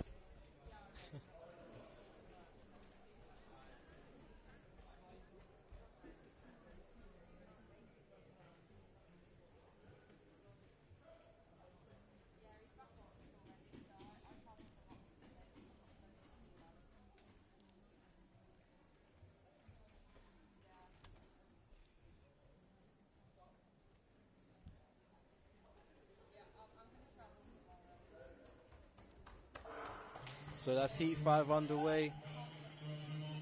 Very evenly matched here. Wow, this is going to be very close. That's a great finish. I'm so sorry. Very, very, That's very a fantastic close there. finish. Whoever did take that definitely improved from the first round, even just slightly. Potentially as well to be rounded down to maybe about 7:42 or so. That's what we like. Very competitive race. These strong finishes in the 60, man, they're gonna serve you well for the rest of the season. When it gets to 60 in the 100 meters, that's when you got to see who's really rocking and rolling. For sure. Then it's about maintaining your speed. You're not trying to get any faster from that point. Just trying to make sure you don't fall off. So Yeah, a lot of the times in the 100 meters, the race starts at 60 meters. Yeah. So, you know. Yeah, I think we've both experienced that all too well. I think there've been times where you're winning at 60, maybe 65, and then something happens and you're not winning anymore. No, I have been thinking about that, and I don't think that happens to me. When I'm losing the race, I'm losing from 5 meters. Honestly, I can't. It's very few and far between times somebody running past me at 20 meters. They're probably already past me. What about the race we had in Guernsey? Ooh. But I'm telling you, I feel like you were already. Listen. I was there or thereabouts, but I wasn't in front of you lot. I'll tell you that. Last 10 meters, I said, woo! We need the footage. We do need the footage, to be fair. We do need the footage. Great day, great day. We're moving on to race 6 of 11. So we've got Shegun Samuel, Giant Saunders, Pierre Walker, Connor Neal, Oscar Hall, Joseph Haroon, Christopher Davies, and Tom Jaunts in this race. The fastest time from their first round performances will be belonging to Oscar Hall, the 7:33, runs to London Heathside, based in my ends. Come on, Oscar North London, stand up. With the bandana. That's my guy. That's actually my guy. You see, this is what we do in North, bro. This is what we do. You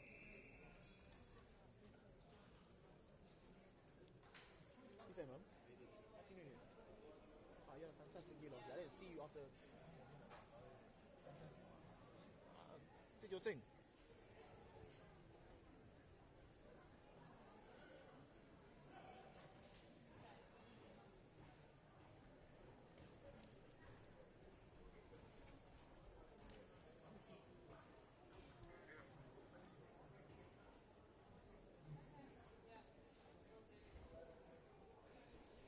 Oh.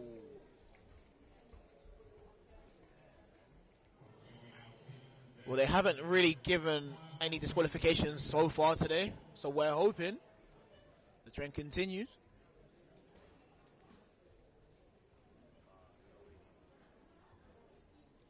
Am I wrong in thinking like Paris they'll give money on it? It depends, innit? Because like, I think he's kind of gone, like, kind of anticipated. Unfortunately, it is a disqualification. First one of the day for the newer man. Literally came to watch him as well.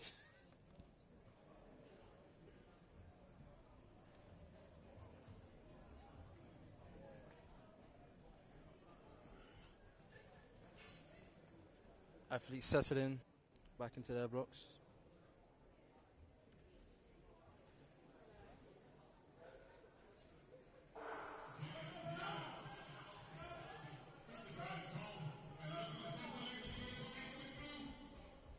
It's like a win for Pierre Walker. 7:29 on the clock. So that's an improvement on his first round time of 7:35. Just outside his PB as well. Yeah, man, that's what you want. It's So a nice way to start the season. definitely a good start to the season. Hopefully PB's in store as we get further into the indoor campaign.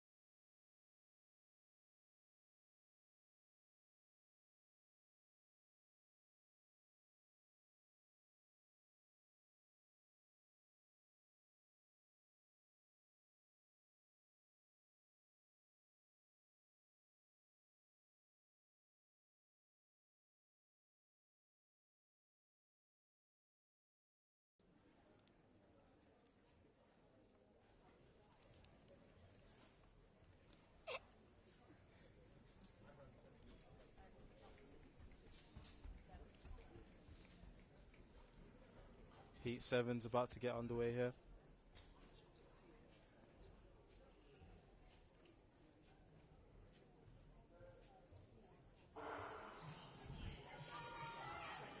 Ooh, that is a great start from Kendrick Obeng. And he follows it Kendrick through. looks like he just holds that on there. 7:20 on the clock. PB is 7:19, so you already know what type of time he's on, man. Probably about to be an equal PB. Yeah, it's been getting rounded down throughout the day, so it's looking likely. Good run there, good way to start the season. And as ever, it speaks to the good work that they do at the Bftta today, Track Academy. You know, clearly we come to these events and, you know, obviously I guess a lot of the athletes will be preparing for their own meet. But it's good to see as many of them as we do come out and run personal best and run fast times. 100%.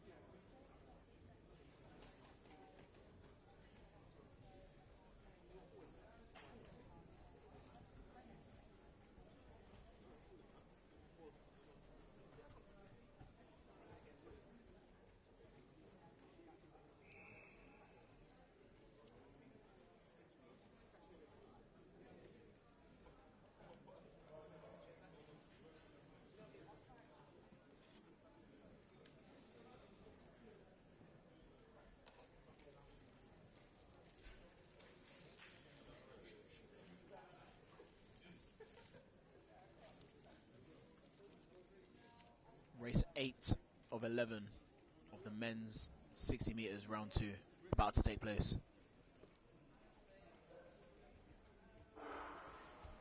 And they're off. Very close. 7:07 on the clock. That's great, man.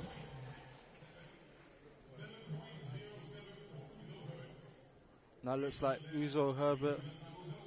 That's a And that personal will be best. a personal best. That's beautiful. Now, did you see the last 20 meters of his race? I did. What you think about that? What you thinking? Looks strong. Very strong. Looks like it will definitely lead to a good 100. 100%. Looks like he, again, to repeat what you spoke about earlier, he ran through the 60, not to the 60. Sure. Coach seems happy. Coach is always happy. Always happy. I said, I've got 3 guys in this race. One of you have to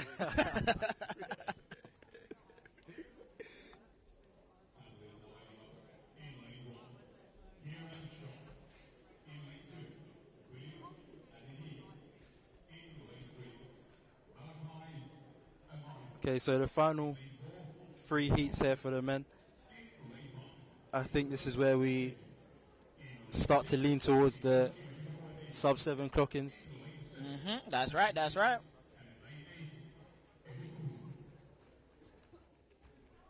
So I am gonna go ahead and predict sub-7 here. Okay, but what number? What are you telling me? I'm gonna be modest. I'm gonna say 97. 697. I'm not gonna be modest. I'm gonna say 93. I'm gonna say 93. Why not? I don't know. We don't know who's gonna come from. But yeah, I'm saying we see the first sub now. I'm gonna say 693. I said 690. Actually, no. Wait. I just realised what's going on here. I want to change my prediction. Alright, Reshma, what are you telling me? You change your prediction. I'm What you gonna telling me? say. I'm gonna say 6. Yeah, I'm gonna take advice and say 6-9-0. Yeah? Maybe 8-9. I'm sticking with my 93. I'll take that. I respect that. Yeah, no, you have to stick with your guns sometimes, man. Me, I'll throw the guns out and get new ones. You know when to hold them, when to fold them.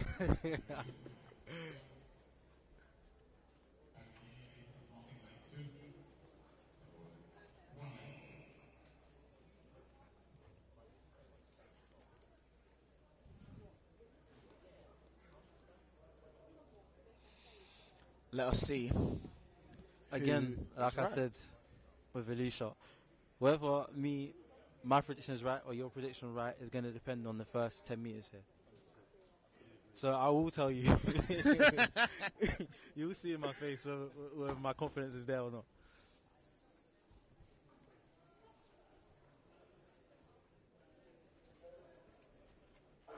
Bye-bye. Yep.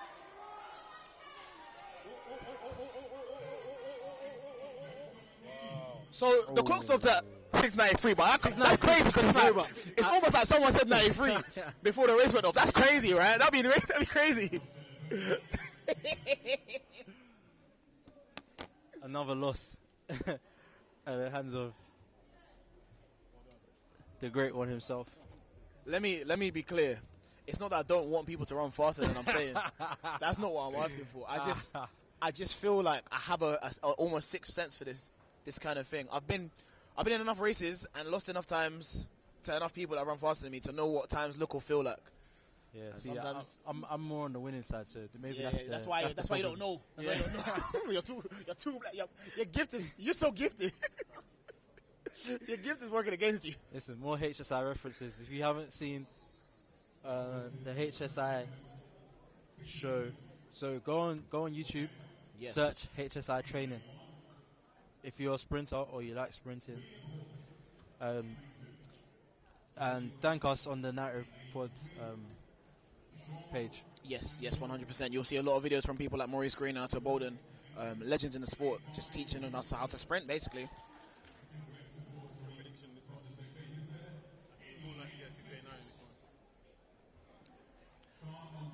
So we're now moving on to is this the race 10? This is race 10. Yeah, race 10 of 11. And I do think we'll see a 6-8 here. I do think we'll see a 6-8 here. I think this race, more than anything, is going to be very competitive. I think there's a lot of athletes in here who have the potential to run really fast. A lot of young athletes who are gearing up to have a really good season. You know, I've got athletes. We've got interest from the Bftta Academy, of course. We've got Everton Harrogate athletes in there, so I'm biased, of course. But I just want to see people do well. I think I'm going to give a special shout out to David Ellington. He's an athlete who used to go to my secondary school, St. Ignatius College. Big up them, man. Shout out to David. And he's already taken his PB down from 7:25 to 7 flat today. Okay, so potentially here we're going to see David break that 7-second barrier for the first time. I think the same to be said for Sean here from Bftta. I think we'll see him another St. Ignatius alum break into that 6-8. So yeah, I'm gonna go with Sean. I'll say 6:87. 87 is a very, very solid bet. I think I'm gonna say 89 on this one. Okay. But I do think it's gonna be very, very competitive. I think it's about who can keep their head in this the most. I want to say faster, but I've been humbled too many times.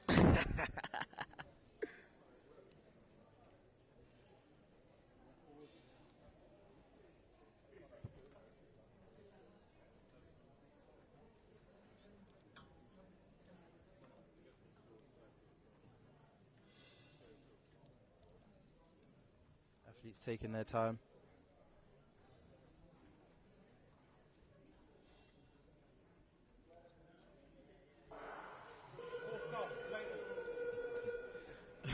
Say he's nervous. I was David with a twitch. I did see it. There. Let's hope he stays in the race because he didn't leave the blocks. He did twitch. But we'll see. This is what happens. Wait, who? Who? Huh? David Ellington, lane 7. No. Oh, That was in lane 1. I brought on the other side. Man, I see that. See, this is what I'm saying about the pole, bro. The pole, I don't see the things because of the pole, bro. William Hawker there. We gonna see anyway. We gonna see. The official's very unforgiving at the moment. So, as it should be, man. You know, hopefully, unfortunately, DQ for William. Just to confirm, though, he did run a PB in the first round, so it's very, very sad to see him go. But he is leaving with something. He's from around the way. Broken that 7-second barrier himself, but he'll have to wait until his next time out. So they reset here. Heat 9, Heat 10. Very important in these Heat 10. Very important in these situations that you reset and get back to what it is that your coach has told you to work on, what you know you're trying to aim for the race at hand, as opposed to focusing on the false start that's just gone.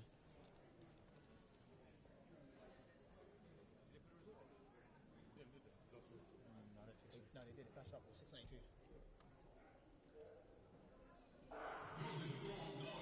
That's my boy. That's it. Come on.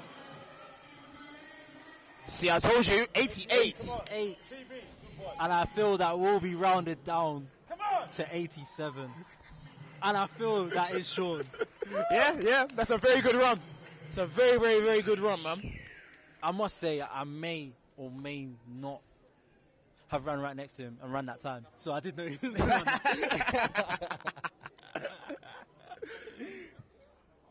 No, I told you, it's going to be more than anything, it's going to be a competitive race, and that's what you see. You see about 3-4 athletes cross the line around the same time. So that is what you want to see. We're definitely going to see some good results from that race.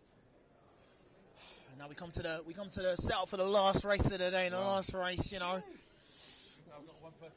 Fastest race of the daytime. I'm going to go back with my original prediction for OJ De Boer. I still think he's going to win this race, and I still think he's going to run 6:64. Do you know what? I respect that. I do respect that. And I do think that OJ is going to win this race. But I want to speak about, you know, the other athletes that we've seen, because of course I do think that we can see one of those athletes dip into that, you know, that sub 6'7", you know, as a sprinter, that sub 6'7", it's a good feeling. 100%. I think we saw in the first round, we saw how Richard Akinyebo pushed OJ to the line. Again, this is an athlete we spoke about prior to the races all going off, and saying that we have seen him do fantastic things last year. So there's absolutely no reason why he can't start a season off like that. It's interestingly enough, I do think Richard and OJ have the same. They have to, you know, I feel like Michael Johnson just saying the same thing over and over again. For Richard and OJ here, they have to get the first 10 meters right. Yep. But I do honestly feel. Ooh, Medwin. Looking at Medwin's first round, with the additional push of being around athletes like Richard and OJ, that may be what he needs to take him under that 6'7" barrier. One thing's for sure and two things for certain. This is going to be a fantastic race, I'll tell you that. It's gonna be a great race. Of course, you know, it would be very difficult to bet against OJ, but I do think he will be pushed here. He will definitely be challenged. He will come under threat. Yeah. I do think that, you know, I'm just gonna say I'm going with Medwin. Listen, I'm not gonna lie. I'm not angry at that. Maybe it's because I'm standing next to his dad. Maybe. Maybe that's having an influence. Listen, but see when Uncle starts going off. No risk, no reward. That's my boy. You got to bet big. He said, if I was in the bookies right now, the odds would be crazy. No, they would be crazy. High return on investment. The final race of the day. Oh, we didn't. What time? Oh, I'm saying 6:64 OJ, baby. But if it's Medwin, then it's 6:68. I think we're going to see a 6:69. I think we're going to see a 6:69. If it's Medwin that wins, it's 6:68. And that's why I think at 6:69, I think this race is wide open. No, you're right. You're right. Absolutely right. Watch.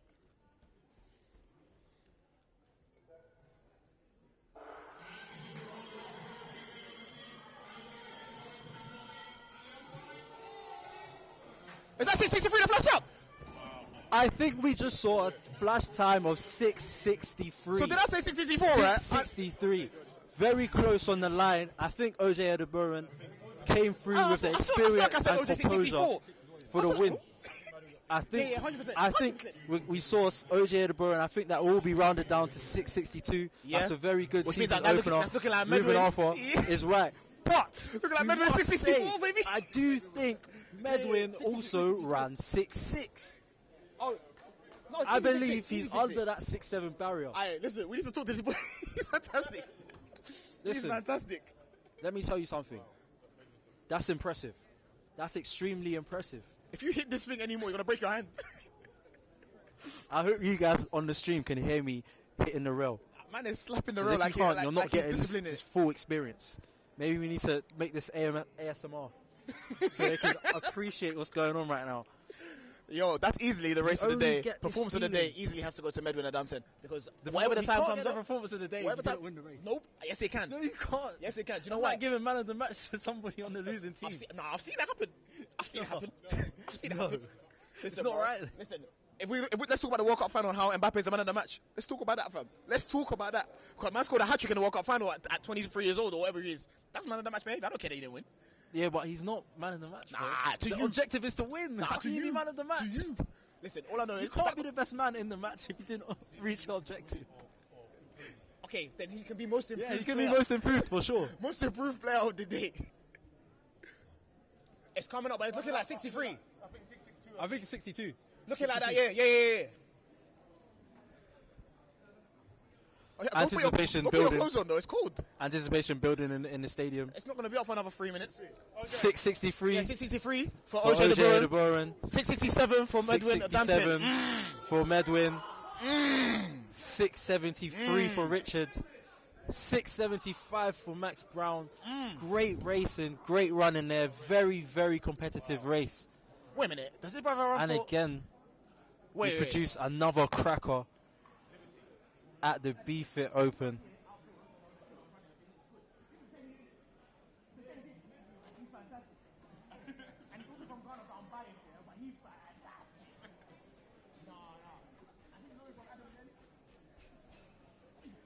Well done, coach. That was pretty good.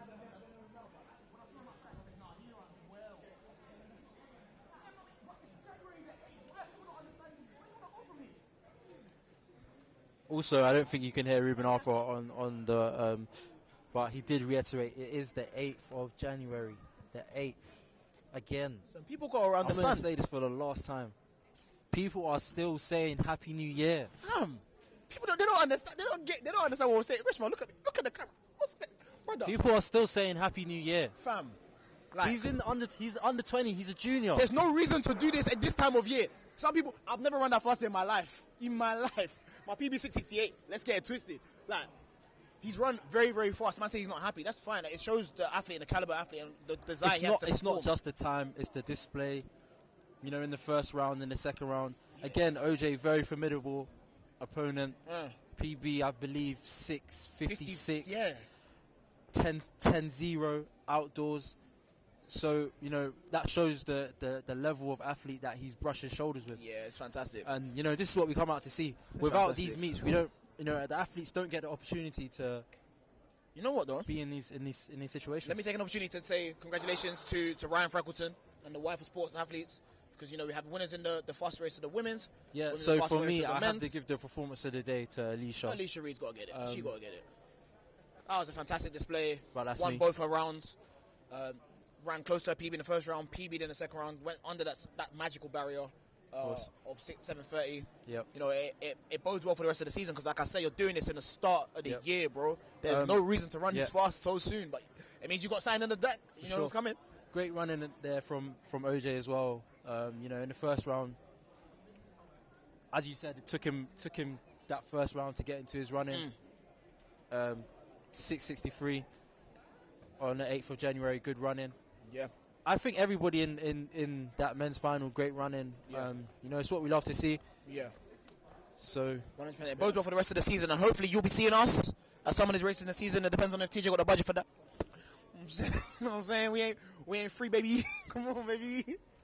No, I'm playing. But honestly, as the time goes on, the season goes on, we're going to see more and more of these races, and it's going to be my privilege and Richmond's privilege to be here and help provide some commentary for it. So sure. We're signing off. So wish you lot all the best. Take care, enjoy your Sunday, have some roast and that, and then prepare for the work week on Monday. Hurt way or no way. We'll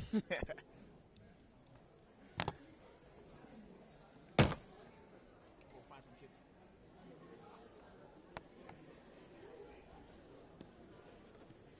He's hard. He's cold.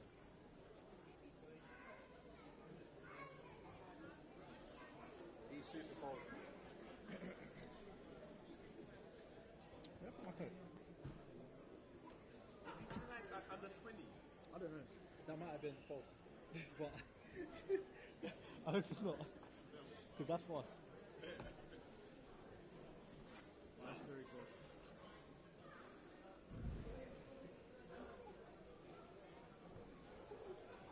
That's true. But I was because I thought yeah, very short.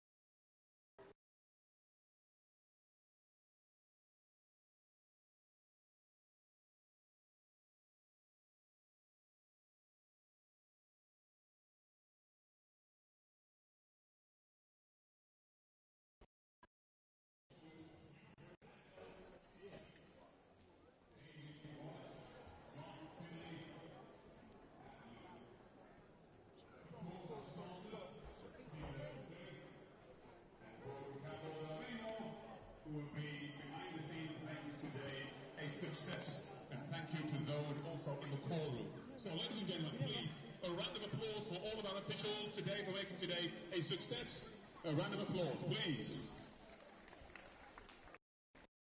Thank you for your support. Our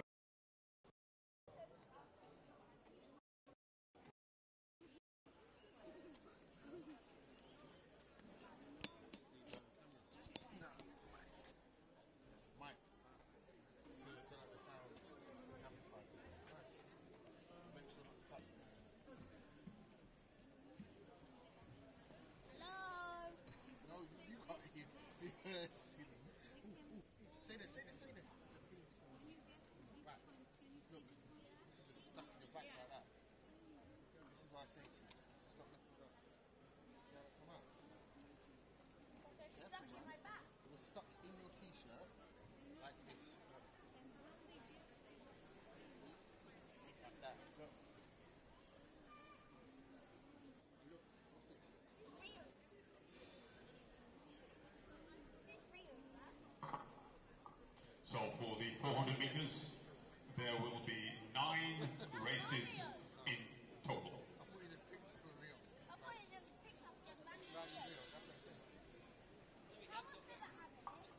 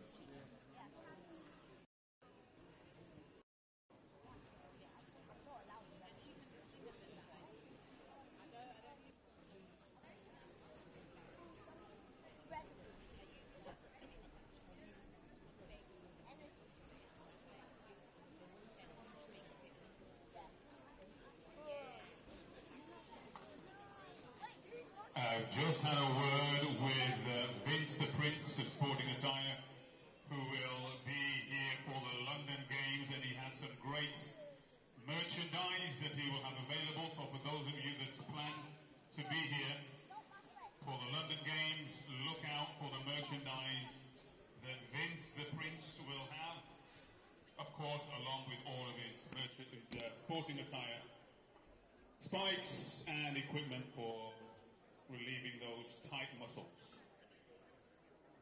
And that will be the London Games, I believe, the last 2 weekends of this month.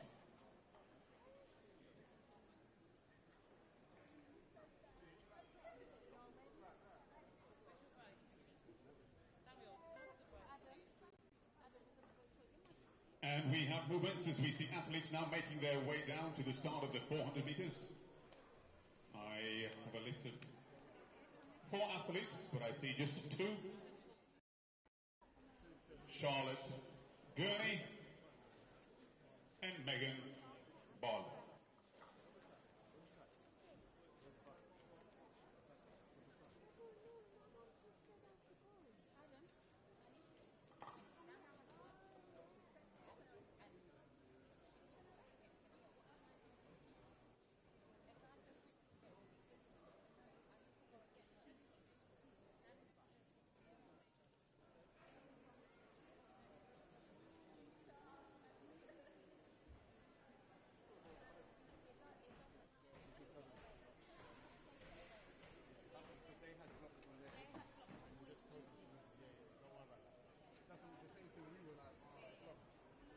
And then I was scared that it would be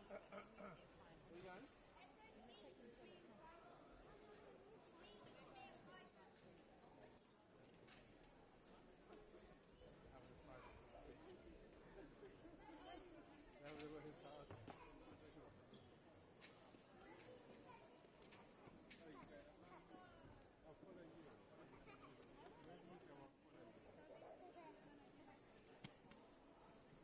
As you can see, we have 2 athletes for the first of the 400 meters.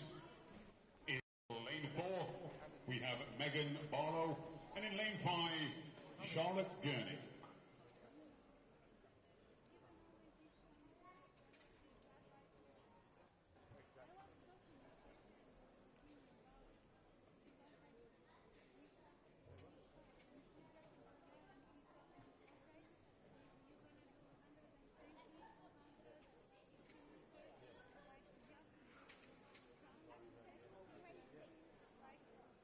For those of you that are not familiar with my style of commentary, when we get to about under 100 meters to go, 100, I will be signaling you all to really raise the roof and bring them home.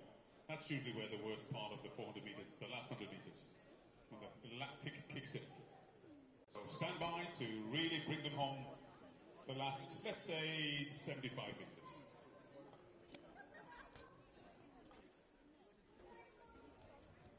This will be a great opportunity for you to all interact and become involved and shake off any cobwebs that may have developed whilst you're sitting around watching.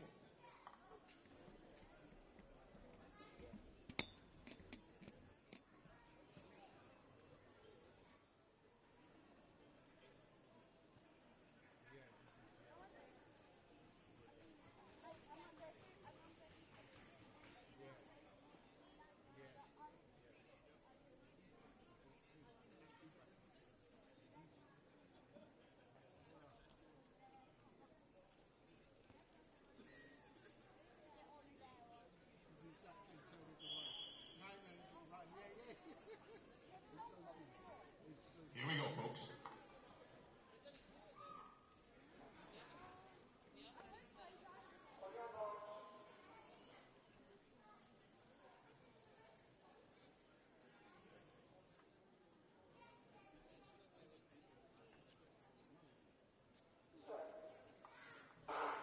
And away we go with the first 400 meters of the day. Megan Barlow and Charlotte Gurney. And a nice easy start as they hit the first 100 meter mark.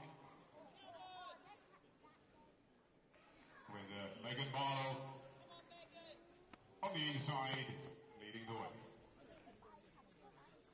As they come around to take the bell in about 29 seconds.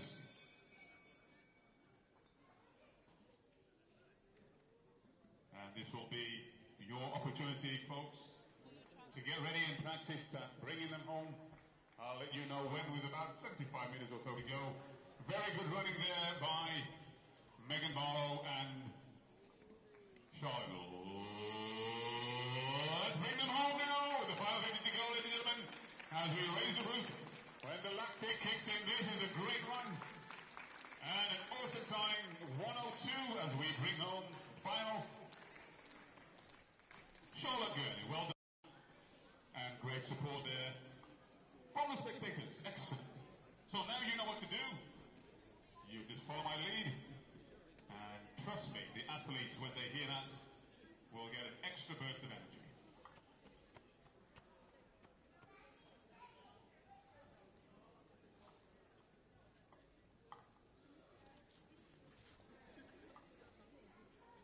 Athletes now making their way for race number 2, the 400 meters. In lane 1, Laura McCann Ezekiel. In lane 2, Katie Marie Sherlock. In lane 3, Mia Oldfield. In lane 4, Christina Kirby. In lane 5, Amy Gray. And in lane 6, Ella Jeffrey.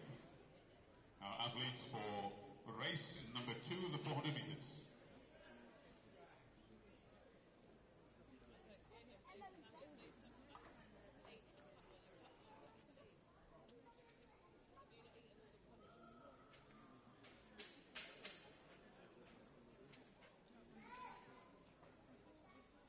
Once again, Lola McCann Ezekiel in lane 1, Katie Marie Sherlock in lane 2, Mia Oldfield in lane 3, Christina Kirby in lane 4, Amy Gray in lane 5, and Ella Jeffrey in lane 6.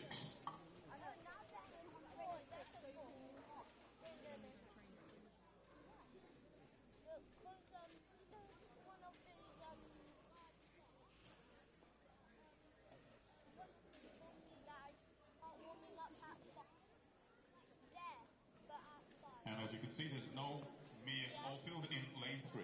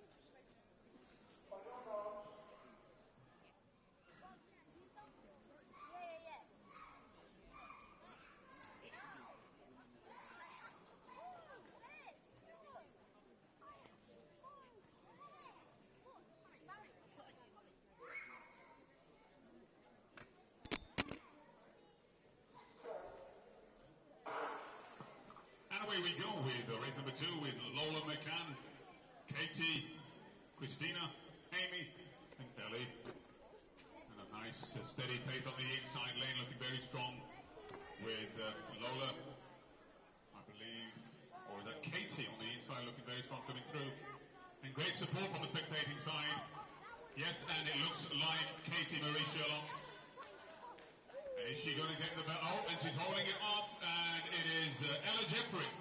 Oh, and no, Katie taking the lead. And we have a tussle between the two.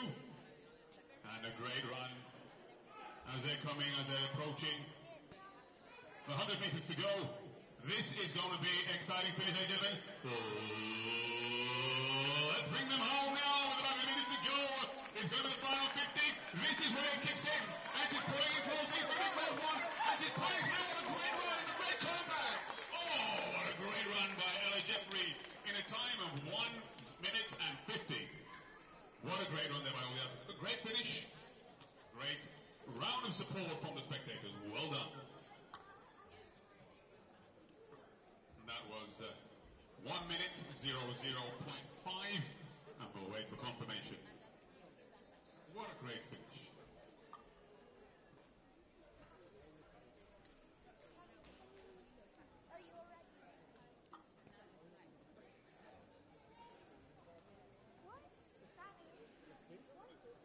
Ella Jeffrey, well done.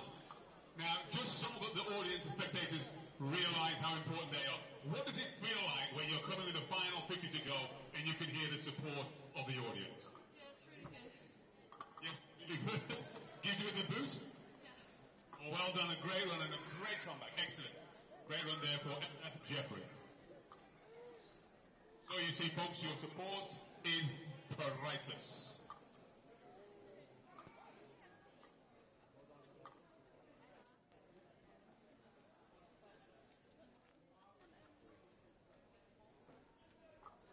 Well, I think we have just 2 athletes.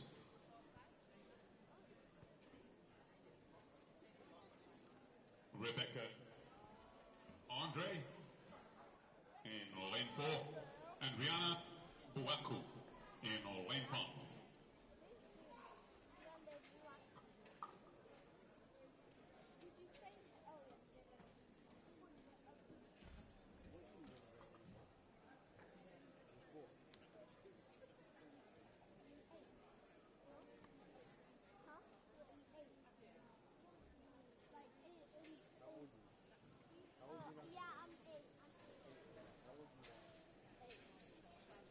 This dropped on the floor. It dropped on the floor. I'm in year 3. Mark Delgado. He's going to go.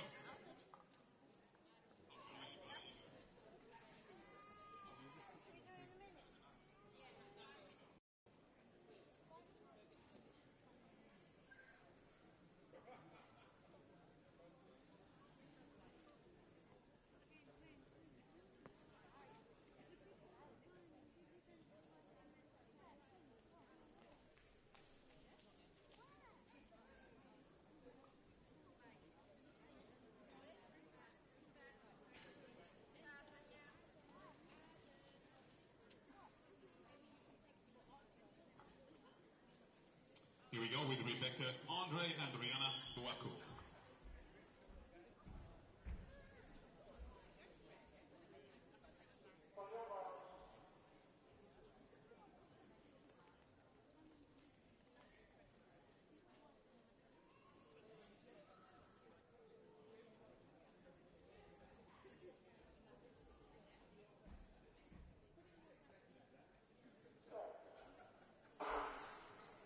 Away we go with the race number 3. Rihanna Buaku in lane 5 and Rebecca Andre in lane 4. And right away, Rebecca Andre taking the lead. But remember folks, it's early days. She comes round to take the bell in about 26. And good running there by Rihanna Buaku. But Rebecca striding away now in the 100-meter mark. And she's not seeming to let up. So ladies and gentlemen, let's bring her home and give her that she needs to win the 50 meters. To go, well done. And a great strong finish there in 57.52. And let's bring home Rihanna Buaku as she comes through. Also a great run by both athletes. Well done. Great support from the spectators.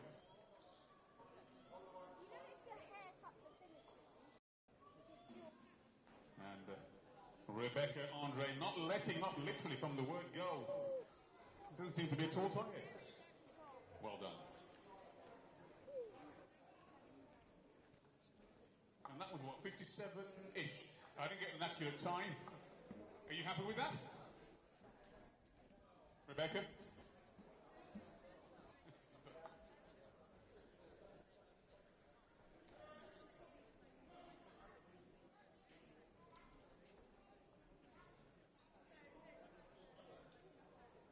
Seems like we have just 2 athletes in this next race.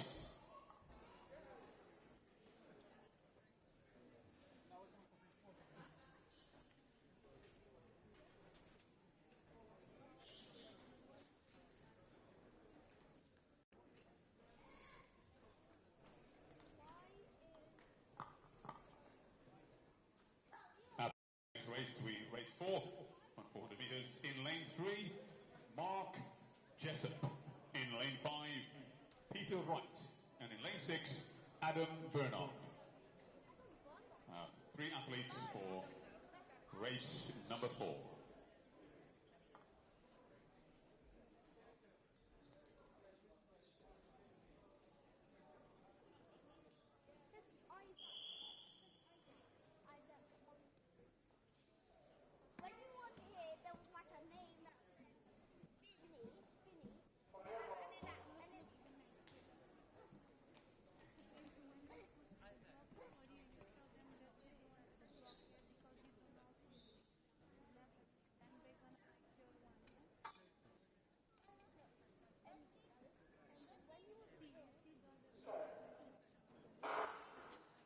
And away we go with Mark Jessup, Peter Wright and Adam Bernard.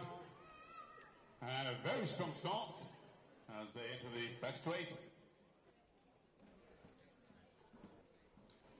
And a very fast turnover on the inside. Interesting techniques and styles of different athletes. As they come around to take the bell. It is a pretty close one, folks. And Peter Wright leading the way.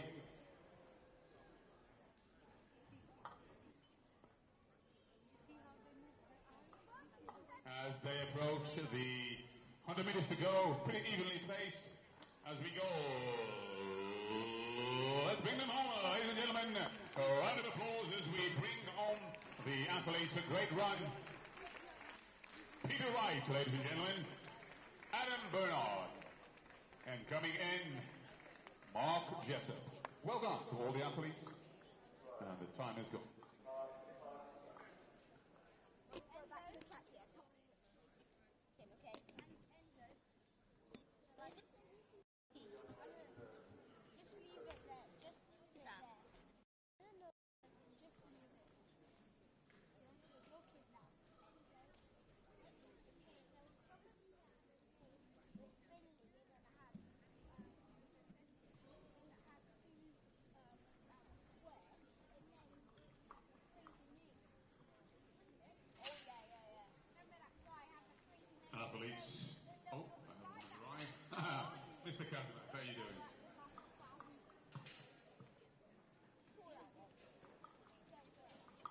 So now we have 4 athletes for race number 5 in lane 2. Oscar North. In lane 3, Thomas Leacock. In lane 4, Kaspers Kadimax. And in lane 5, Isaac Ogunlade. Our athletes for race number 5. Spectators, you're doing a fantastic job. You really are. Bringing the athletes home and cheering them on. Once again, it is priceless.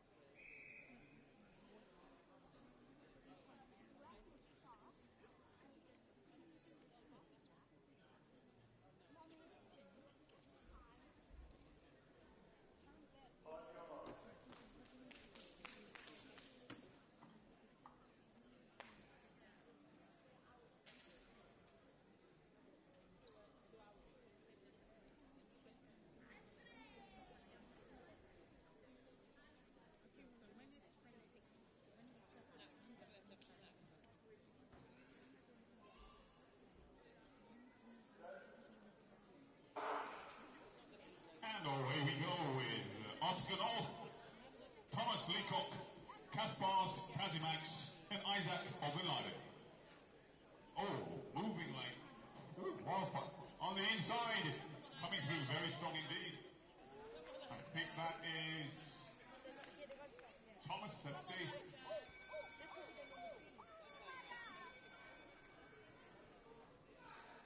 So there we have Ogunlade leading the way with Thomas Leacock in second place. And Ogunlade striding away with about 100 meters to go, ladies and gentlemen. Let's bring them home with the final 50 to go. Ogunlade running very well indeed. And in second place, looking very strong. The third one, Kadimax going on. And a great run there by Mr. Ogunlade. And a great run coming through at the end there with Mr. Kadimax. Well done. Oh, and the time, I didn't get to see the time, but it'll come on the board in due course. Well done, gentlemen, a great run.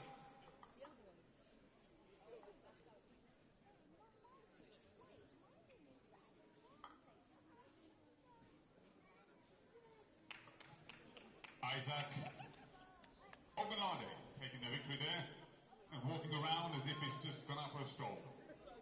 He's flat on the floor, well done.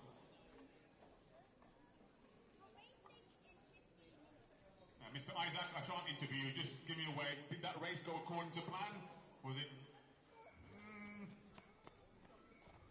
Well, it seemed as though you eased away very well indeed. But what was the plan in mind? Because it was a great run. How did you feel? I wanted to get sub 50, but I didn't get it, so I'm upset. You wanted to get sub 50, but you didn't, so you're upset. Still a great one. Did anybody see the time? It's not up for long. Did anybody see it? 50.9. That's all. But you do realise outdoor that is. Easily sub 50. It was a great one. Well done. Round of applause, please, for Mr. Ogunlade. Well done.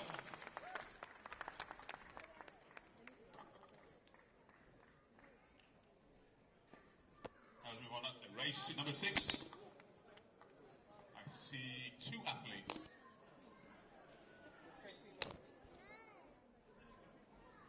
So we have Dennis Pascal in lane 3 and Edward Pascal in lane 4.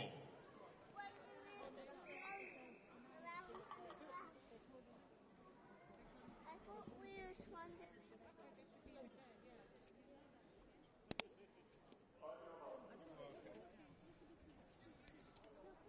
Watch your leg, eh?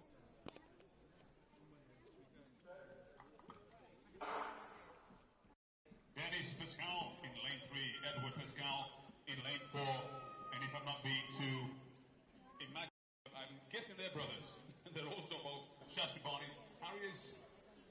under 11 and under 13. Pretty evenly running there. I'm going to assume the brothers well done as they come around. Oh, great support already. Oh, what spectators. Fantastic.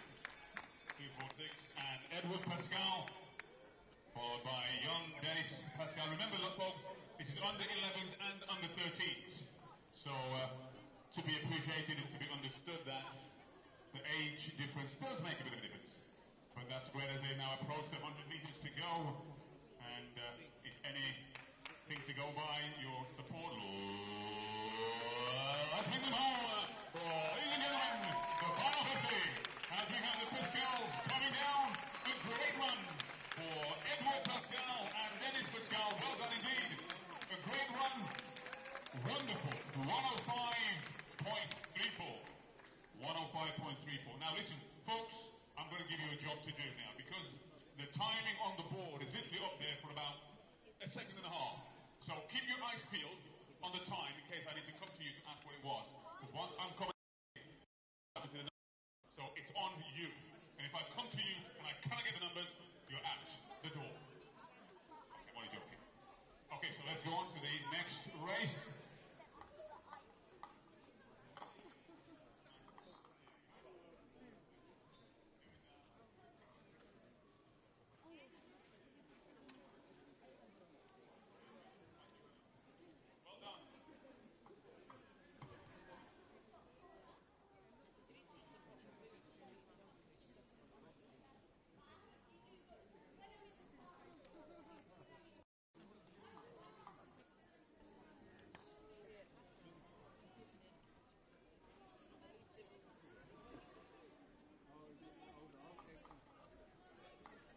The athletes that I have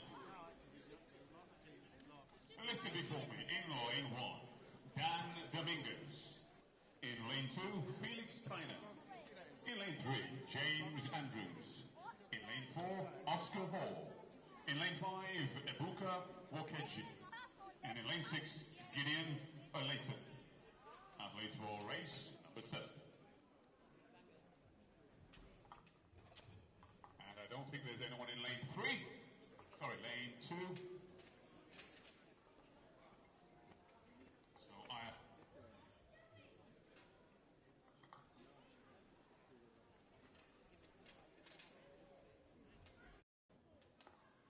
So oh yes, there is James Andrews.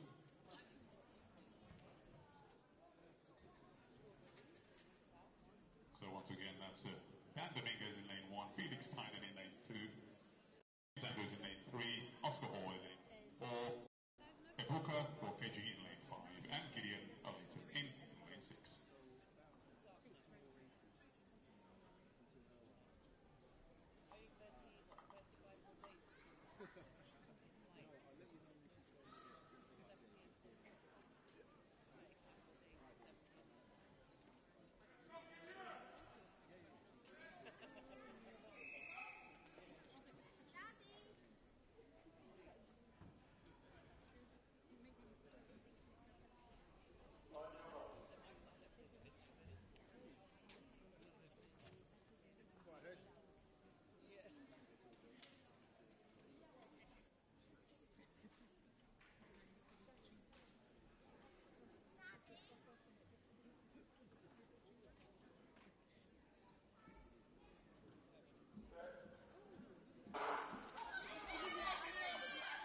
And away we go now.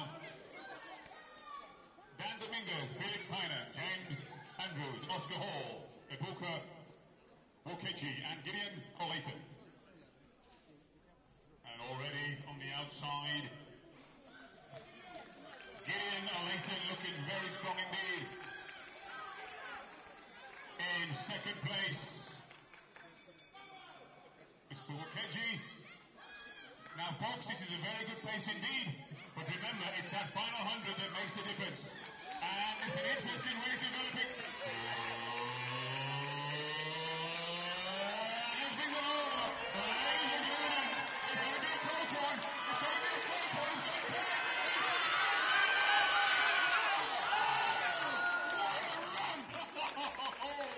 What a fantastic race to watch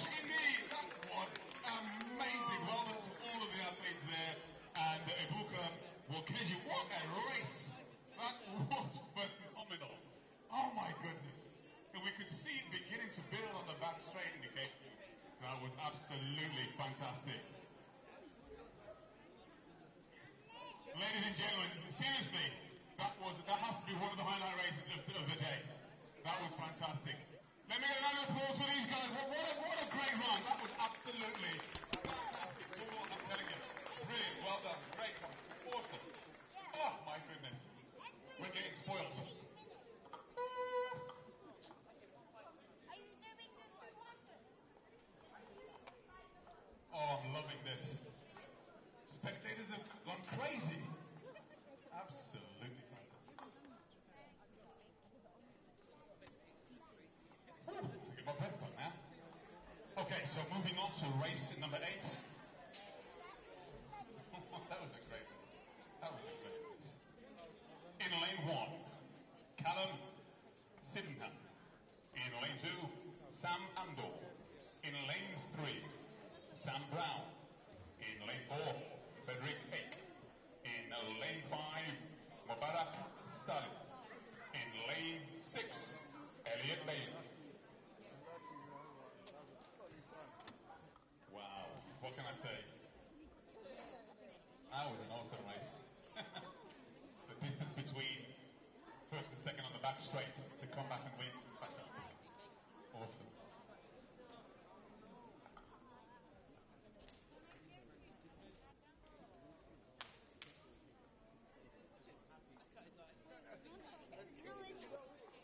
And this is the penultimate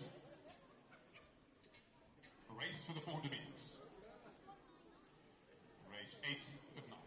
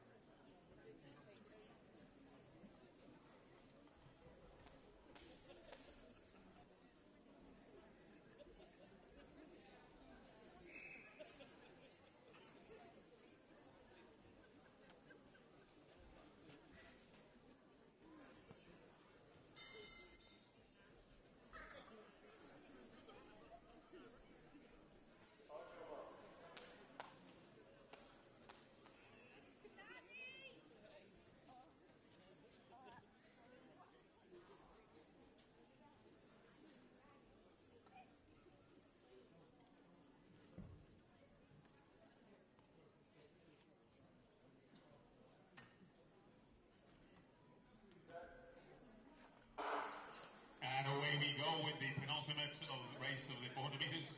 Callum Sydenham, Sam Andor, Sam Brown, Frederick Hake, Mubarak Saleh, and Elliot Bailey.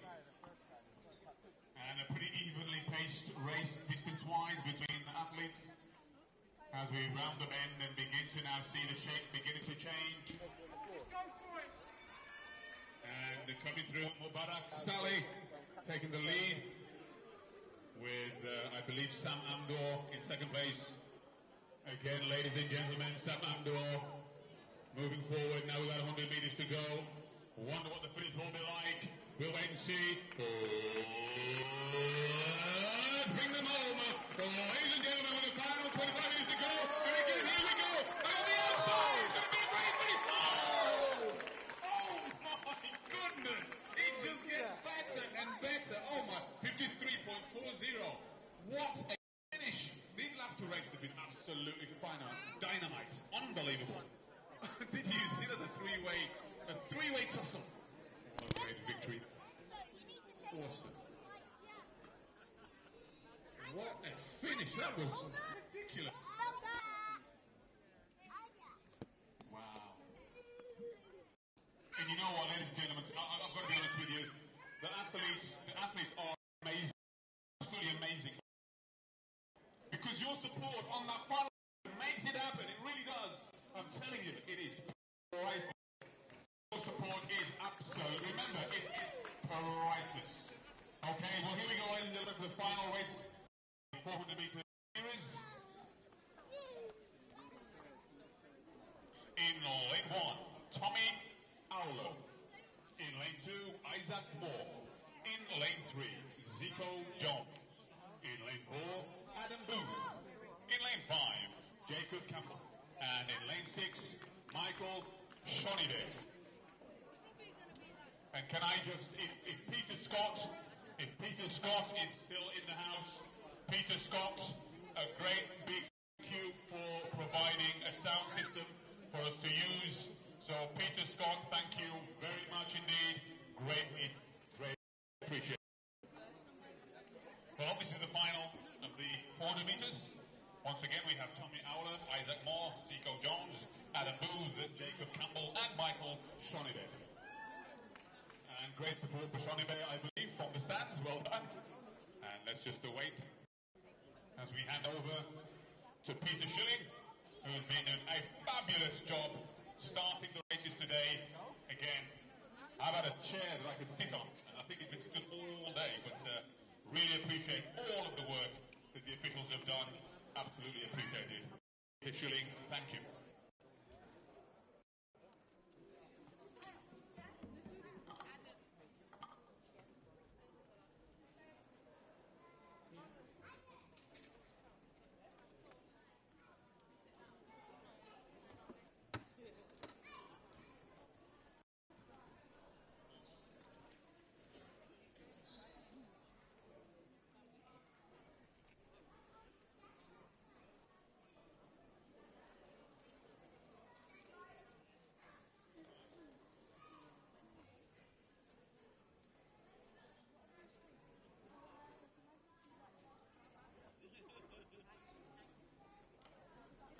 Okay, so just to clarify, we have 3 athletes in lane 1, 3 and 5, lanes 1, 3 and 5.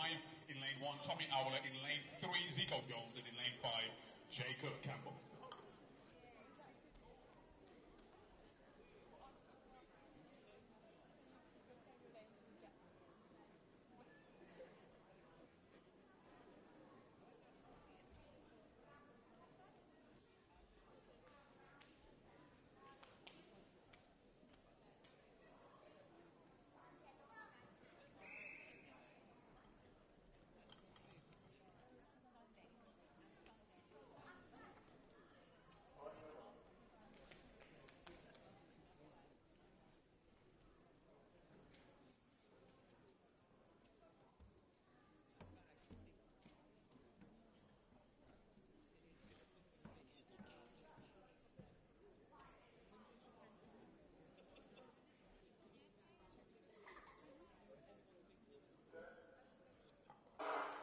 And away we go with the final 400 meters of the day. In lane 1, Tommy Auler. In lane 3, Zico Jones. And in lane 5, Jacob Campbell. And a pretty strong start on the outside. Jacob Campbell looking very strong there, but again, it's early days as they round the bend. And it's looking very interesting indeed. And Jacob Campbell with Zico Jones in second place and Tommy Auler in third. And this again is looking like a very good race indeed, with about 100 meters to go. This is the final 400 meters of the day. Let's bring them home, ladies and gentlemen. The final 50, look at the second and third place. And a great finish, he's holding up, the lactic kicks in. And what a great finish there. Awesome, what a great run. And a great from third place to second. Well done indeed, gentlemen. You have been an absolute fantastic audience in terms of support and spectating as we move on now to the 200 meters.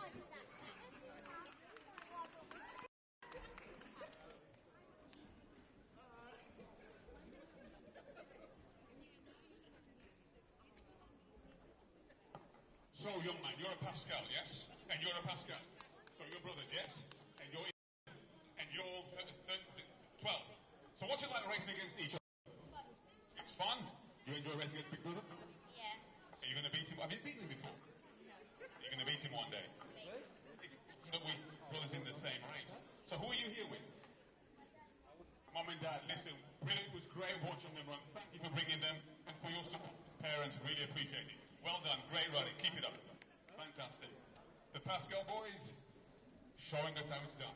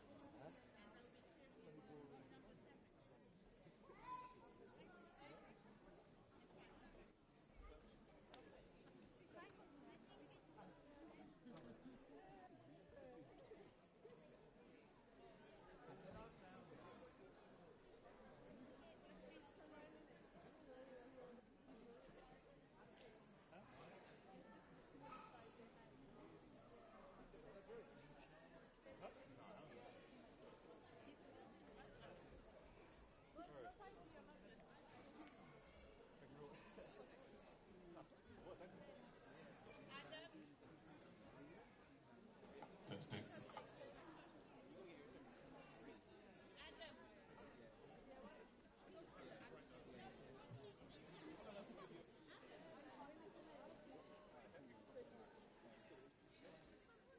Well, we certainly have a feast of 200 metres for you, 24 races in total.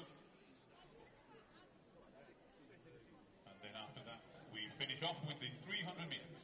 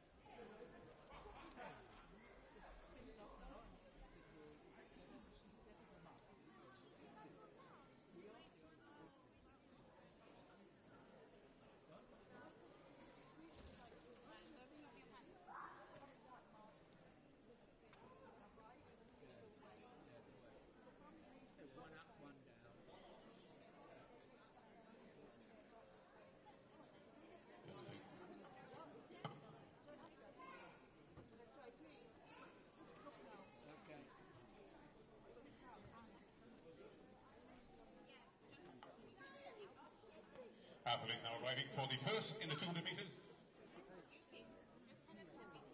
In lane 2 we have Danielle Sullivan. In lane 3 Janice Nottingham. In lane 4 Edith Cole. In lane 5 Leanne Wellings. And in lane 6 Tracy Bezant.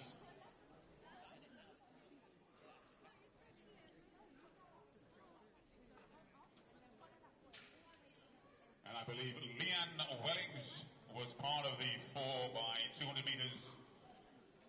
I've got to double check if it's a world champion or European champion for Ireland.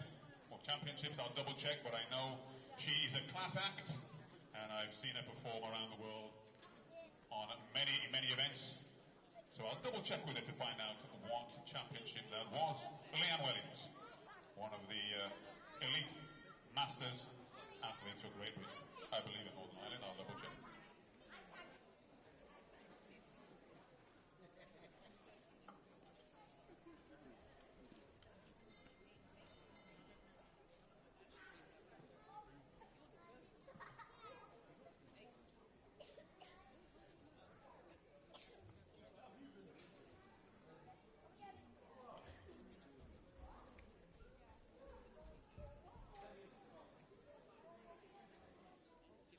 So as you can see, there is no Tracy Bezant in lane 6. So this is Danielle Sullivan. Janice Nottingham, Edith Core, and Leanne Wells.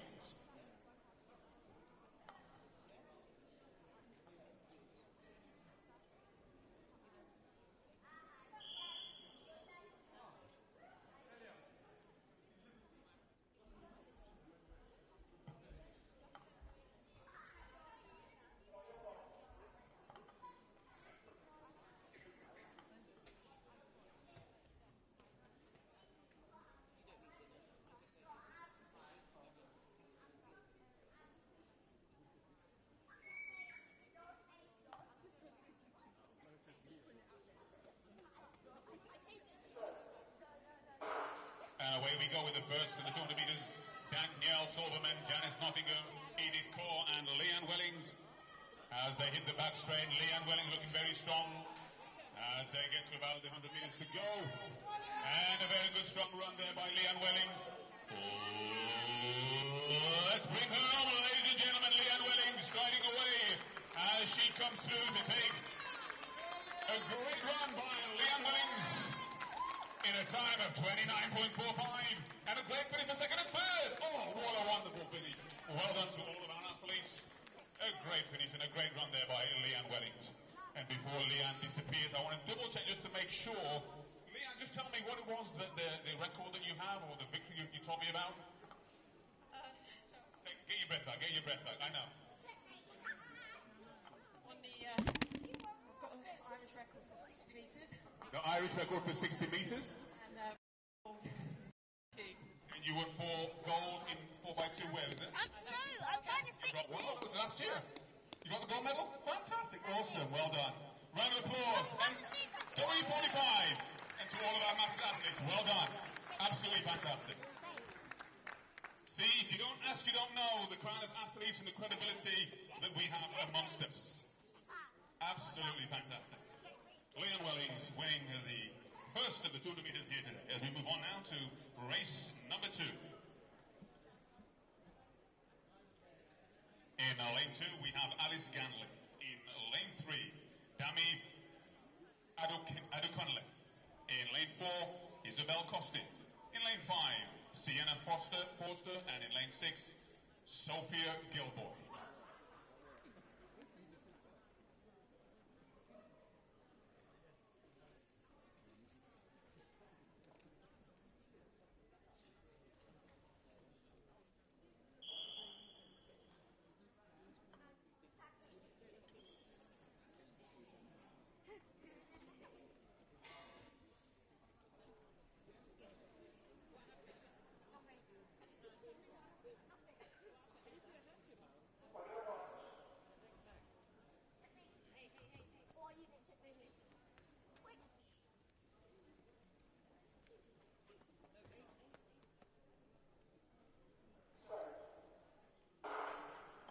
And away we go with Alice Ganley, Dami Adukunle, Isabel Costin, Sienna Forster, and Sophia Gilbert.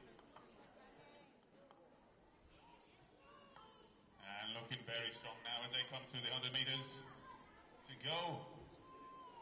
And a very good strong run. I think it's Dami. Let's bring them home. It's not over till it's over, folks. Here we go. It's about 20 minutes to go. And look as they come to the finishing line. It's going to be close. Well, everybody. And she's held on. Well done in a great run. Superb run by the athletes there. And Isabel Costin. What a great final 50 metres by Isabel Costin. But holding on there to win, Dami Adekunle. Well done.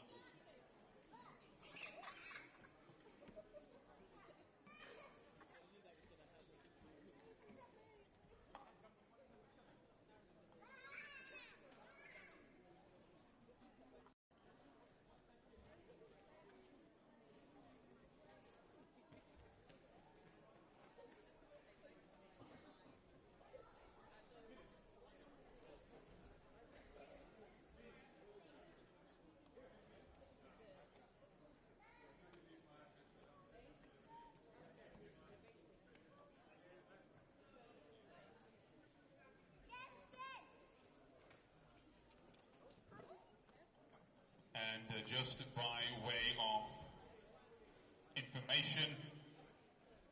In the race, first race with Leanne Wellings winning, we believe that Edith Kaur may well have broken the French record, so we will keep you posted on that.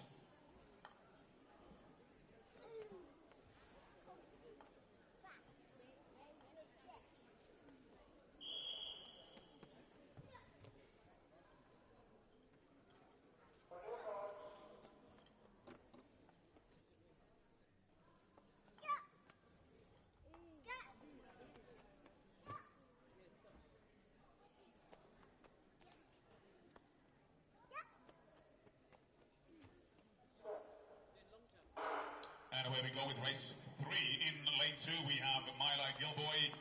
In 3, Isla Trudzinowski. In lane 4, Isabella Moulton. In lane 5, Heidi Watton. In lane 6, Aisha Collinson. With about 100 metres to go. It's looking very interesting indeed as they come around the bend. Oh,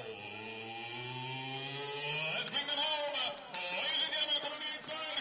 Looking very strong indeed, but he's not overtaken over. And they're rolling over. It's going to be a close one. It's going to go. Oh, I can't call that. What a run. As we bring on the rest of the athletes, well done. What's going on today, folks? Really, what's going on? The applause is just ringing. Such close race. Fantastic, ladies. That was amazing.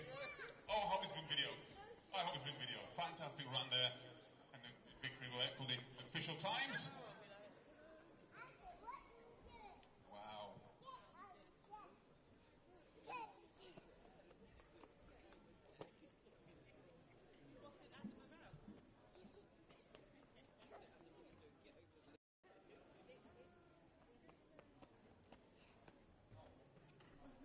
What a close finish there for Isabella Moulton.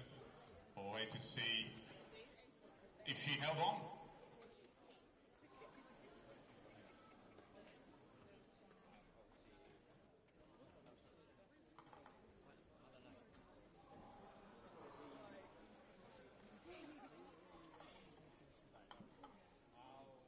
As we move on now for race number 4, the athletes preparing to run.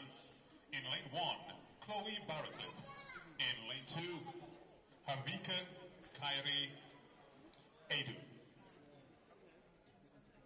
In lane 3, Honey Peck. In lane 4, Kia Nelson. In lane 5, Lily Ganley. And in lane 7, Elizabeth John Odutuyo.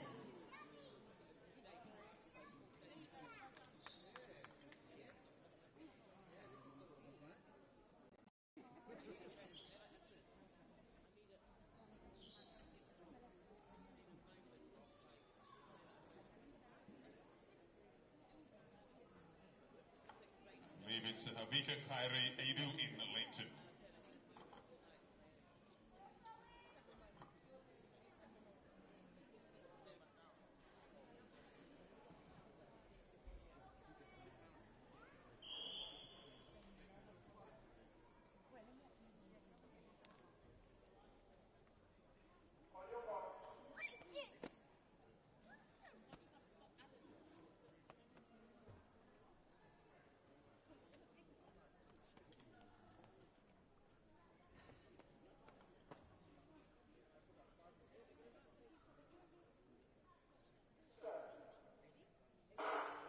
Away we go with Chloe, Havika, Honey, Kia, Lily and Elizabeth. And on the inside looking very strong as they hit the back straight. This is going to be yet another exciting race. Ladies and gentlemen,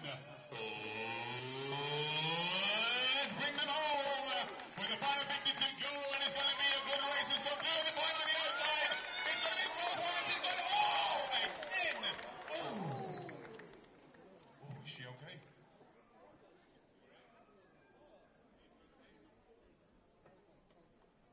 Can we get first aid, please? First aid. Joshua, if we could have you.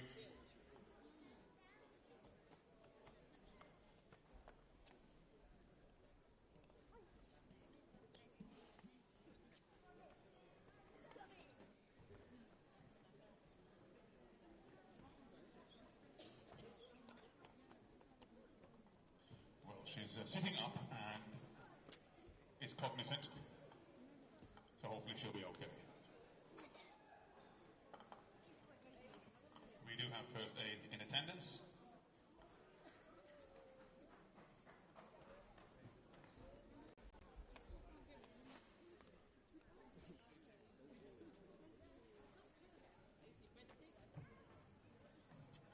She's up and walking, she seems to be fine, so again, another climactic finish for that 200 meters.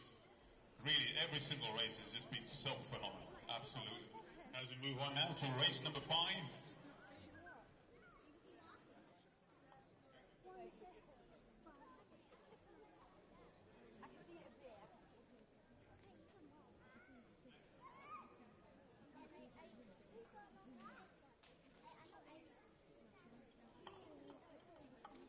Athletes lining up for race number 5. In lane 1, we have Megan Peary.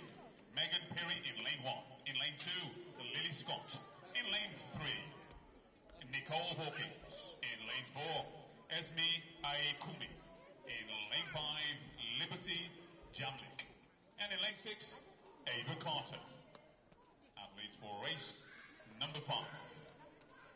Wow, we are being spoiled left, right, and centre with some phenomenal races here, folks. And it's just going to continue as we proceed.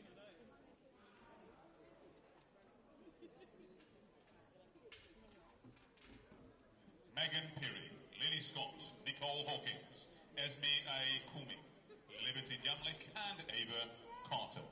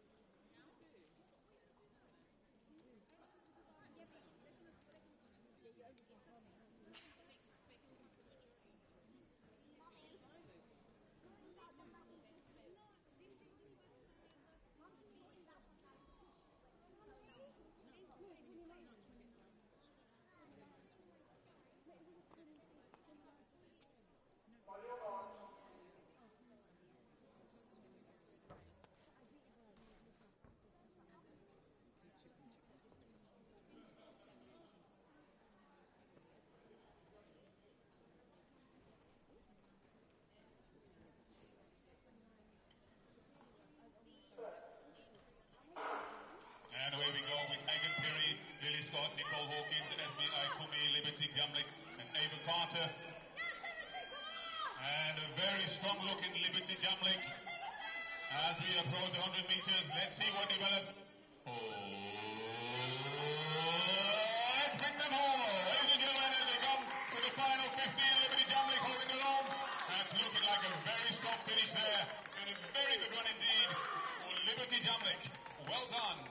And Ava Carter in second place. Well done. And the time 28.28. Wow. Well done. If you fall down, you get up and try again. Well done. Round of applause. Do we need the first aid?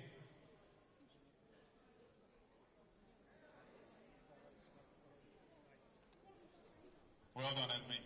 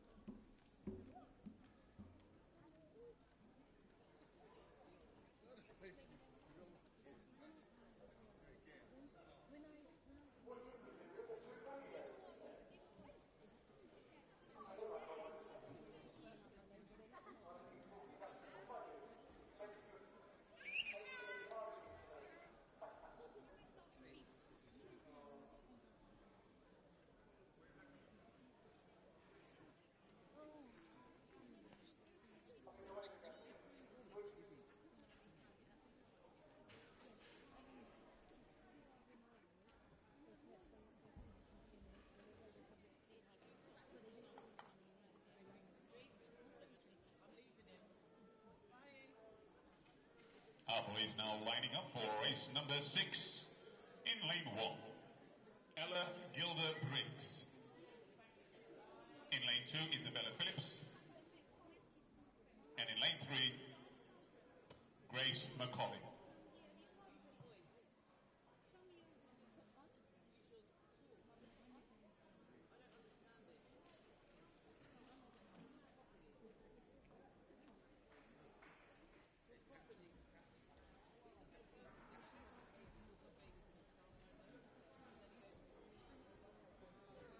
This is race number 4 of 24.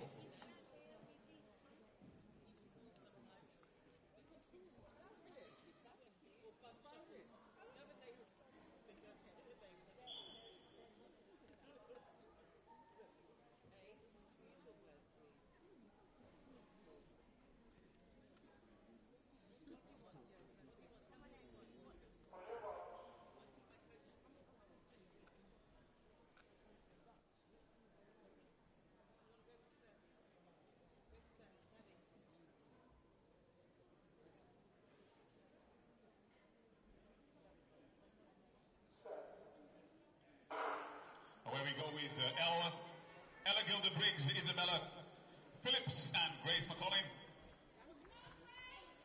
Great support for Grace coming through. And this is a pretty even race. Okay, this is going to be one. This is going to be one. Oh, let's bring them home with the final 50 to go. And it's going to be yet another one. But it's not over. It's always going to be a close one. And she's fighting. She's fighting. She's fighting. Oh, she's... Oh! Gotta love this. Oh, you gotta you gotta, what a great run there with Grace McCauley coming through at the end just to take the victory. What a great run. Awesome. Ladies and gentlemen, your spectatorship is ridiculous. Absolutely fantastic. It's making these races so spectacular. It really, really is. I can't acknowledge you enough. Wow.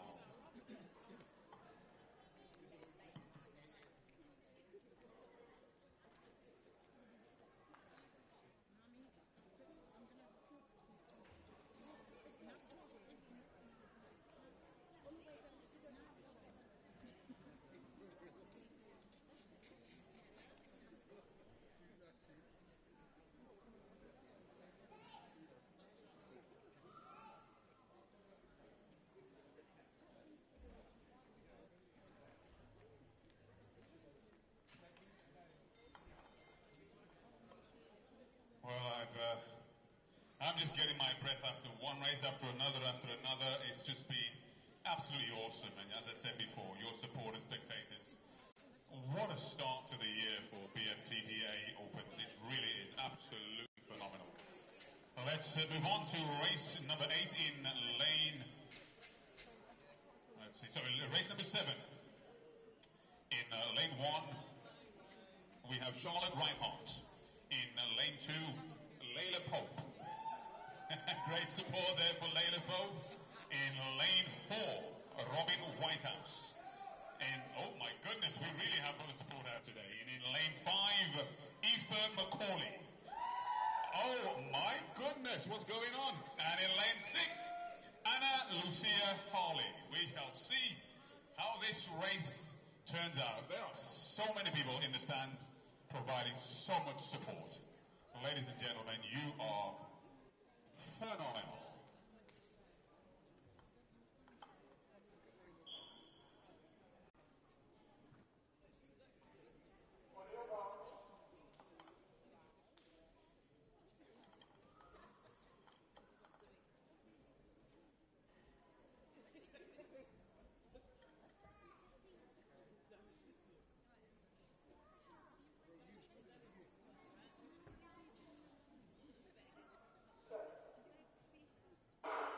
Charlotte Reinhardt, Layla Pope, Robin Whitehouse, Aoife McCauley, Anna Lucy Harley as they come around the bend. And a very good looking Aoife McCauley, looking very strong indeed. Aoife McCauley with Anna Lucy Harley on the outside with 100 meters to go. Let's bring them on. Ladies and gentlemen, on the inside coming through. And it's going to be a close one with some great run there. And a very strong one by Aoife McCauley. Very confident run in 27.92. What great support there. Aoife McCauley taking the victory. another great race to watch and another superb round of spectatorship. I don't know if that's a word really, spectatorship, but if it isn't, I just made it up. I'm using it. Well done, folks.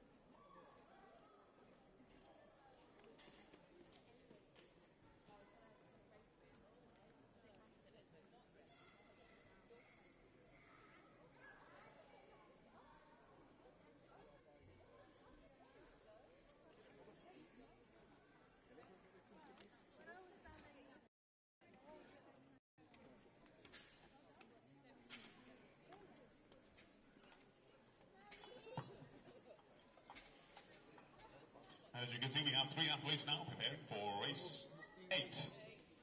Race 8 in lane 4, Emily Cadman. In lane 5, Angel McLeod. And in lane 6, Caris Jeffries. Our athletes for race number 8.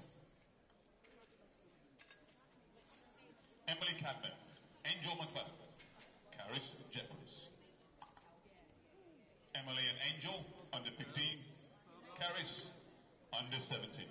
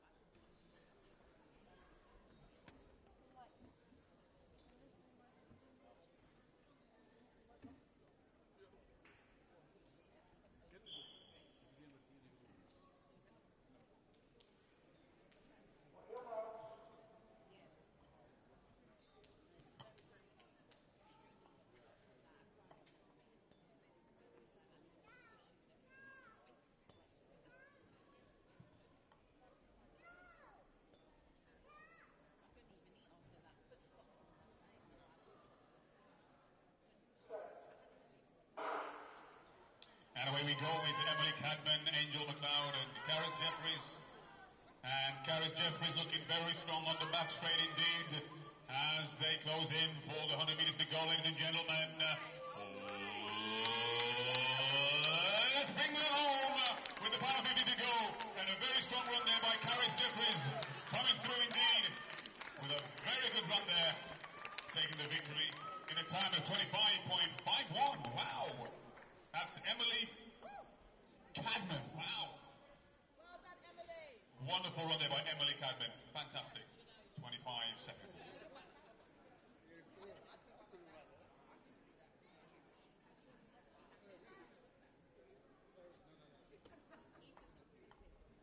Emily Cadman, she's got some long strides for her size. Superb technique. Well done. Great run, Emily. Emily Cadman, you don't have to come over here, but just look at me. Are you happy with that time? 25? Yeah? Well done. Very good. Definitely a round of applause for Emily Cadman and the athletes also. Well done. Great run.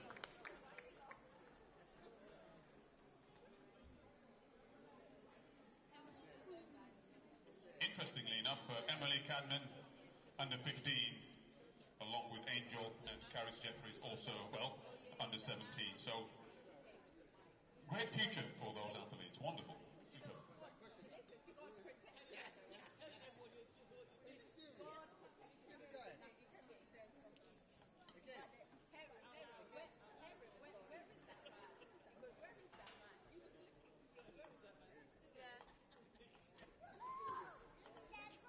Seems to be a lot of support. Seems to be a lot of support coming from this sector here for Emily. Are you all Emily fans? Yeah, You are now? So who are you here for? You're here for? Your children? Okay. Parents, yeah? It's interesting because one of the things I really like to acknowledge, also got a bit of a break, how important it is for parents to be a part of the children's journey in terms of sports. I didn't get my parents supporting me, and I kid you not. Anyhow, my parents supported me because I'm from the era of Linford Christie, and I kid you not. Anyhow, I had the support of my parents like you. Me, at my peak, against Linford Christie, at his peak, he'd have still beaten me. Hey, I can live in hope, can't I? Well, your support is fantastic. Really appreciate it. Awesome. Oh, bless you. Thank you. I think we're a bit of a break. And I think we're moving now on to the 300s, which is the final round of events for the day. And as I said, I have had an absolutely fantastic time, especially when I have spectators and supporters like yourself contributing. We are part way through the 200 meters. We have the 300 meters to go finally after this. But we'll just wait for the next heat 9 of the 200 meters.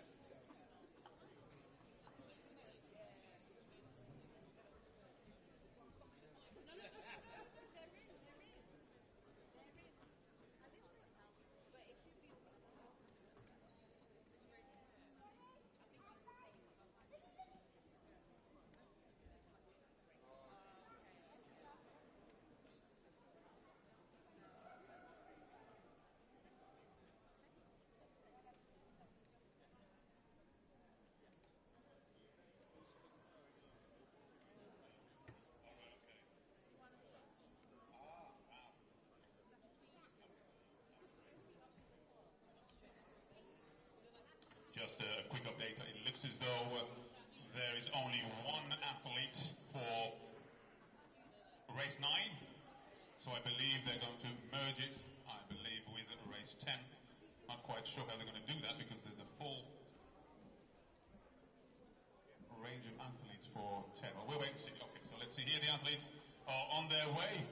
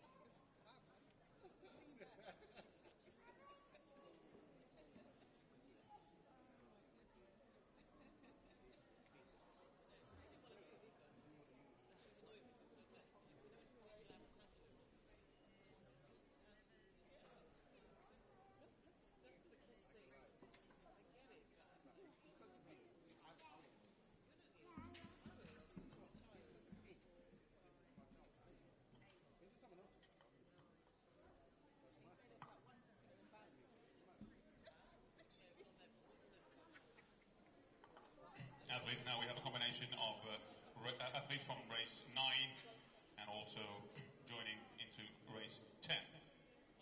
In lane 3, we have Olawumni Etty Williams. In lane 4, we have Emma Suhonen. In lane 5, we have Maisie Terrell. And in lane 6, Olivia Monk. And support coming in again. This is great. This is what we need. Olivia Monk has her supporters ready to support.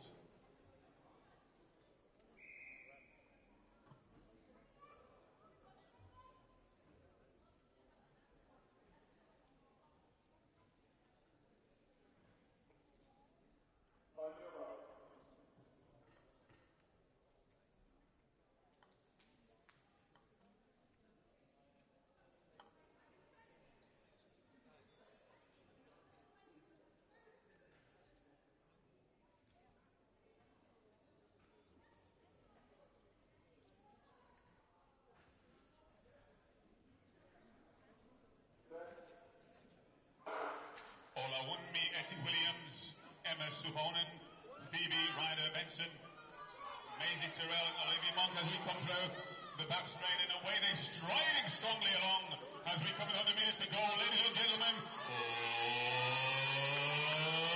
let's bring them over with the final minute to go. And it's going to be a close one as they're coming through. She can hold it, she can hold it, and she's holding on. It's going to be a close one and she's holding. What a great victory there. Superb support there. Great spectatoring and a victory. Emma Suhonen from Charnwood AC. Well done. Great run there. Great run and great support. What can I say?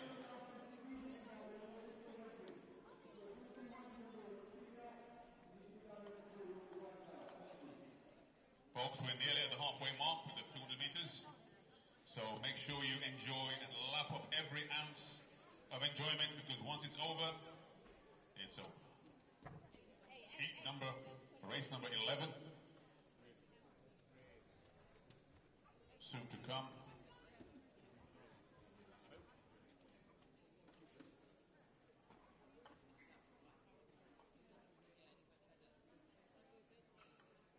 Whilst we're waiting, coming back to what I was saying before, ladies and gentlemen, in terms of parents who really contribute so much time, effort, energy, commitment, driving, petrols, payments, this, payments, that. Unsung heroes of athletics, really. Parents. I cannot ever stop acknowledging how important it is to have parent support. And so I absolutely salute you, absolutely. And we have Augusta, how are you doing, my dear?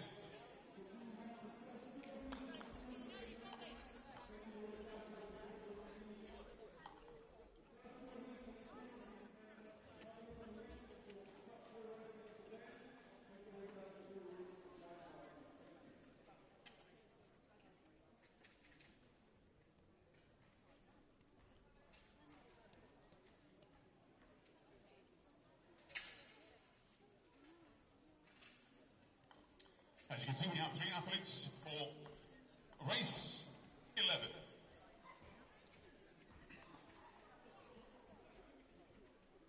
In lane number 3, we have Augusta Pop.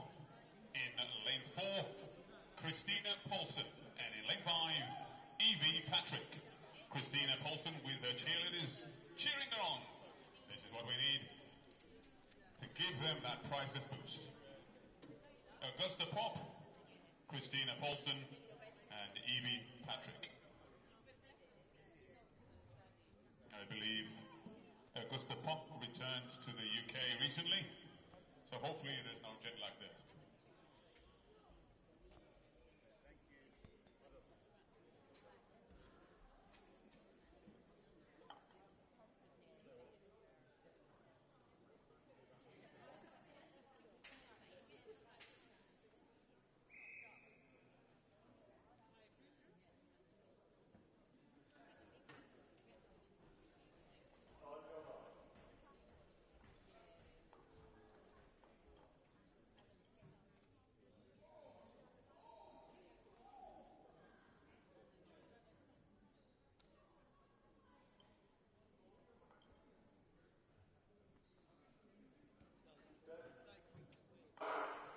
And away we go with Augusta Pop, Christina Paulson and Evie Patrick. And a very even start to this race. No real difference as we hold it up now. It's going to be a great run for the finish. And ladies and gentlemen, you know what to do. Let's bring them home. And a great run there as they come through with Evie Patrick leading the way. A great run, Evie Patrick, Christina Paulson, and Augusta Pop. Well done, 25.66. Wow, 25.66, and well done to Evie Patrick taking the victory. Evie Patrick from City of Norwich AC. And it should be noted that Augusta Pop is a mastered W35. Great to see the less younger athletes running with the young athletes. Awesome.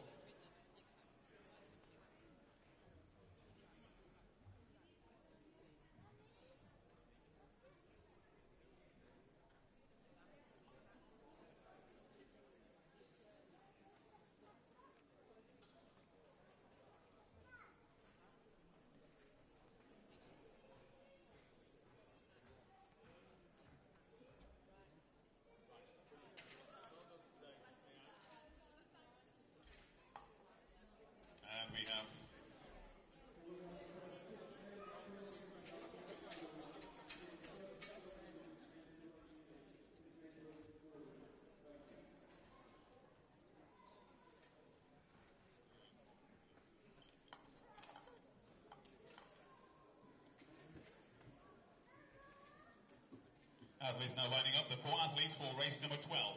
In lane 1, Oyinkan Ogunbiyi. In lane 3, Chu Ying Wan. In lane 4, Karina Partridge. In lane 5, Joyce Colombo.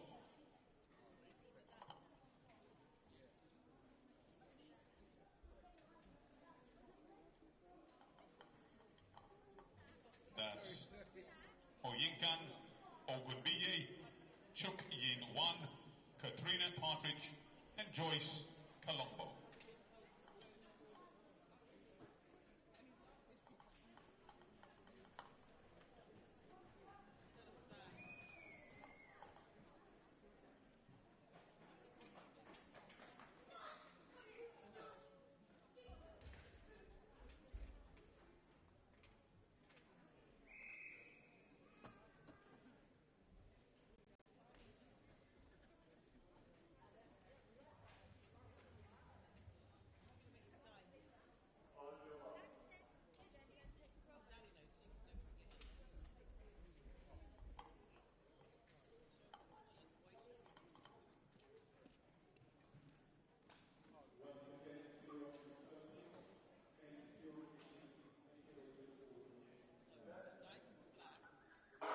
And away we go with Yinkan, the Chuk, Katrina and Joyce. Karina, should I say, and Joyce.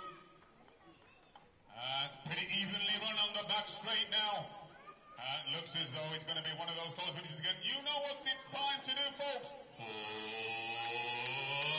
Let's bring them home with the final 50 meters and a great run on the outside. Superb run there. Awesome victory by Joyce Colombo. Great run. Closely followed by Karina Partridge. Well done. And again, spectators, super. Great support.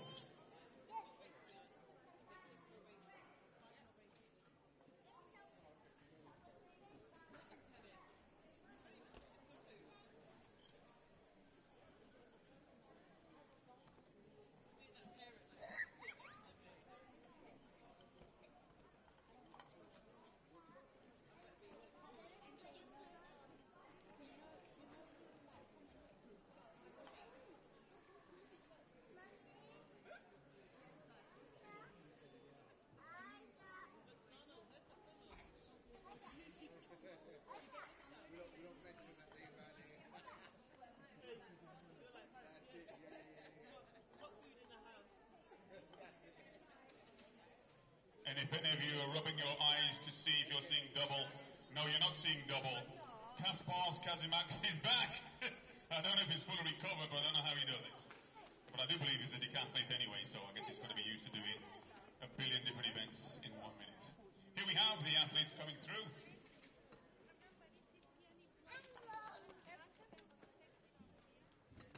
So, in lane 1, we have the man himself, Masters M35, Kaspars Kazimax. In lane 2, David Owusu. In lane 3, Sam Ando. In lane 4, Kieran Hobb. In lane 5, Aaron Marty. And in lane 6, Aaron Ota.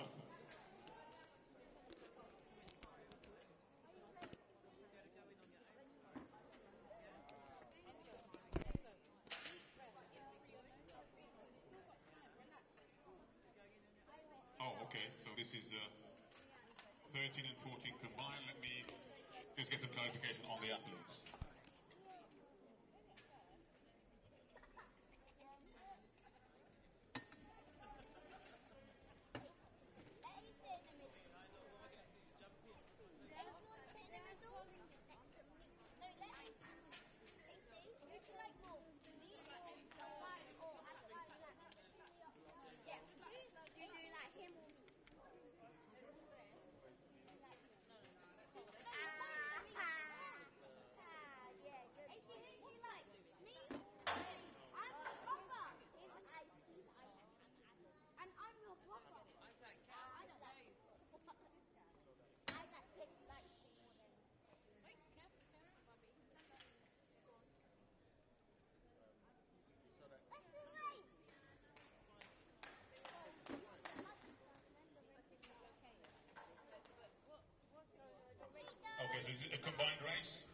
featuring Kaspers Kazimax, David Owusu, Aaron Marty, Aaron Ota, Eddie Monk, and Russell Whiting.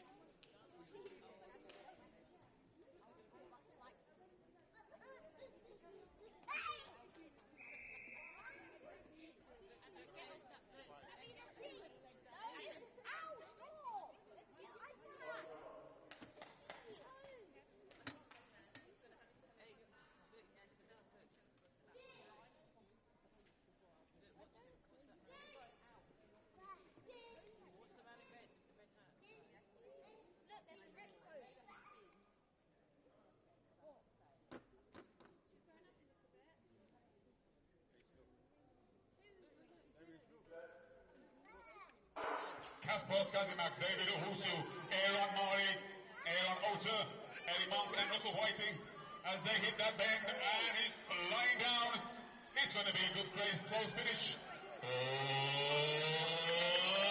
Let's bring them home, and on the inside we've got Kaspers Kazimax coming through on the inside, but on the outside he's holding his own. What a great run there! Oh, fantastic! Absolutely fantastic, and a great one on the inside for the Masters 35 years young Kaspers Kazimax. A great one on the inside. Well done. Casey, give me a hug. Casey, give me a hug. And I think the victory is not yet. Could be Aaron Marty. Well done. Didn't get to the time. But a beautiful run. Well done.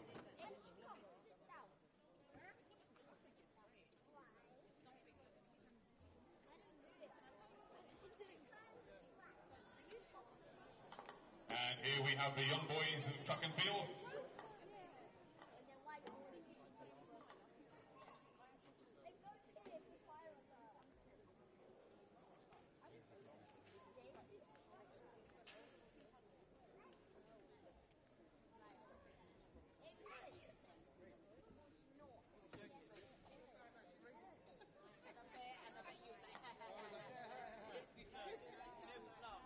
And we have a very interesting race here consisting of athletes, masters, M60, M65 and M70.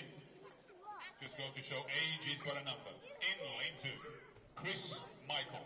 In lane 3, Adrian Day. In lane 4, Robert Williams. And in lane 5, Adrian Essex.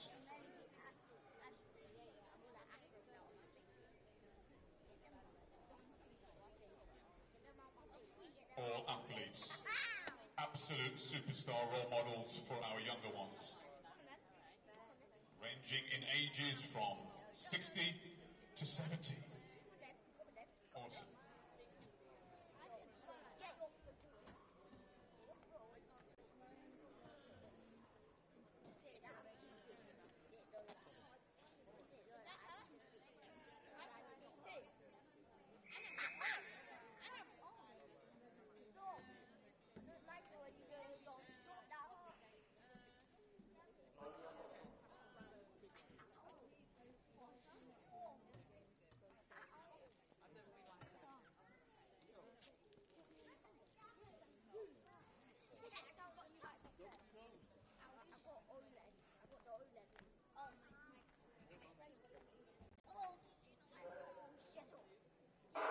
Chris Michael, Adrian Day, Robert Williams, and Adrian Essex.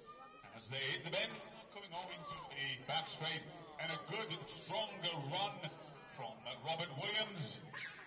As they hit that 100 meters to go, ladies and gentlemen. Let's bring them home. Remember the age ranges are from 60 to 70 years young. What a tremendous run and a great one. Adrian Day taking the victory in 29.52 and a great finish there by Chris Michael. Well done. Ladies and gentlemen, if they do not inspire you at their young ages, I don't know what can. Absolutely fantastic. Masters athlete at its best.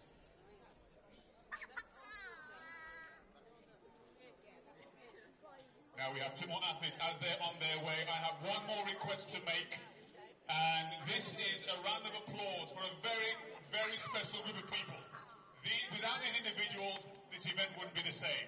And those individuals are you yourselves as spectators. A round of applause for yourself for being here and making today a success. You are absolutely, you are unbelievable, really fantastic. And look at these guys, 60 to 70 years young. What can I say? Absolutely brilliant. Great to see you. Awesome inspiration. Thank you, spectators. You are superb.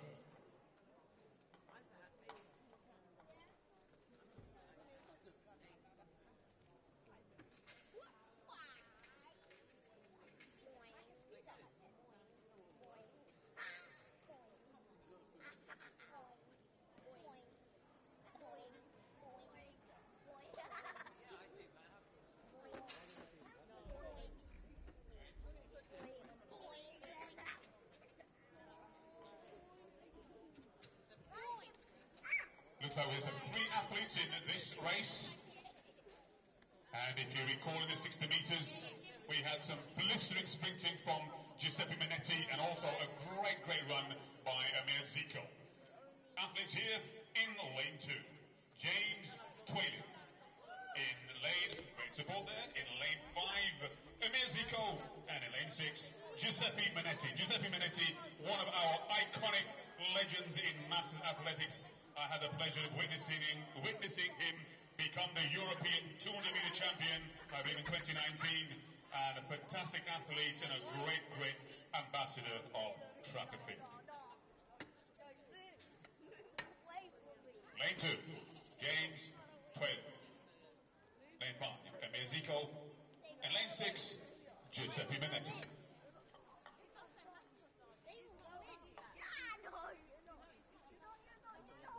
And just so that you know, James is a senior man, Amir Zico M40, and Giuseppe Minetti M50. Sit back over there. Sit back over there. Sit back over there. Go in your seat. I don't want this.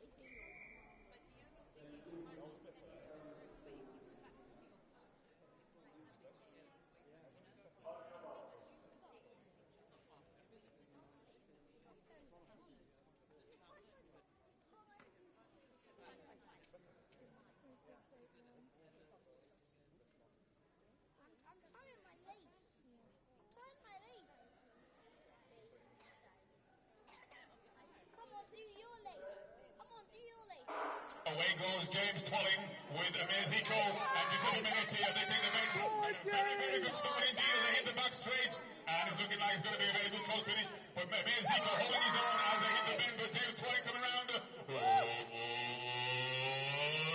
Let's bring them home. Ladies and gentlemen, on the inside. And look at James Twaley coming through. And he's going to be first one, but James Twaley. What was it? 24.57.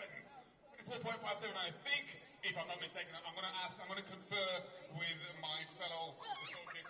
James, is it James that got that? Do you reckon? Yes, I thought so. James Twaley, a great run there, fantastic.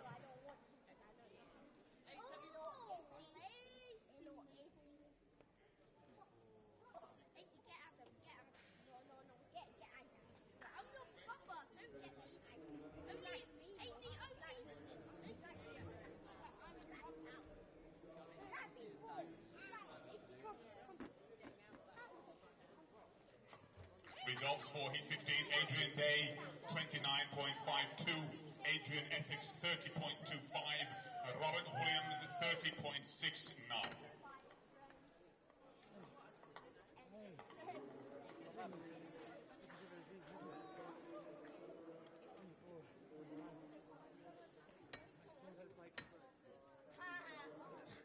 You have no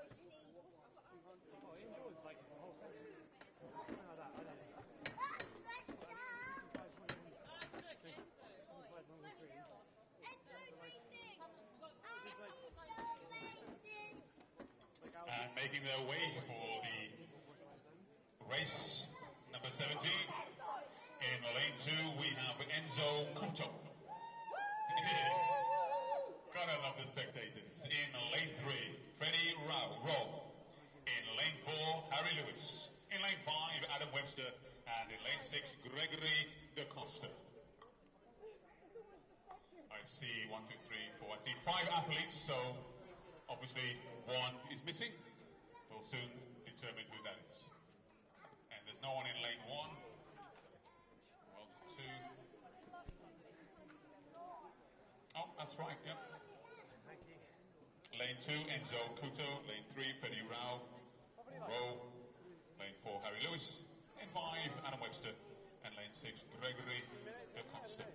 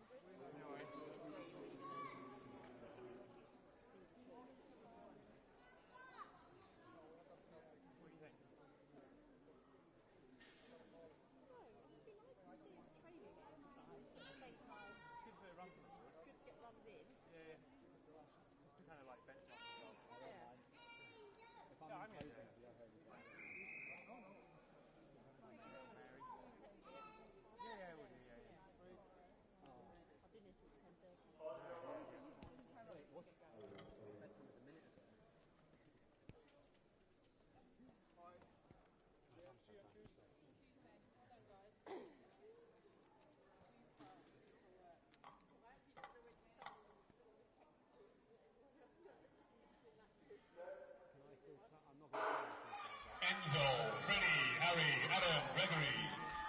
Away they go as they come bend, and on the outside, Gregory DaCosta looking very strong indeed. And then coming through, it's going to be 100 meters to go. Let's bring them home. Ladies and gentlemen, a great run by Evan because Gregory DaCosta on the outside, looking very strong indeed. Well done. Is that Eddie? No, it's not. A great run by 5.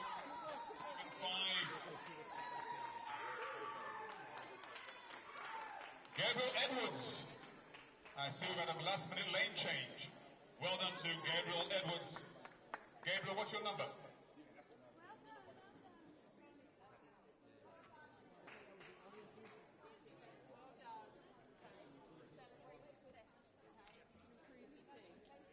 Oh, right, so that's they've changed the lanes. They gave me a different name. Oh, so Gabriel Edwards, the winner there. Well done. So I apologize, 1 or 2 last-minute lane changes. I had a different name. Well done to all of the athletes. Adam Webster. Well done. Benjamin was in this race as well. Bamiseye, sorry.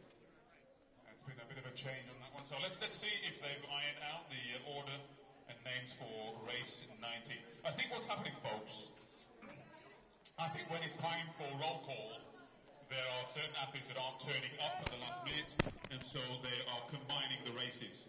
So my apologies there for misquoting certain names, but Gabriel Edwards, the winner there in that combined race.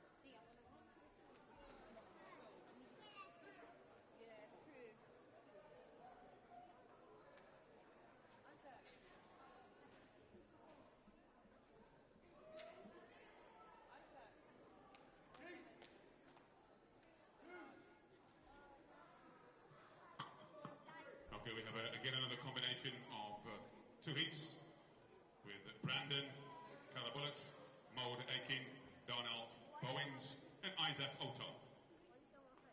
I'm not, I said I'm not in.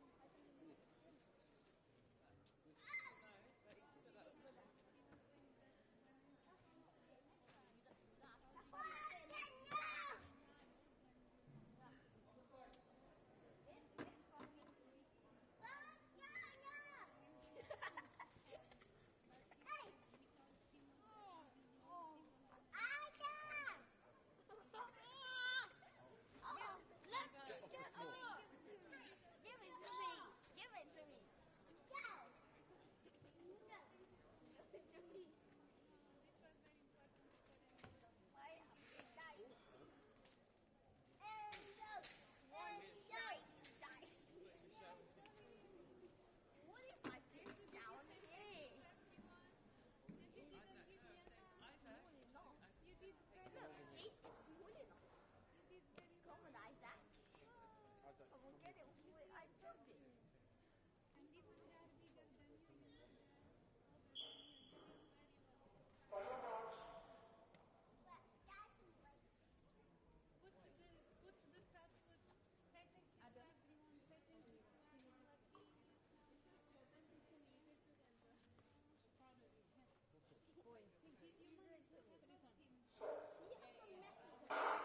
Here we go with Brandon Calabullett, Maud Aikin, Darnell Bowens, and Isaac Ota. And a good running on the inside. But Darnell Bowens on the outside holding his own. Looking very good indeed as they come round the bend. Oh, let's bring them home. And a great run from Brandon. And also a great run there by Darnell Bowens. Well done, 24. Well done indeed. Superb support. Well done.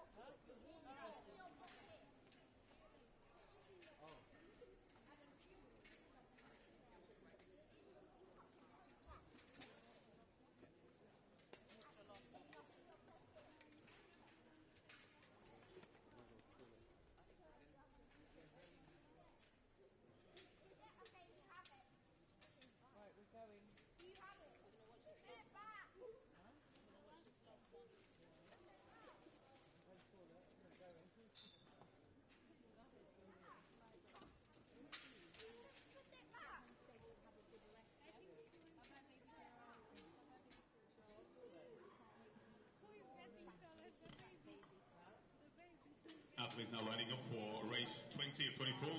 In lane 2, we have Paul Lambrecht. In lane 3, Harry Anderson. In lane 4, Callum Presnell. In lane 5, Kendrick Obeng. And in lane 6, Alex Foster. Support coming in for Callum Presnell from the spectators.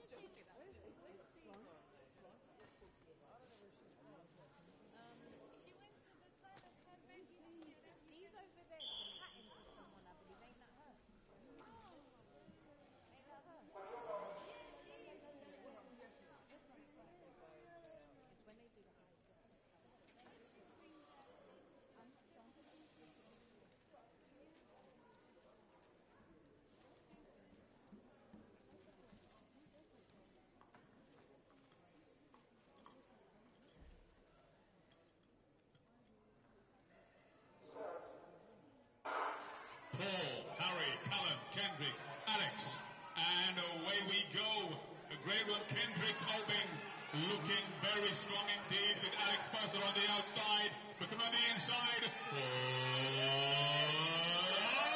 Bring it home on the outside. He's going into it. He's going back. He's holding his own. What a finish. What a finish. Oh, I hope he's okay. Yes, he's up. A round of applause. Well done. What a finish. Absolutely fantastic. Wow. Kendrick Obeng coming through strong with Alex coming around on the outside to take the victory. What a great run. Let's have a look at his number. Yes, number 50. Why have I got number 50? I've got Ayomide Fatoki from the previous. Well, seems as though we are combining races again. What a great run. Absolutely fantastic. I believe that was Ayomide Fatoki coming on the outside to take the victory from Kendrick Obeng.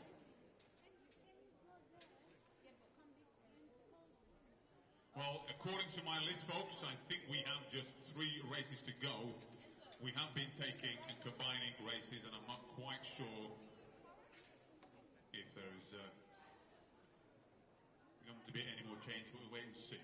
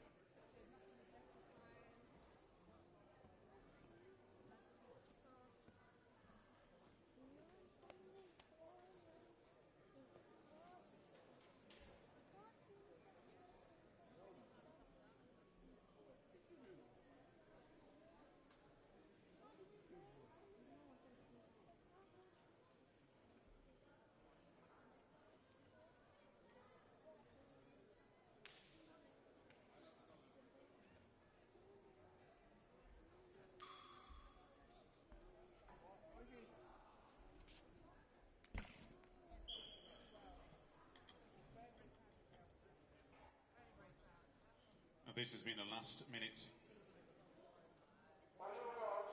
put together races with Gavin on the outside. I'll wait till the race begins. Over to starter, Peter Schiller.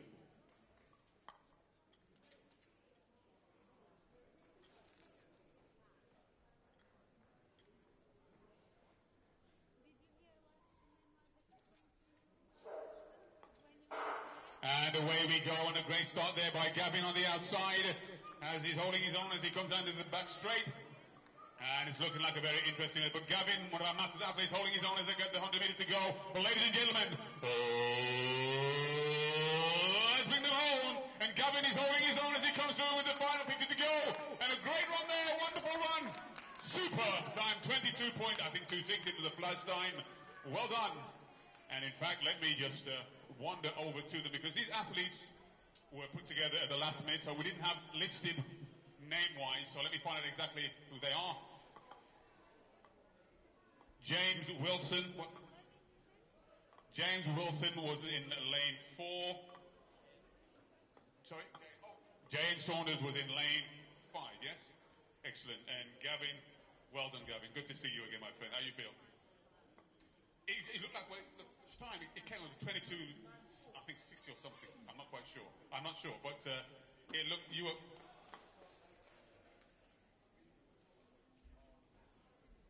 The world record is 22.46. What age are we talking now? M45, well done. We'll wait and see. Well done, Gavin. Good to see you. Are you going to the Worlds? Brilliant. Look forward to hearing from you.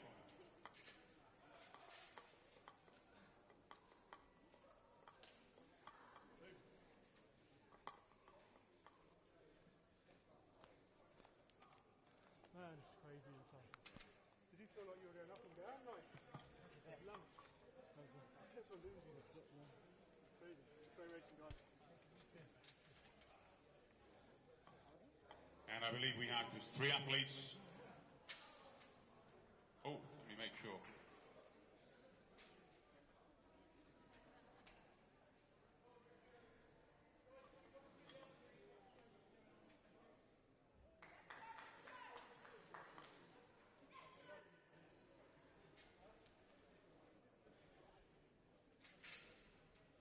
Pierre Walker?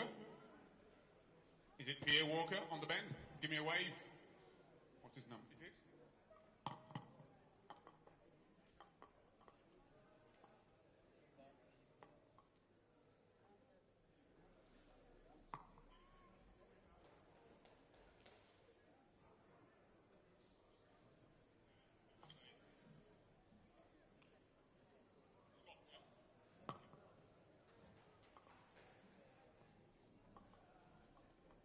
Okay, so the athletes we have for the next race in lane 3, is it?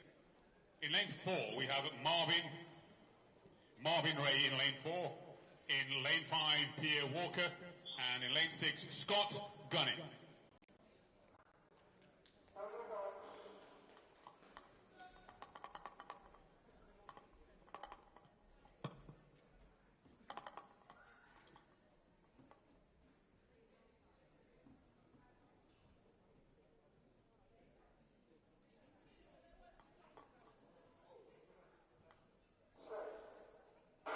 And away we go with Marvin Ray, Pierre Walker, Scott Gunning. Marvin Ray looking very strong on the bend as they come through onto the back straight with Pierre Walker. This is going to be a barn burster, ladies and gentlemen. Let's bring them home. And what a great run here by Marvin Ray as he comes through. And a great run by Pierre Walker. Pierre Walker, what a great run. Oh, wonderful. And what a great run for Marvin Ray. I know that Marvin was upset with his run last week. Certainly made a pretty on this one. Well done, Marvin. Absolutely fantastic. Pierre Walker, very good close finish. And Scott Gunning also closing in very strong indeed. Well done.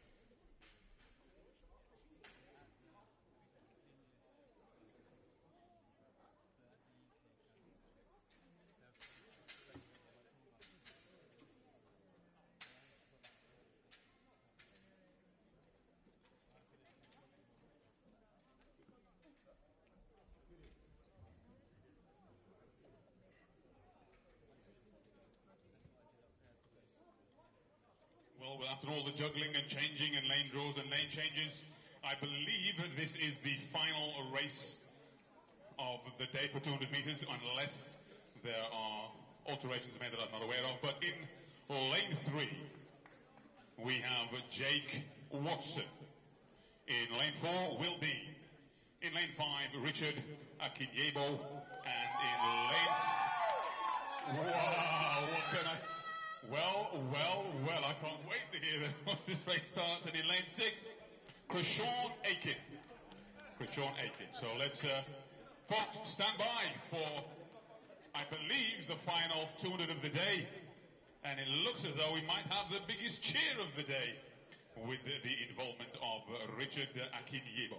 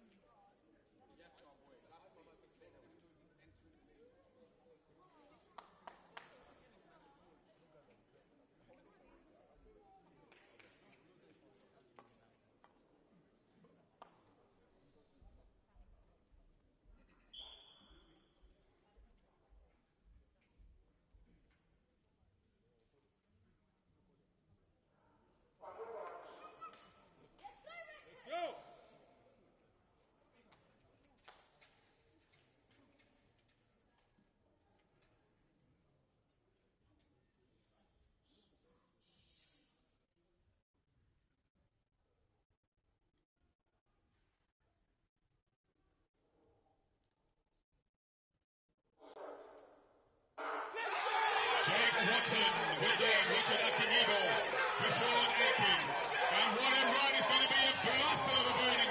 Ladies and gentlemen, bring them home. That is going to be a call. What is going to be a call? Indeed, he's holding his own. And Kerry Holden is going to be a ground. What a wonderful one. Awesome. Wow, what can I say? 21.31.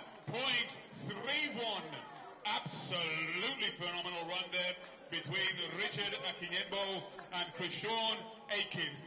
And without a shadow of a doubt,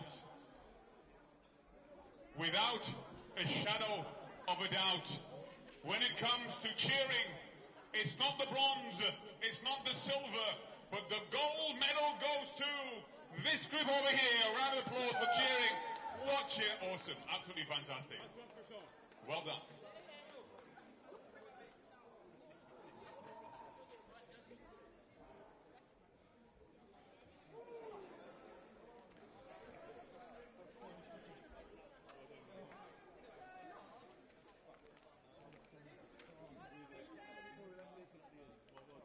Well, ladies and gentlemen, we are on the home straight. The final series of races, just 8 races to go, 300 meters. And I cannot acknowledge everyone enough.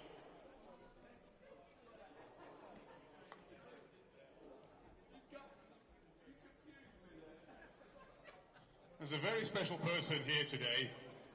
A very special person that I want to acknowledge. He's got his back to me. A very special person. His name is Leon Braithwaite. A very special person. This gentleman waving his hand has coached a world champion, a triple European champion. You are an amazing coach. A round of applause. Who did you coach? Oh, it was me. Yeah. No, seriously, Leon, you're an awesome coach. Brilliant to see you. We need more, and we love what you're doing with the young people as well. And I know you're coming here week after week after week, month in, month out. And the amount of work you put into training and educating and inspiring our young people. You yourself, a former international footballer, now a brilliant coach. You've helped me to get to world standard and European gold. Brilliant. Get out there. On my knees. Give me a break. Good to see you, though. Well done. Absolutely. Love you, man. Awesome. Well, we are on the final straight. As I said, just 8 races to go for the 300 meters.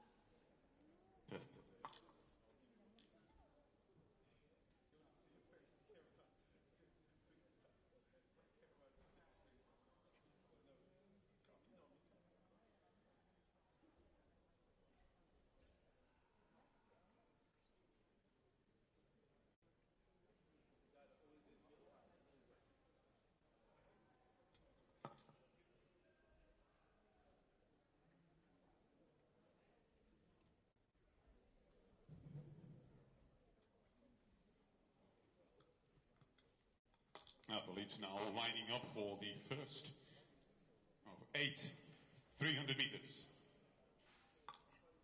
In lane 1, Lily Hartman. In lane 2, Charlotte Casey Sweeney. And in lane 3, Amana Oguntuga. Lily Hartman, under 15. Charlotte and Amana, under 17.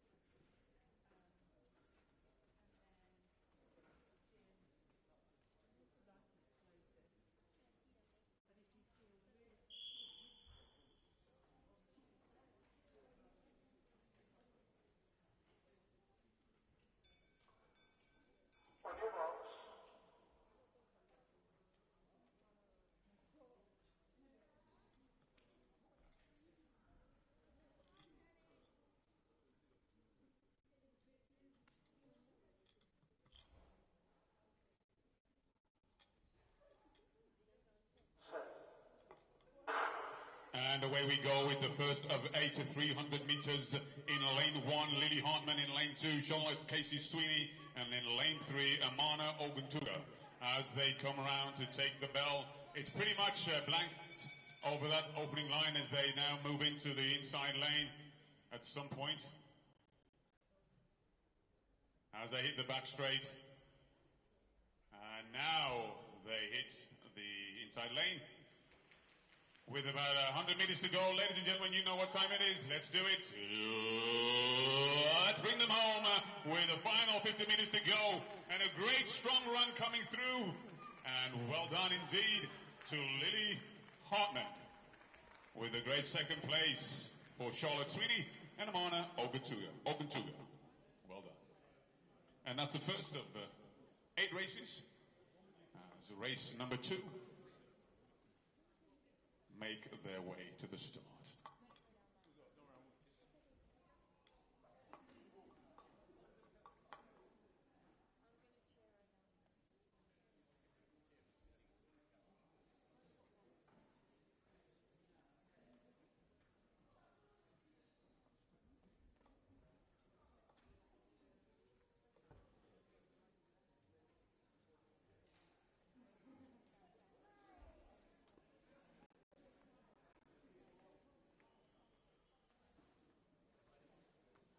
And in lane 1, Alexis Skotaniadis.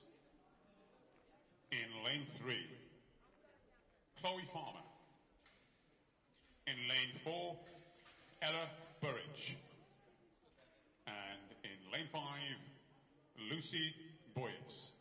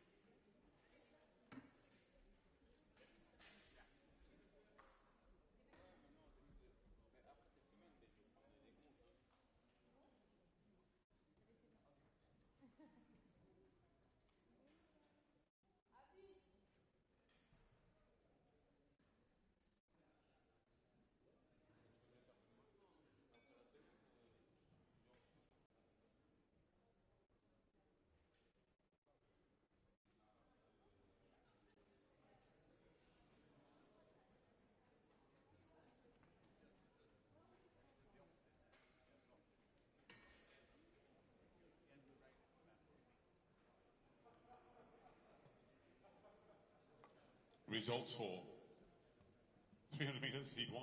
Lily Hartman, 45.09. Charlotte Casey Sweeney, 47.98. And Amana Oguntuga, 48.21.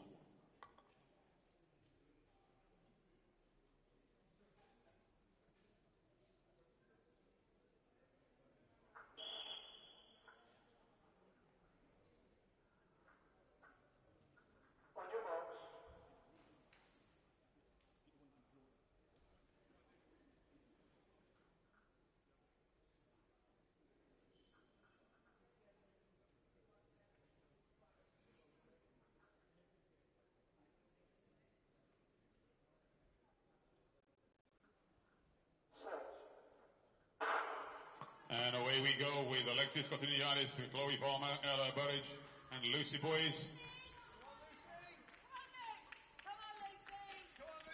And a very strong start there for Lucy on the outside. And great support from the spectators side for Lucy. Great cheers coming on the inside, coming through as they get to the point of the break-even point into lanes. And on the inside, it looks like Alexis Cotiniaris holding a roll, ladies and gentlemen. Oh, let's bring them home. And it's not over till it's over. And it's going to be a close one as they come through. Can she hold on? Can she hold on? It's going to be a close one to finish. And a great run indeed. Well done, well done, well done. Alexis taking the victory. Very good run indeed. The time, 42.77. That's a great time indoors.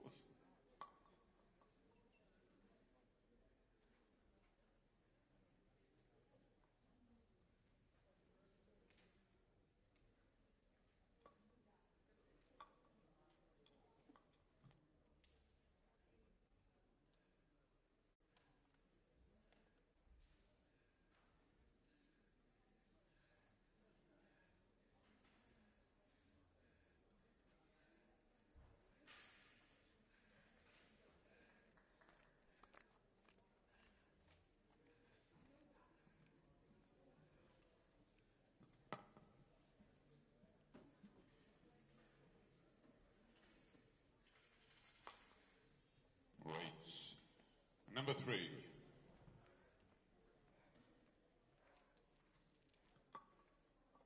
In lane 4, Claire Spurway. In lane 5, Emily Sharp. And in lane 4, Sofia Aquilade.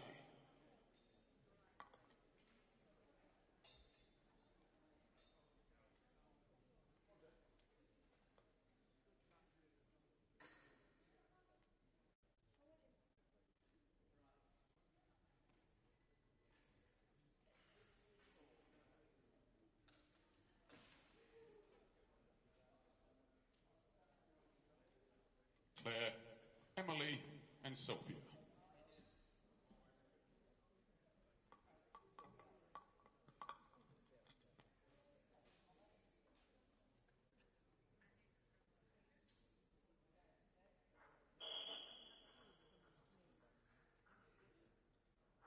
On your marks.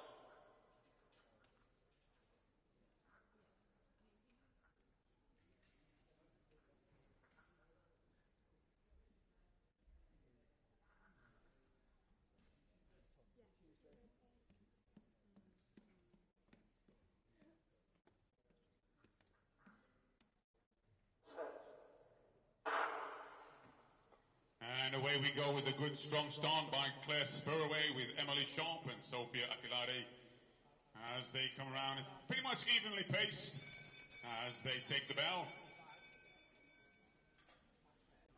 Nice curve as they take the bend and prepare to take the inside lane. With Sophia in second place, Claire Spurway in third place. Emily holding her own. Oh, let's bring her home all the way with about 30 minutes to go. A great run indeed for Emily Sharp. And a close finish there at the end. Well done between Sophia and Claire Spurway. What a great run.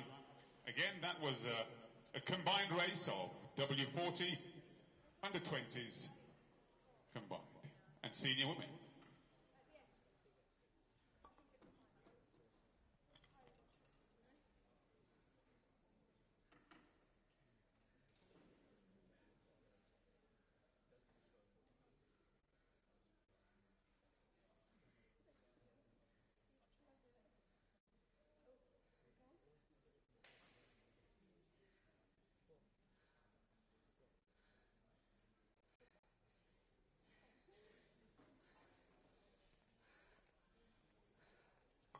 Results for heat number 2.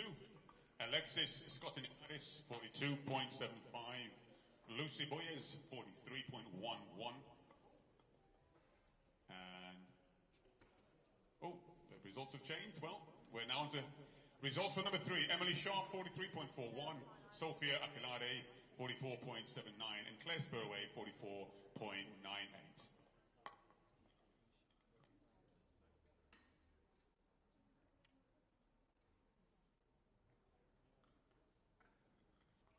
For the next race, we have in lane 2, Robert Williams. In lane 3, Adrian Day. No one in lane 4. In lane 5, Peter Mould. And in lane 6, Adrian Essex.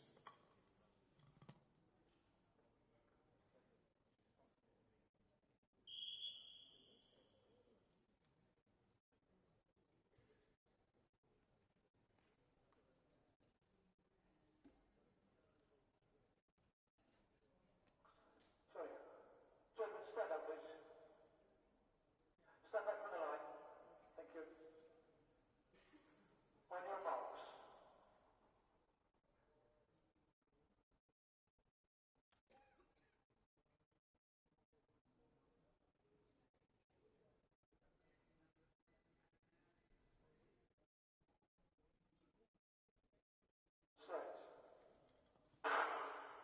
And away we go with Robert Williams, Adrian Day, Peter Mould, Adrian Essex. Once again, the age range is 60 to 70. And a great start there by Mr. Mould, Peter Mould holding his own.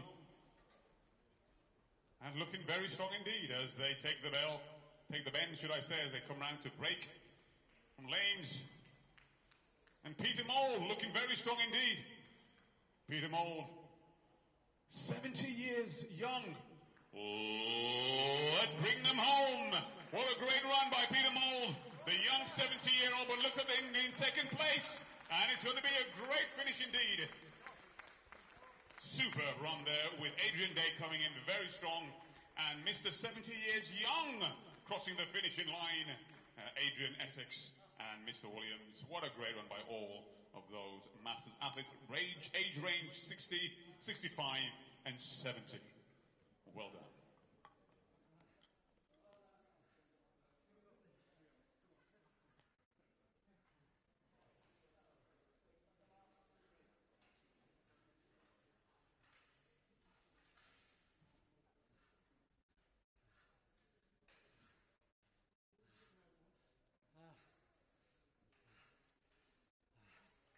Well, folks, this is one of the many races that I've been waiting for all day. For those who were here last year, you may remember the tussle between Paul Canning and Mike Vasiliou. Let's see if the saga continues. It was so close.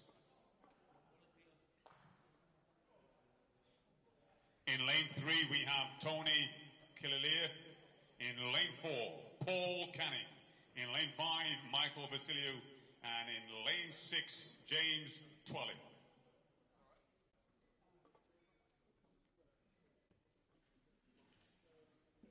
Let's see how these young rivals address. Who's going to come out on top?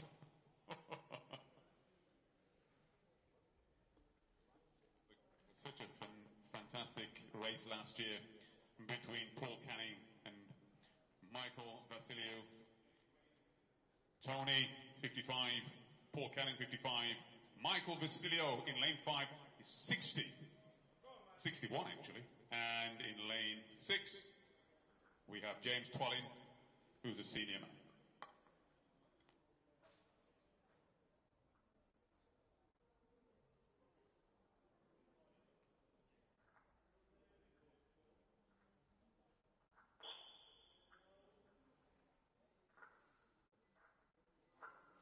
On your marks.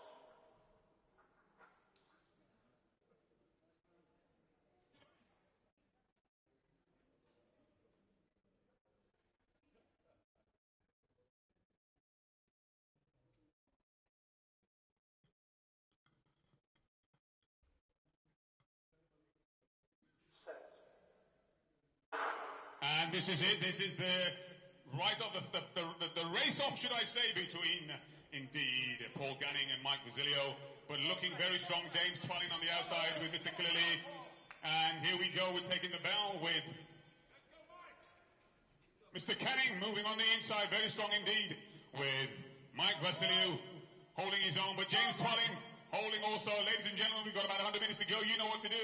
Oh, let's bring them home now. It's going to be the final 50 or so with James Twalling in the lead. But what's going on in second and third place? And it is indeed Paul Canning holding his own, putting his foot down, but closing down is indeed Mike Basilio. Well done, a great run there. And Mr. Clearly closing in 2:42. Great winning time there, 39.44. 39.44 for Mr. James Twalling. And what a great race between second and third place between Paul Canning and indeed Mike Basilio.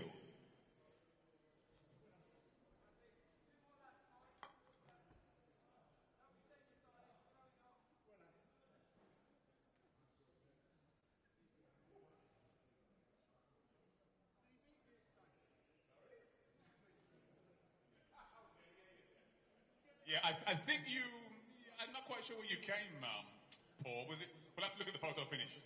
But well, you guys give us a great competition every time. Last year and this year, well done. You've been putting in some training, man, I can tell. Absolutely fantastic.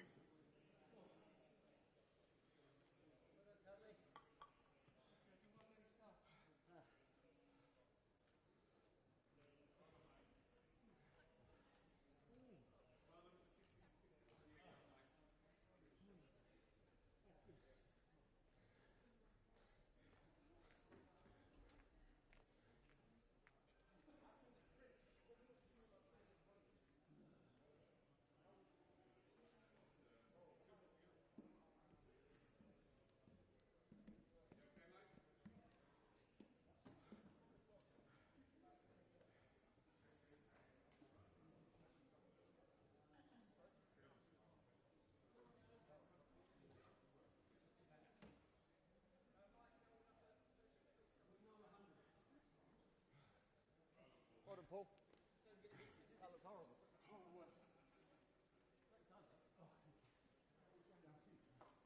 James Twalling, 39.42. Paul Canning, 41.32. And Mike Basilio, 41.98. Tony Killeley, 46.91.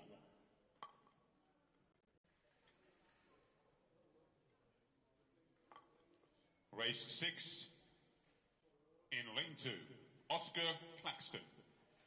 In lane 3, Miles Cameron. In lane 4, Thomas Kirkland. And in lane 5, Seth Rene Roddy.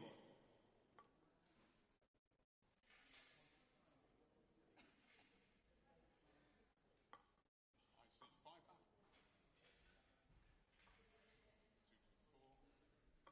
Who do I place? Oh, Mr. Mole.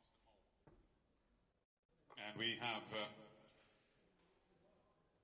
Mr. Mole, I believe might be a late entry in lane 6.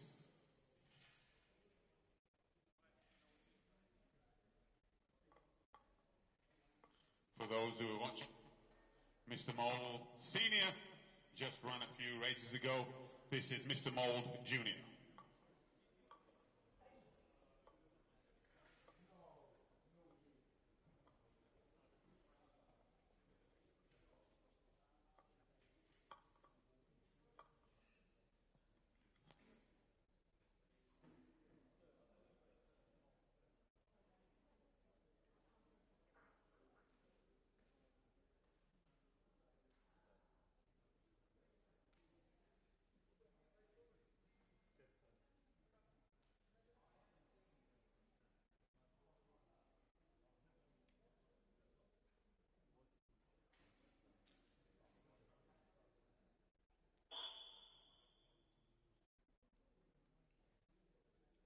On your marks.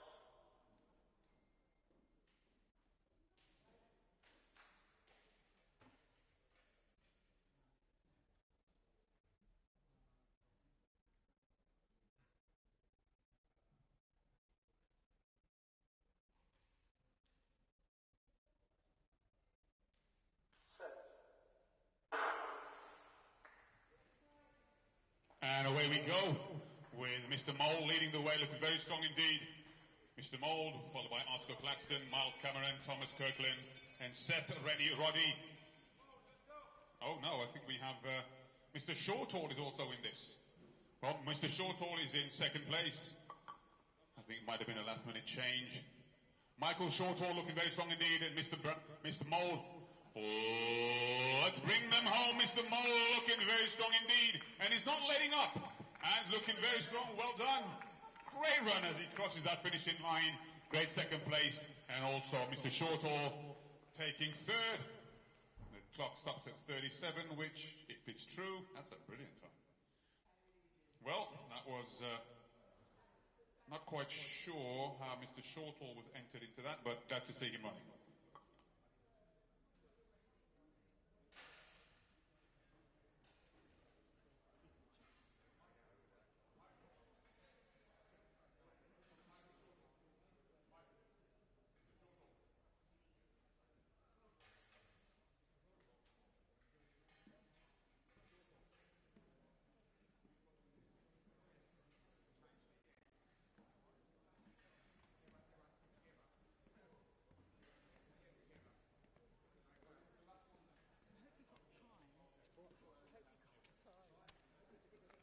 This one was fast because I got boxed in, but I didn't know you do.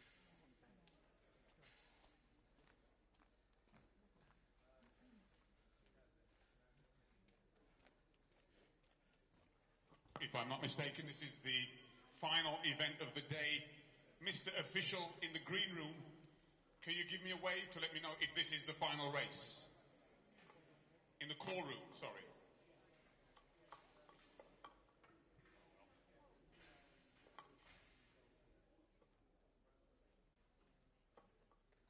In lane 2, we have Jaden Aaron. In lane 3, Gavin Stevens is back, having run a great 2. In lane 3, Tom Gaunce. In lane 4, Ewan Wood. And in lane 6, Ben Snade.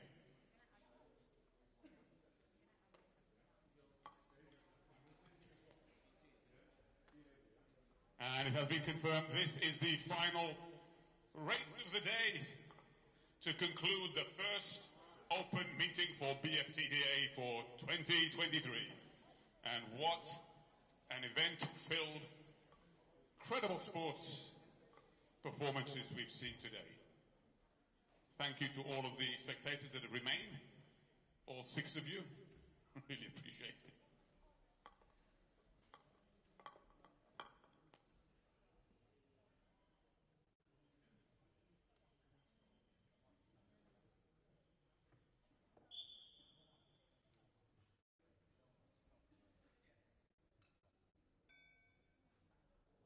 On your marks.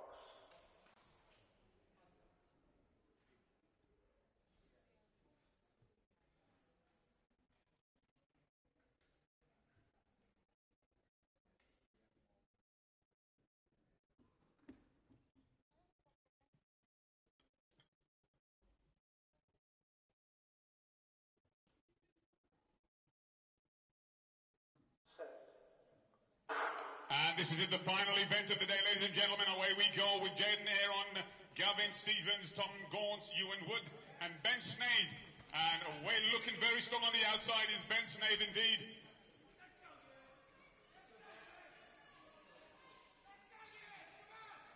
And we have Ewan Wood also looking very strong indeed. With the minutes to go, ladies and gentlemen, let's bring them home for the final race of the day. And a great run. Awesome run there by Ben Snade, and great finish there by all athletes to bring in the close of this incredible 34.39. Wow. Is that right? 34.39. And I believe in the previous race, David Mould ran 37.10. Thomas Kirkland 38.90, and Michael Shortall 40.0. What a great run to finish on, a great race to finish on. Ladies and gentlemen, thank you so much for your time, officials, athletes, spectators. It's been an absolute fantastic opener for the year. Please travel safely, get home, stay safe, and we look forward to seeing you at the next event, be it the Bftta or the London Games. It's been a wonderful day. Lads, awesome. Let's just see everyone is okay in one piece. Gavin, Stevens, I don't know how you do a 2 and a 3 like that. I'm sorry. And you're under 23 for the 2? Unbelievable. Take care, folks. Good night, God bless, and see you on the next one.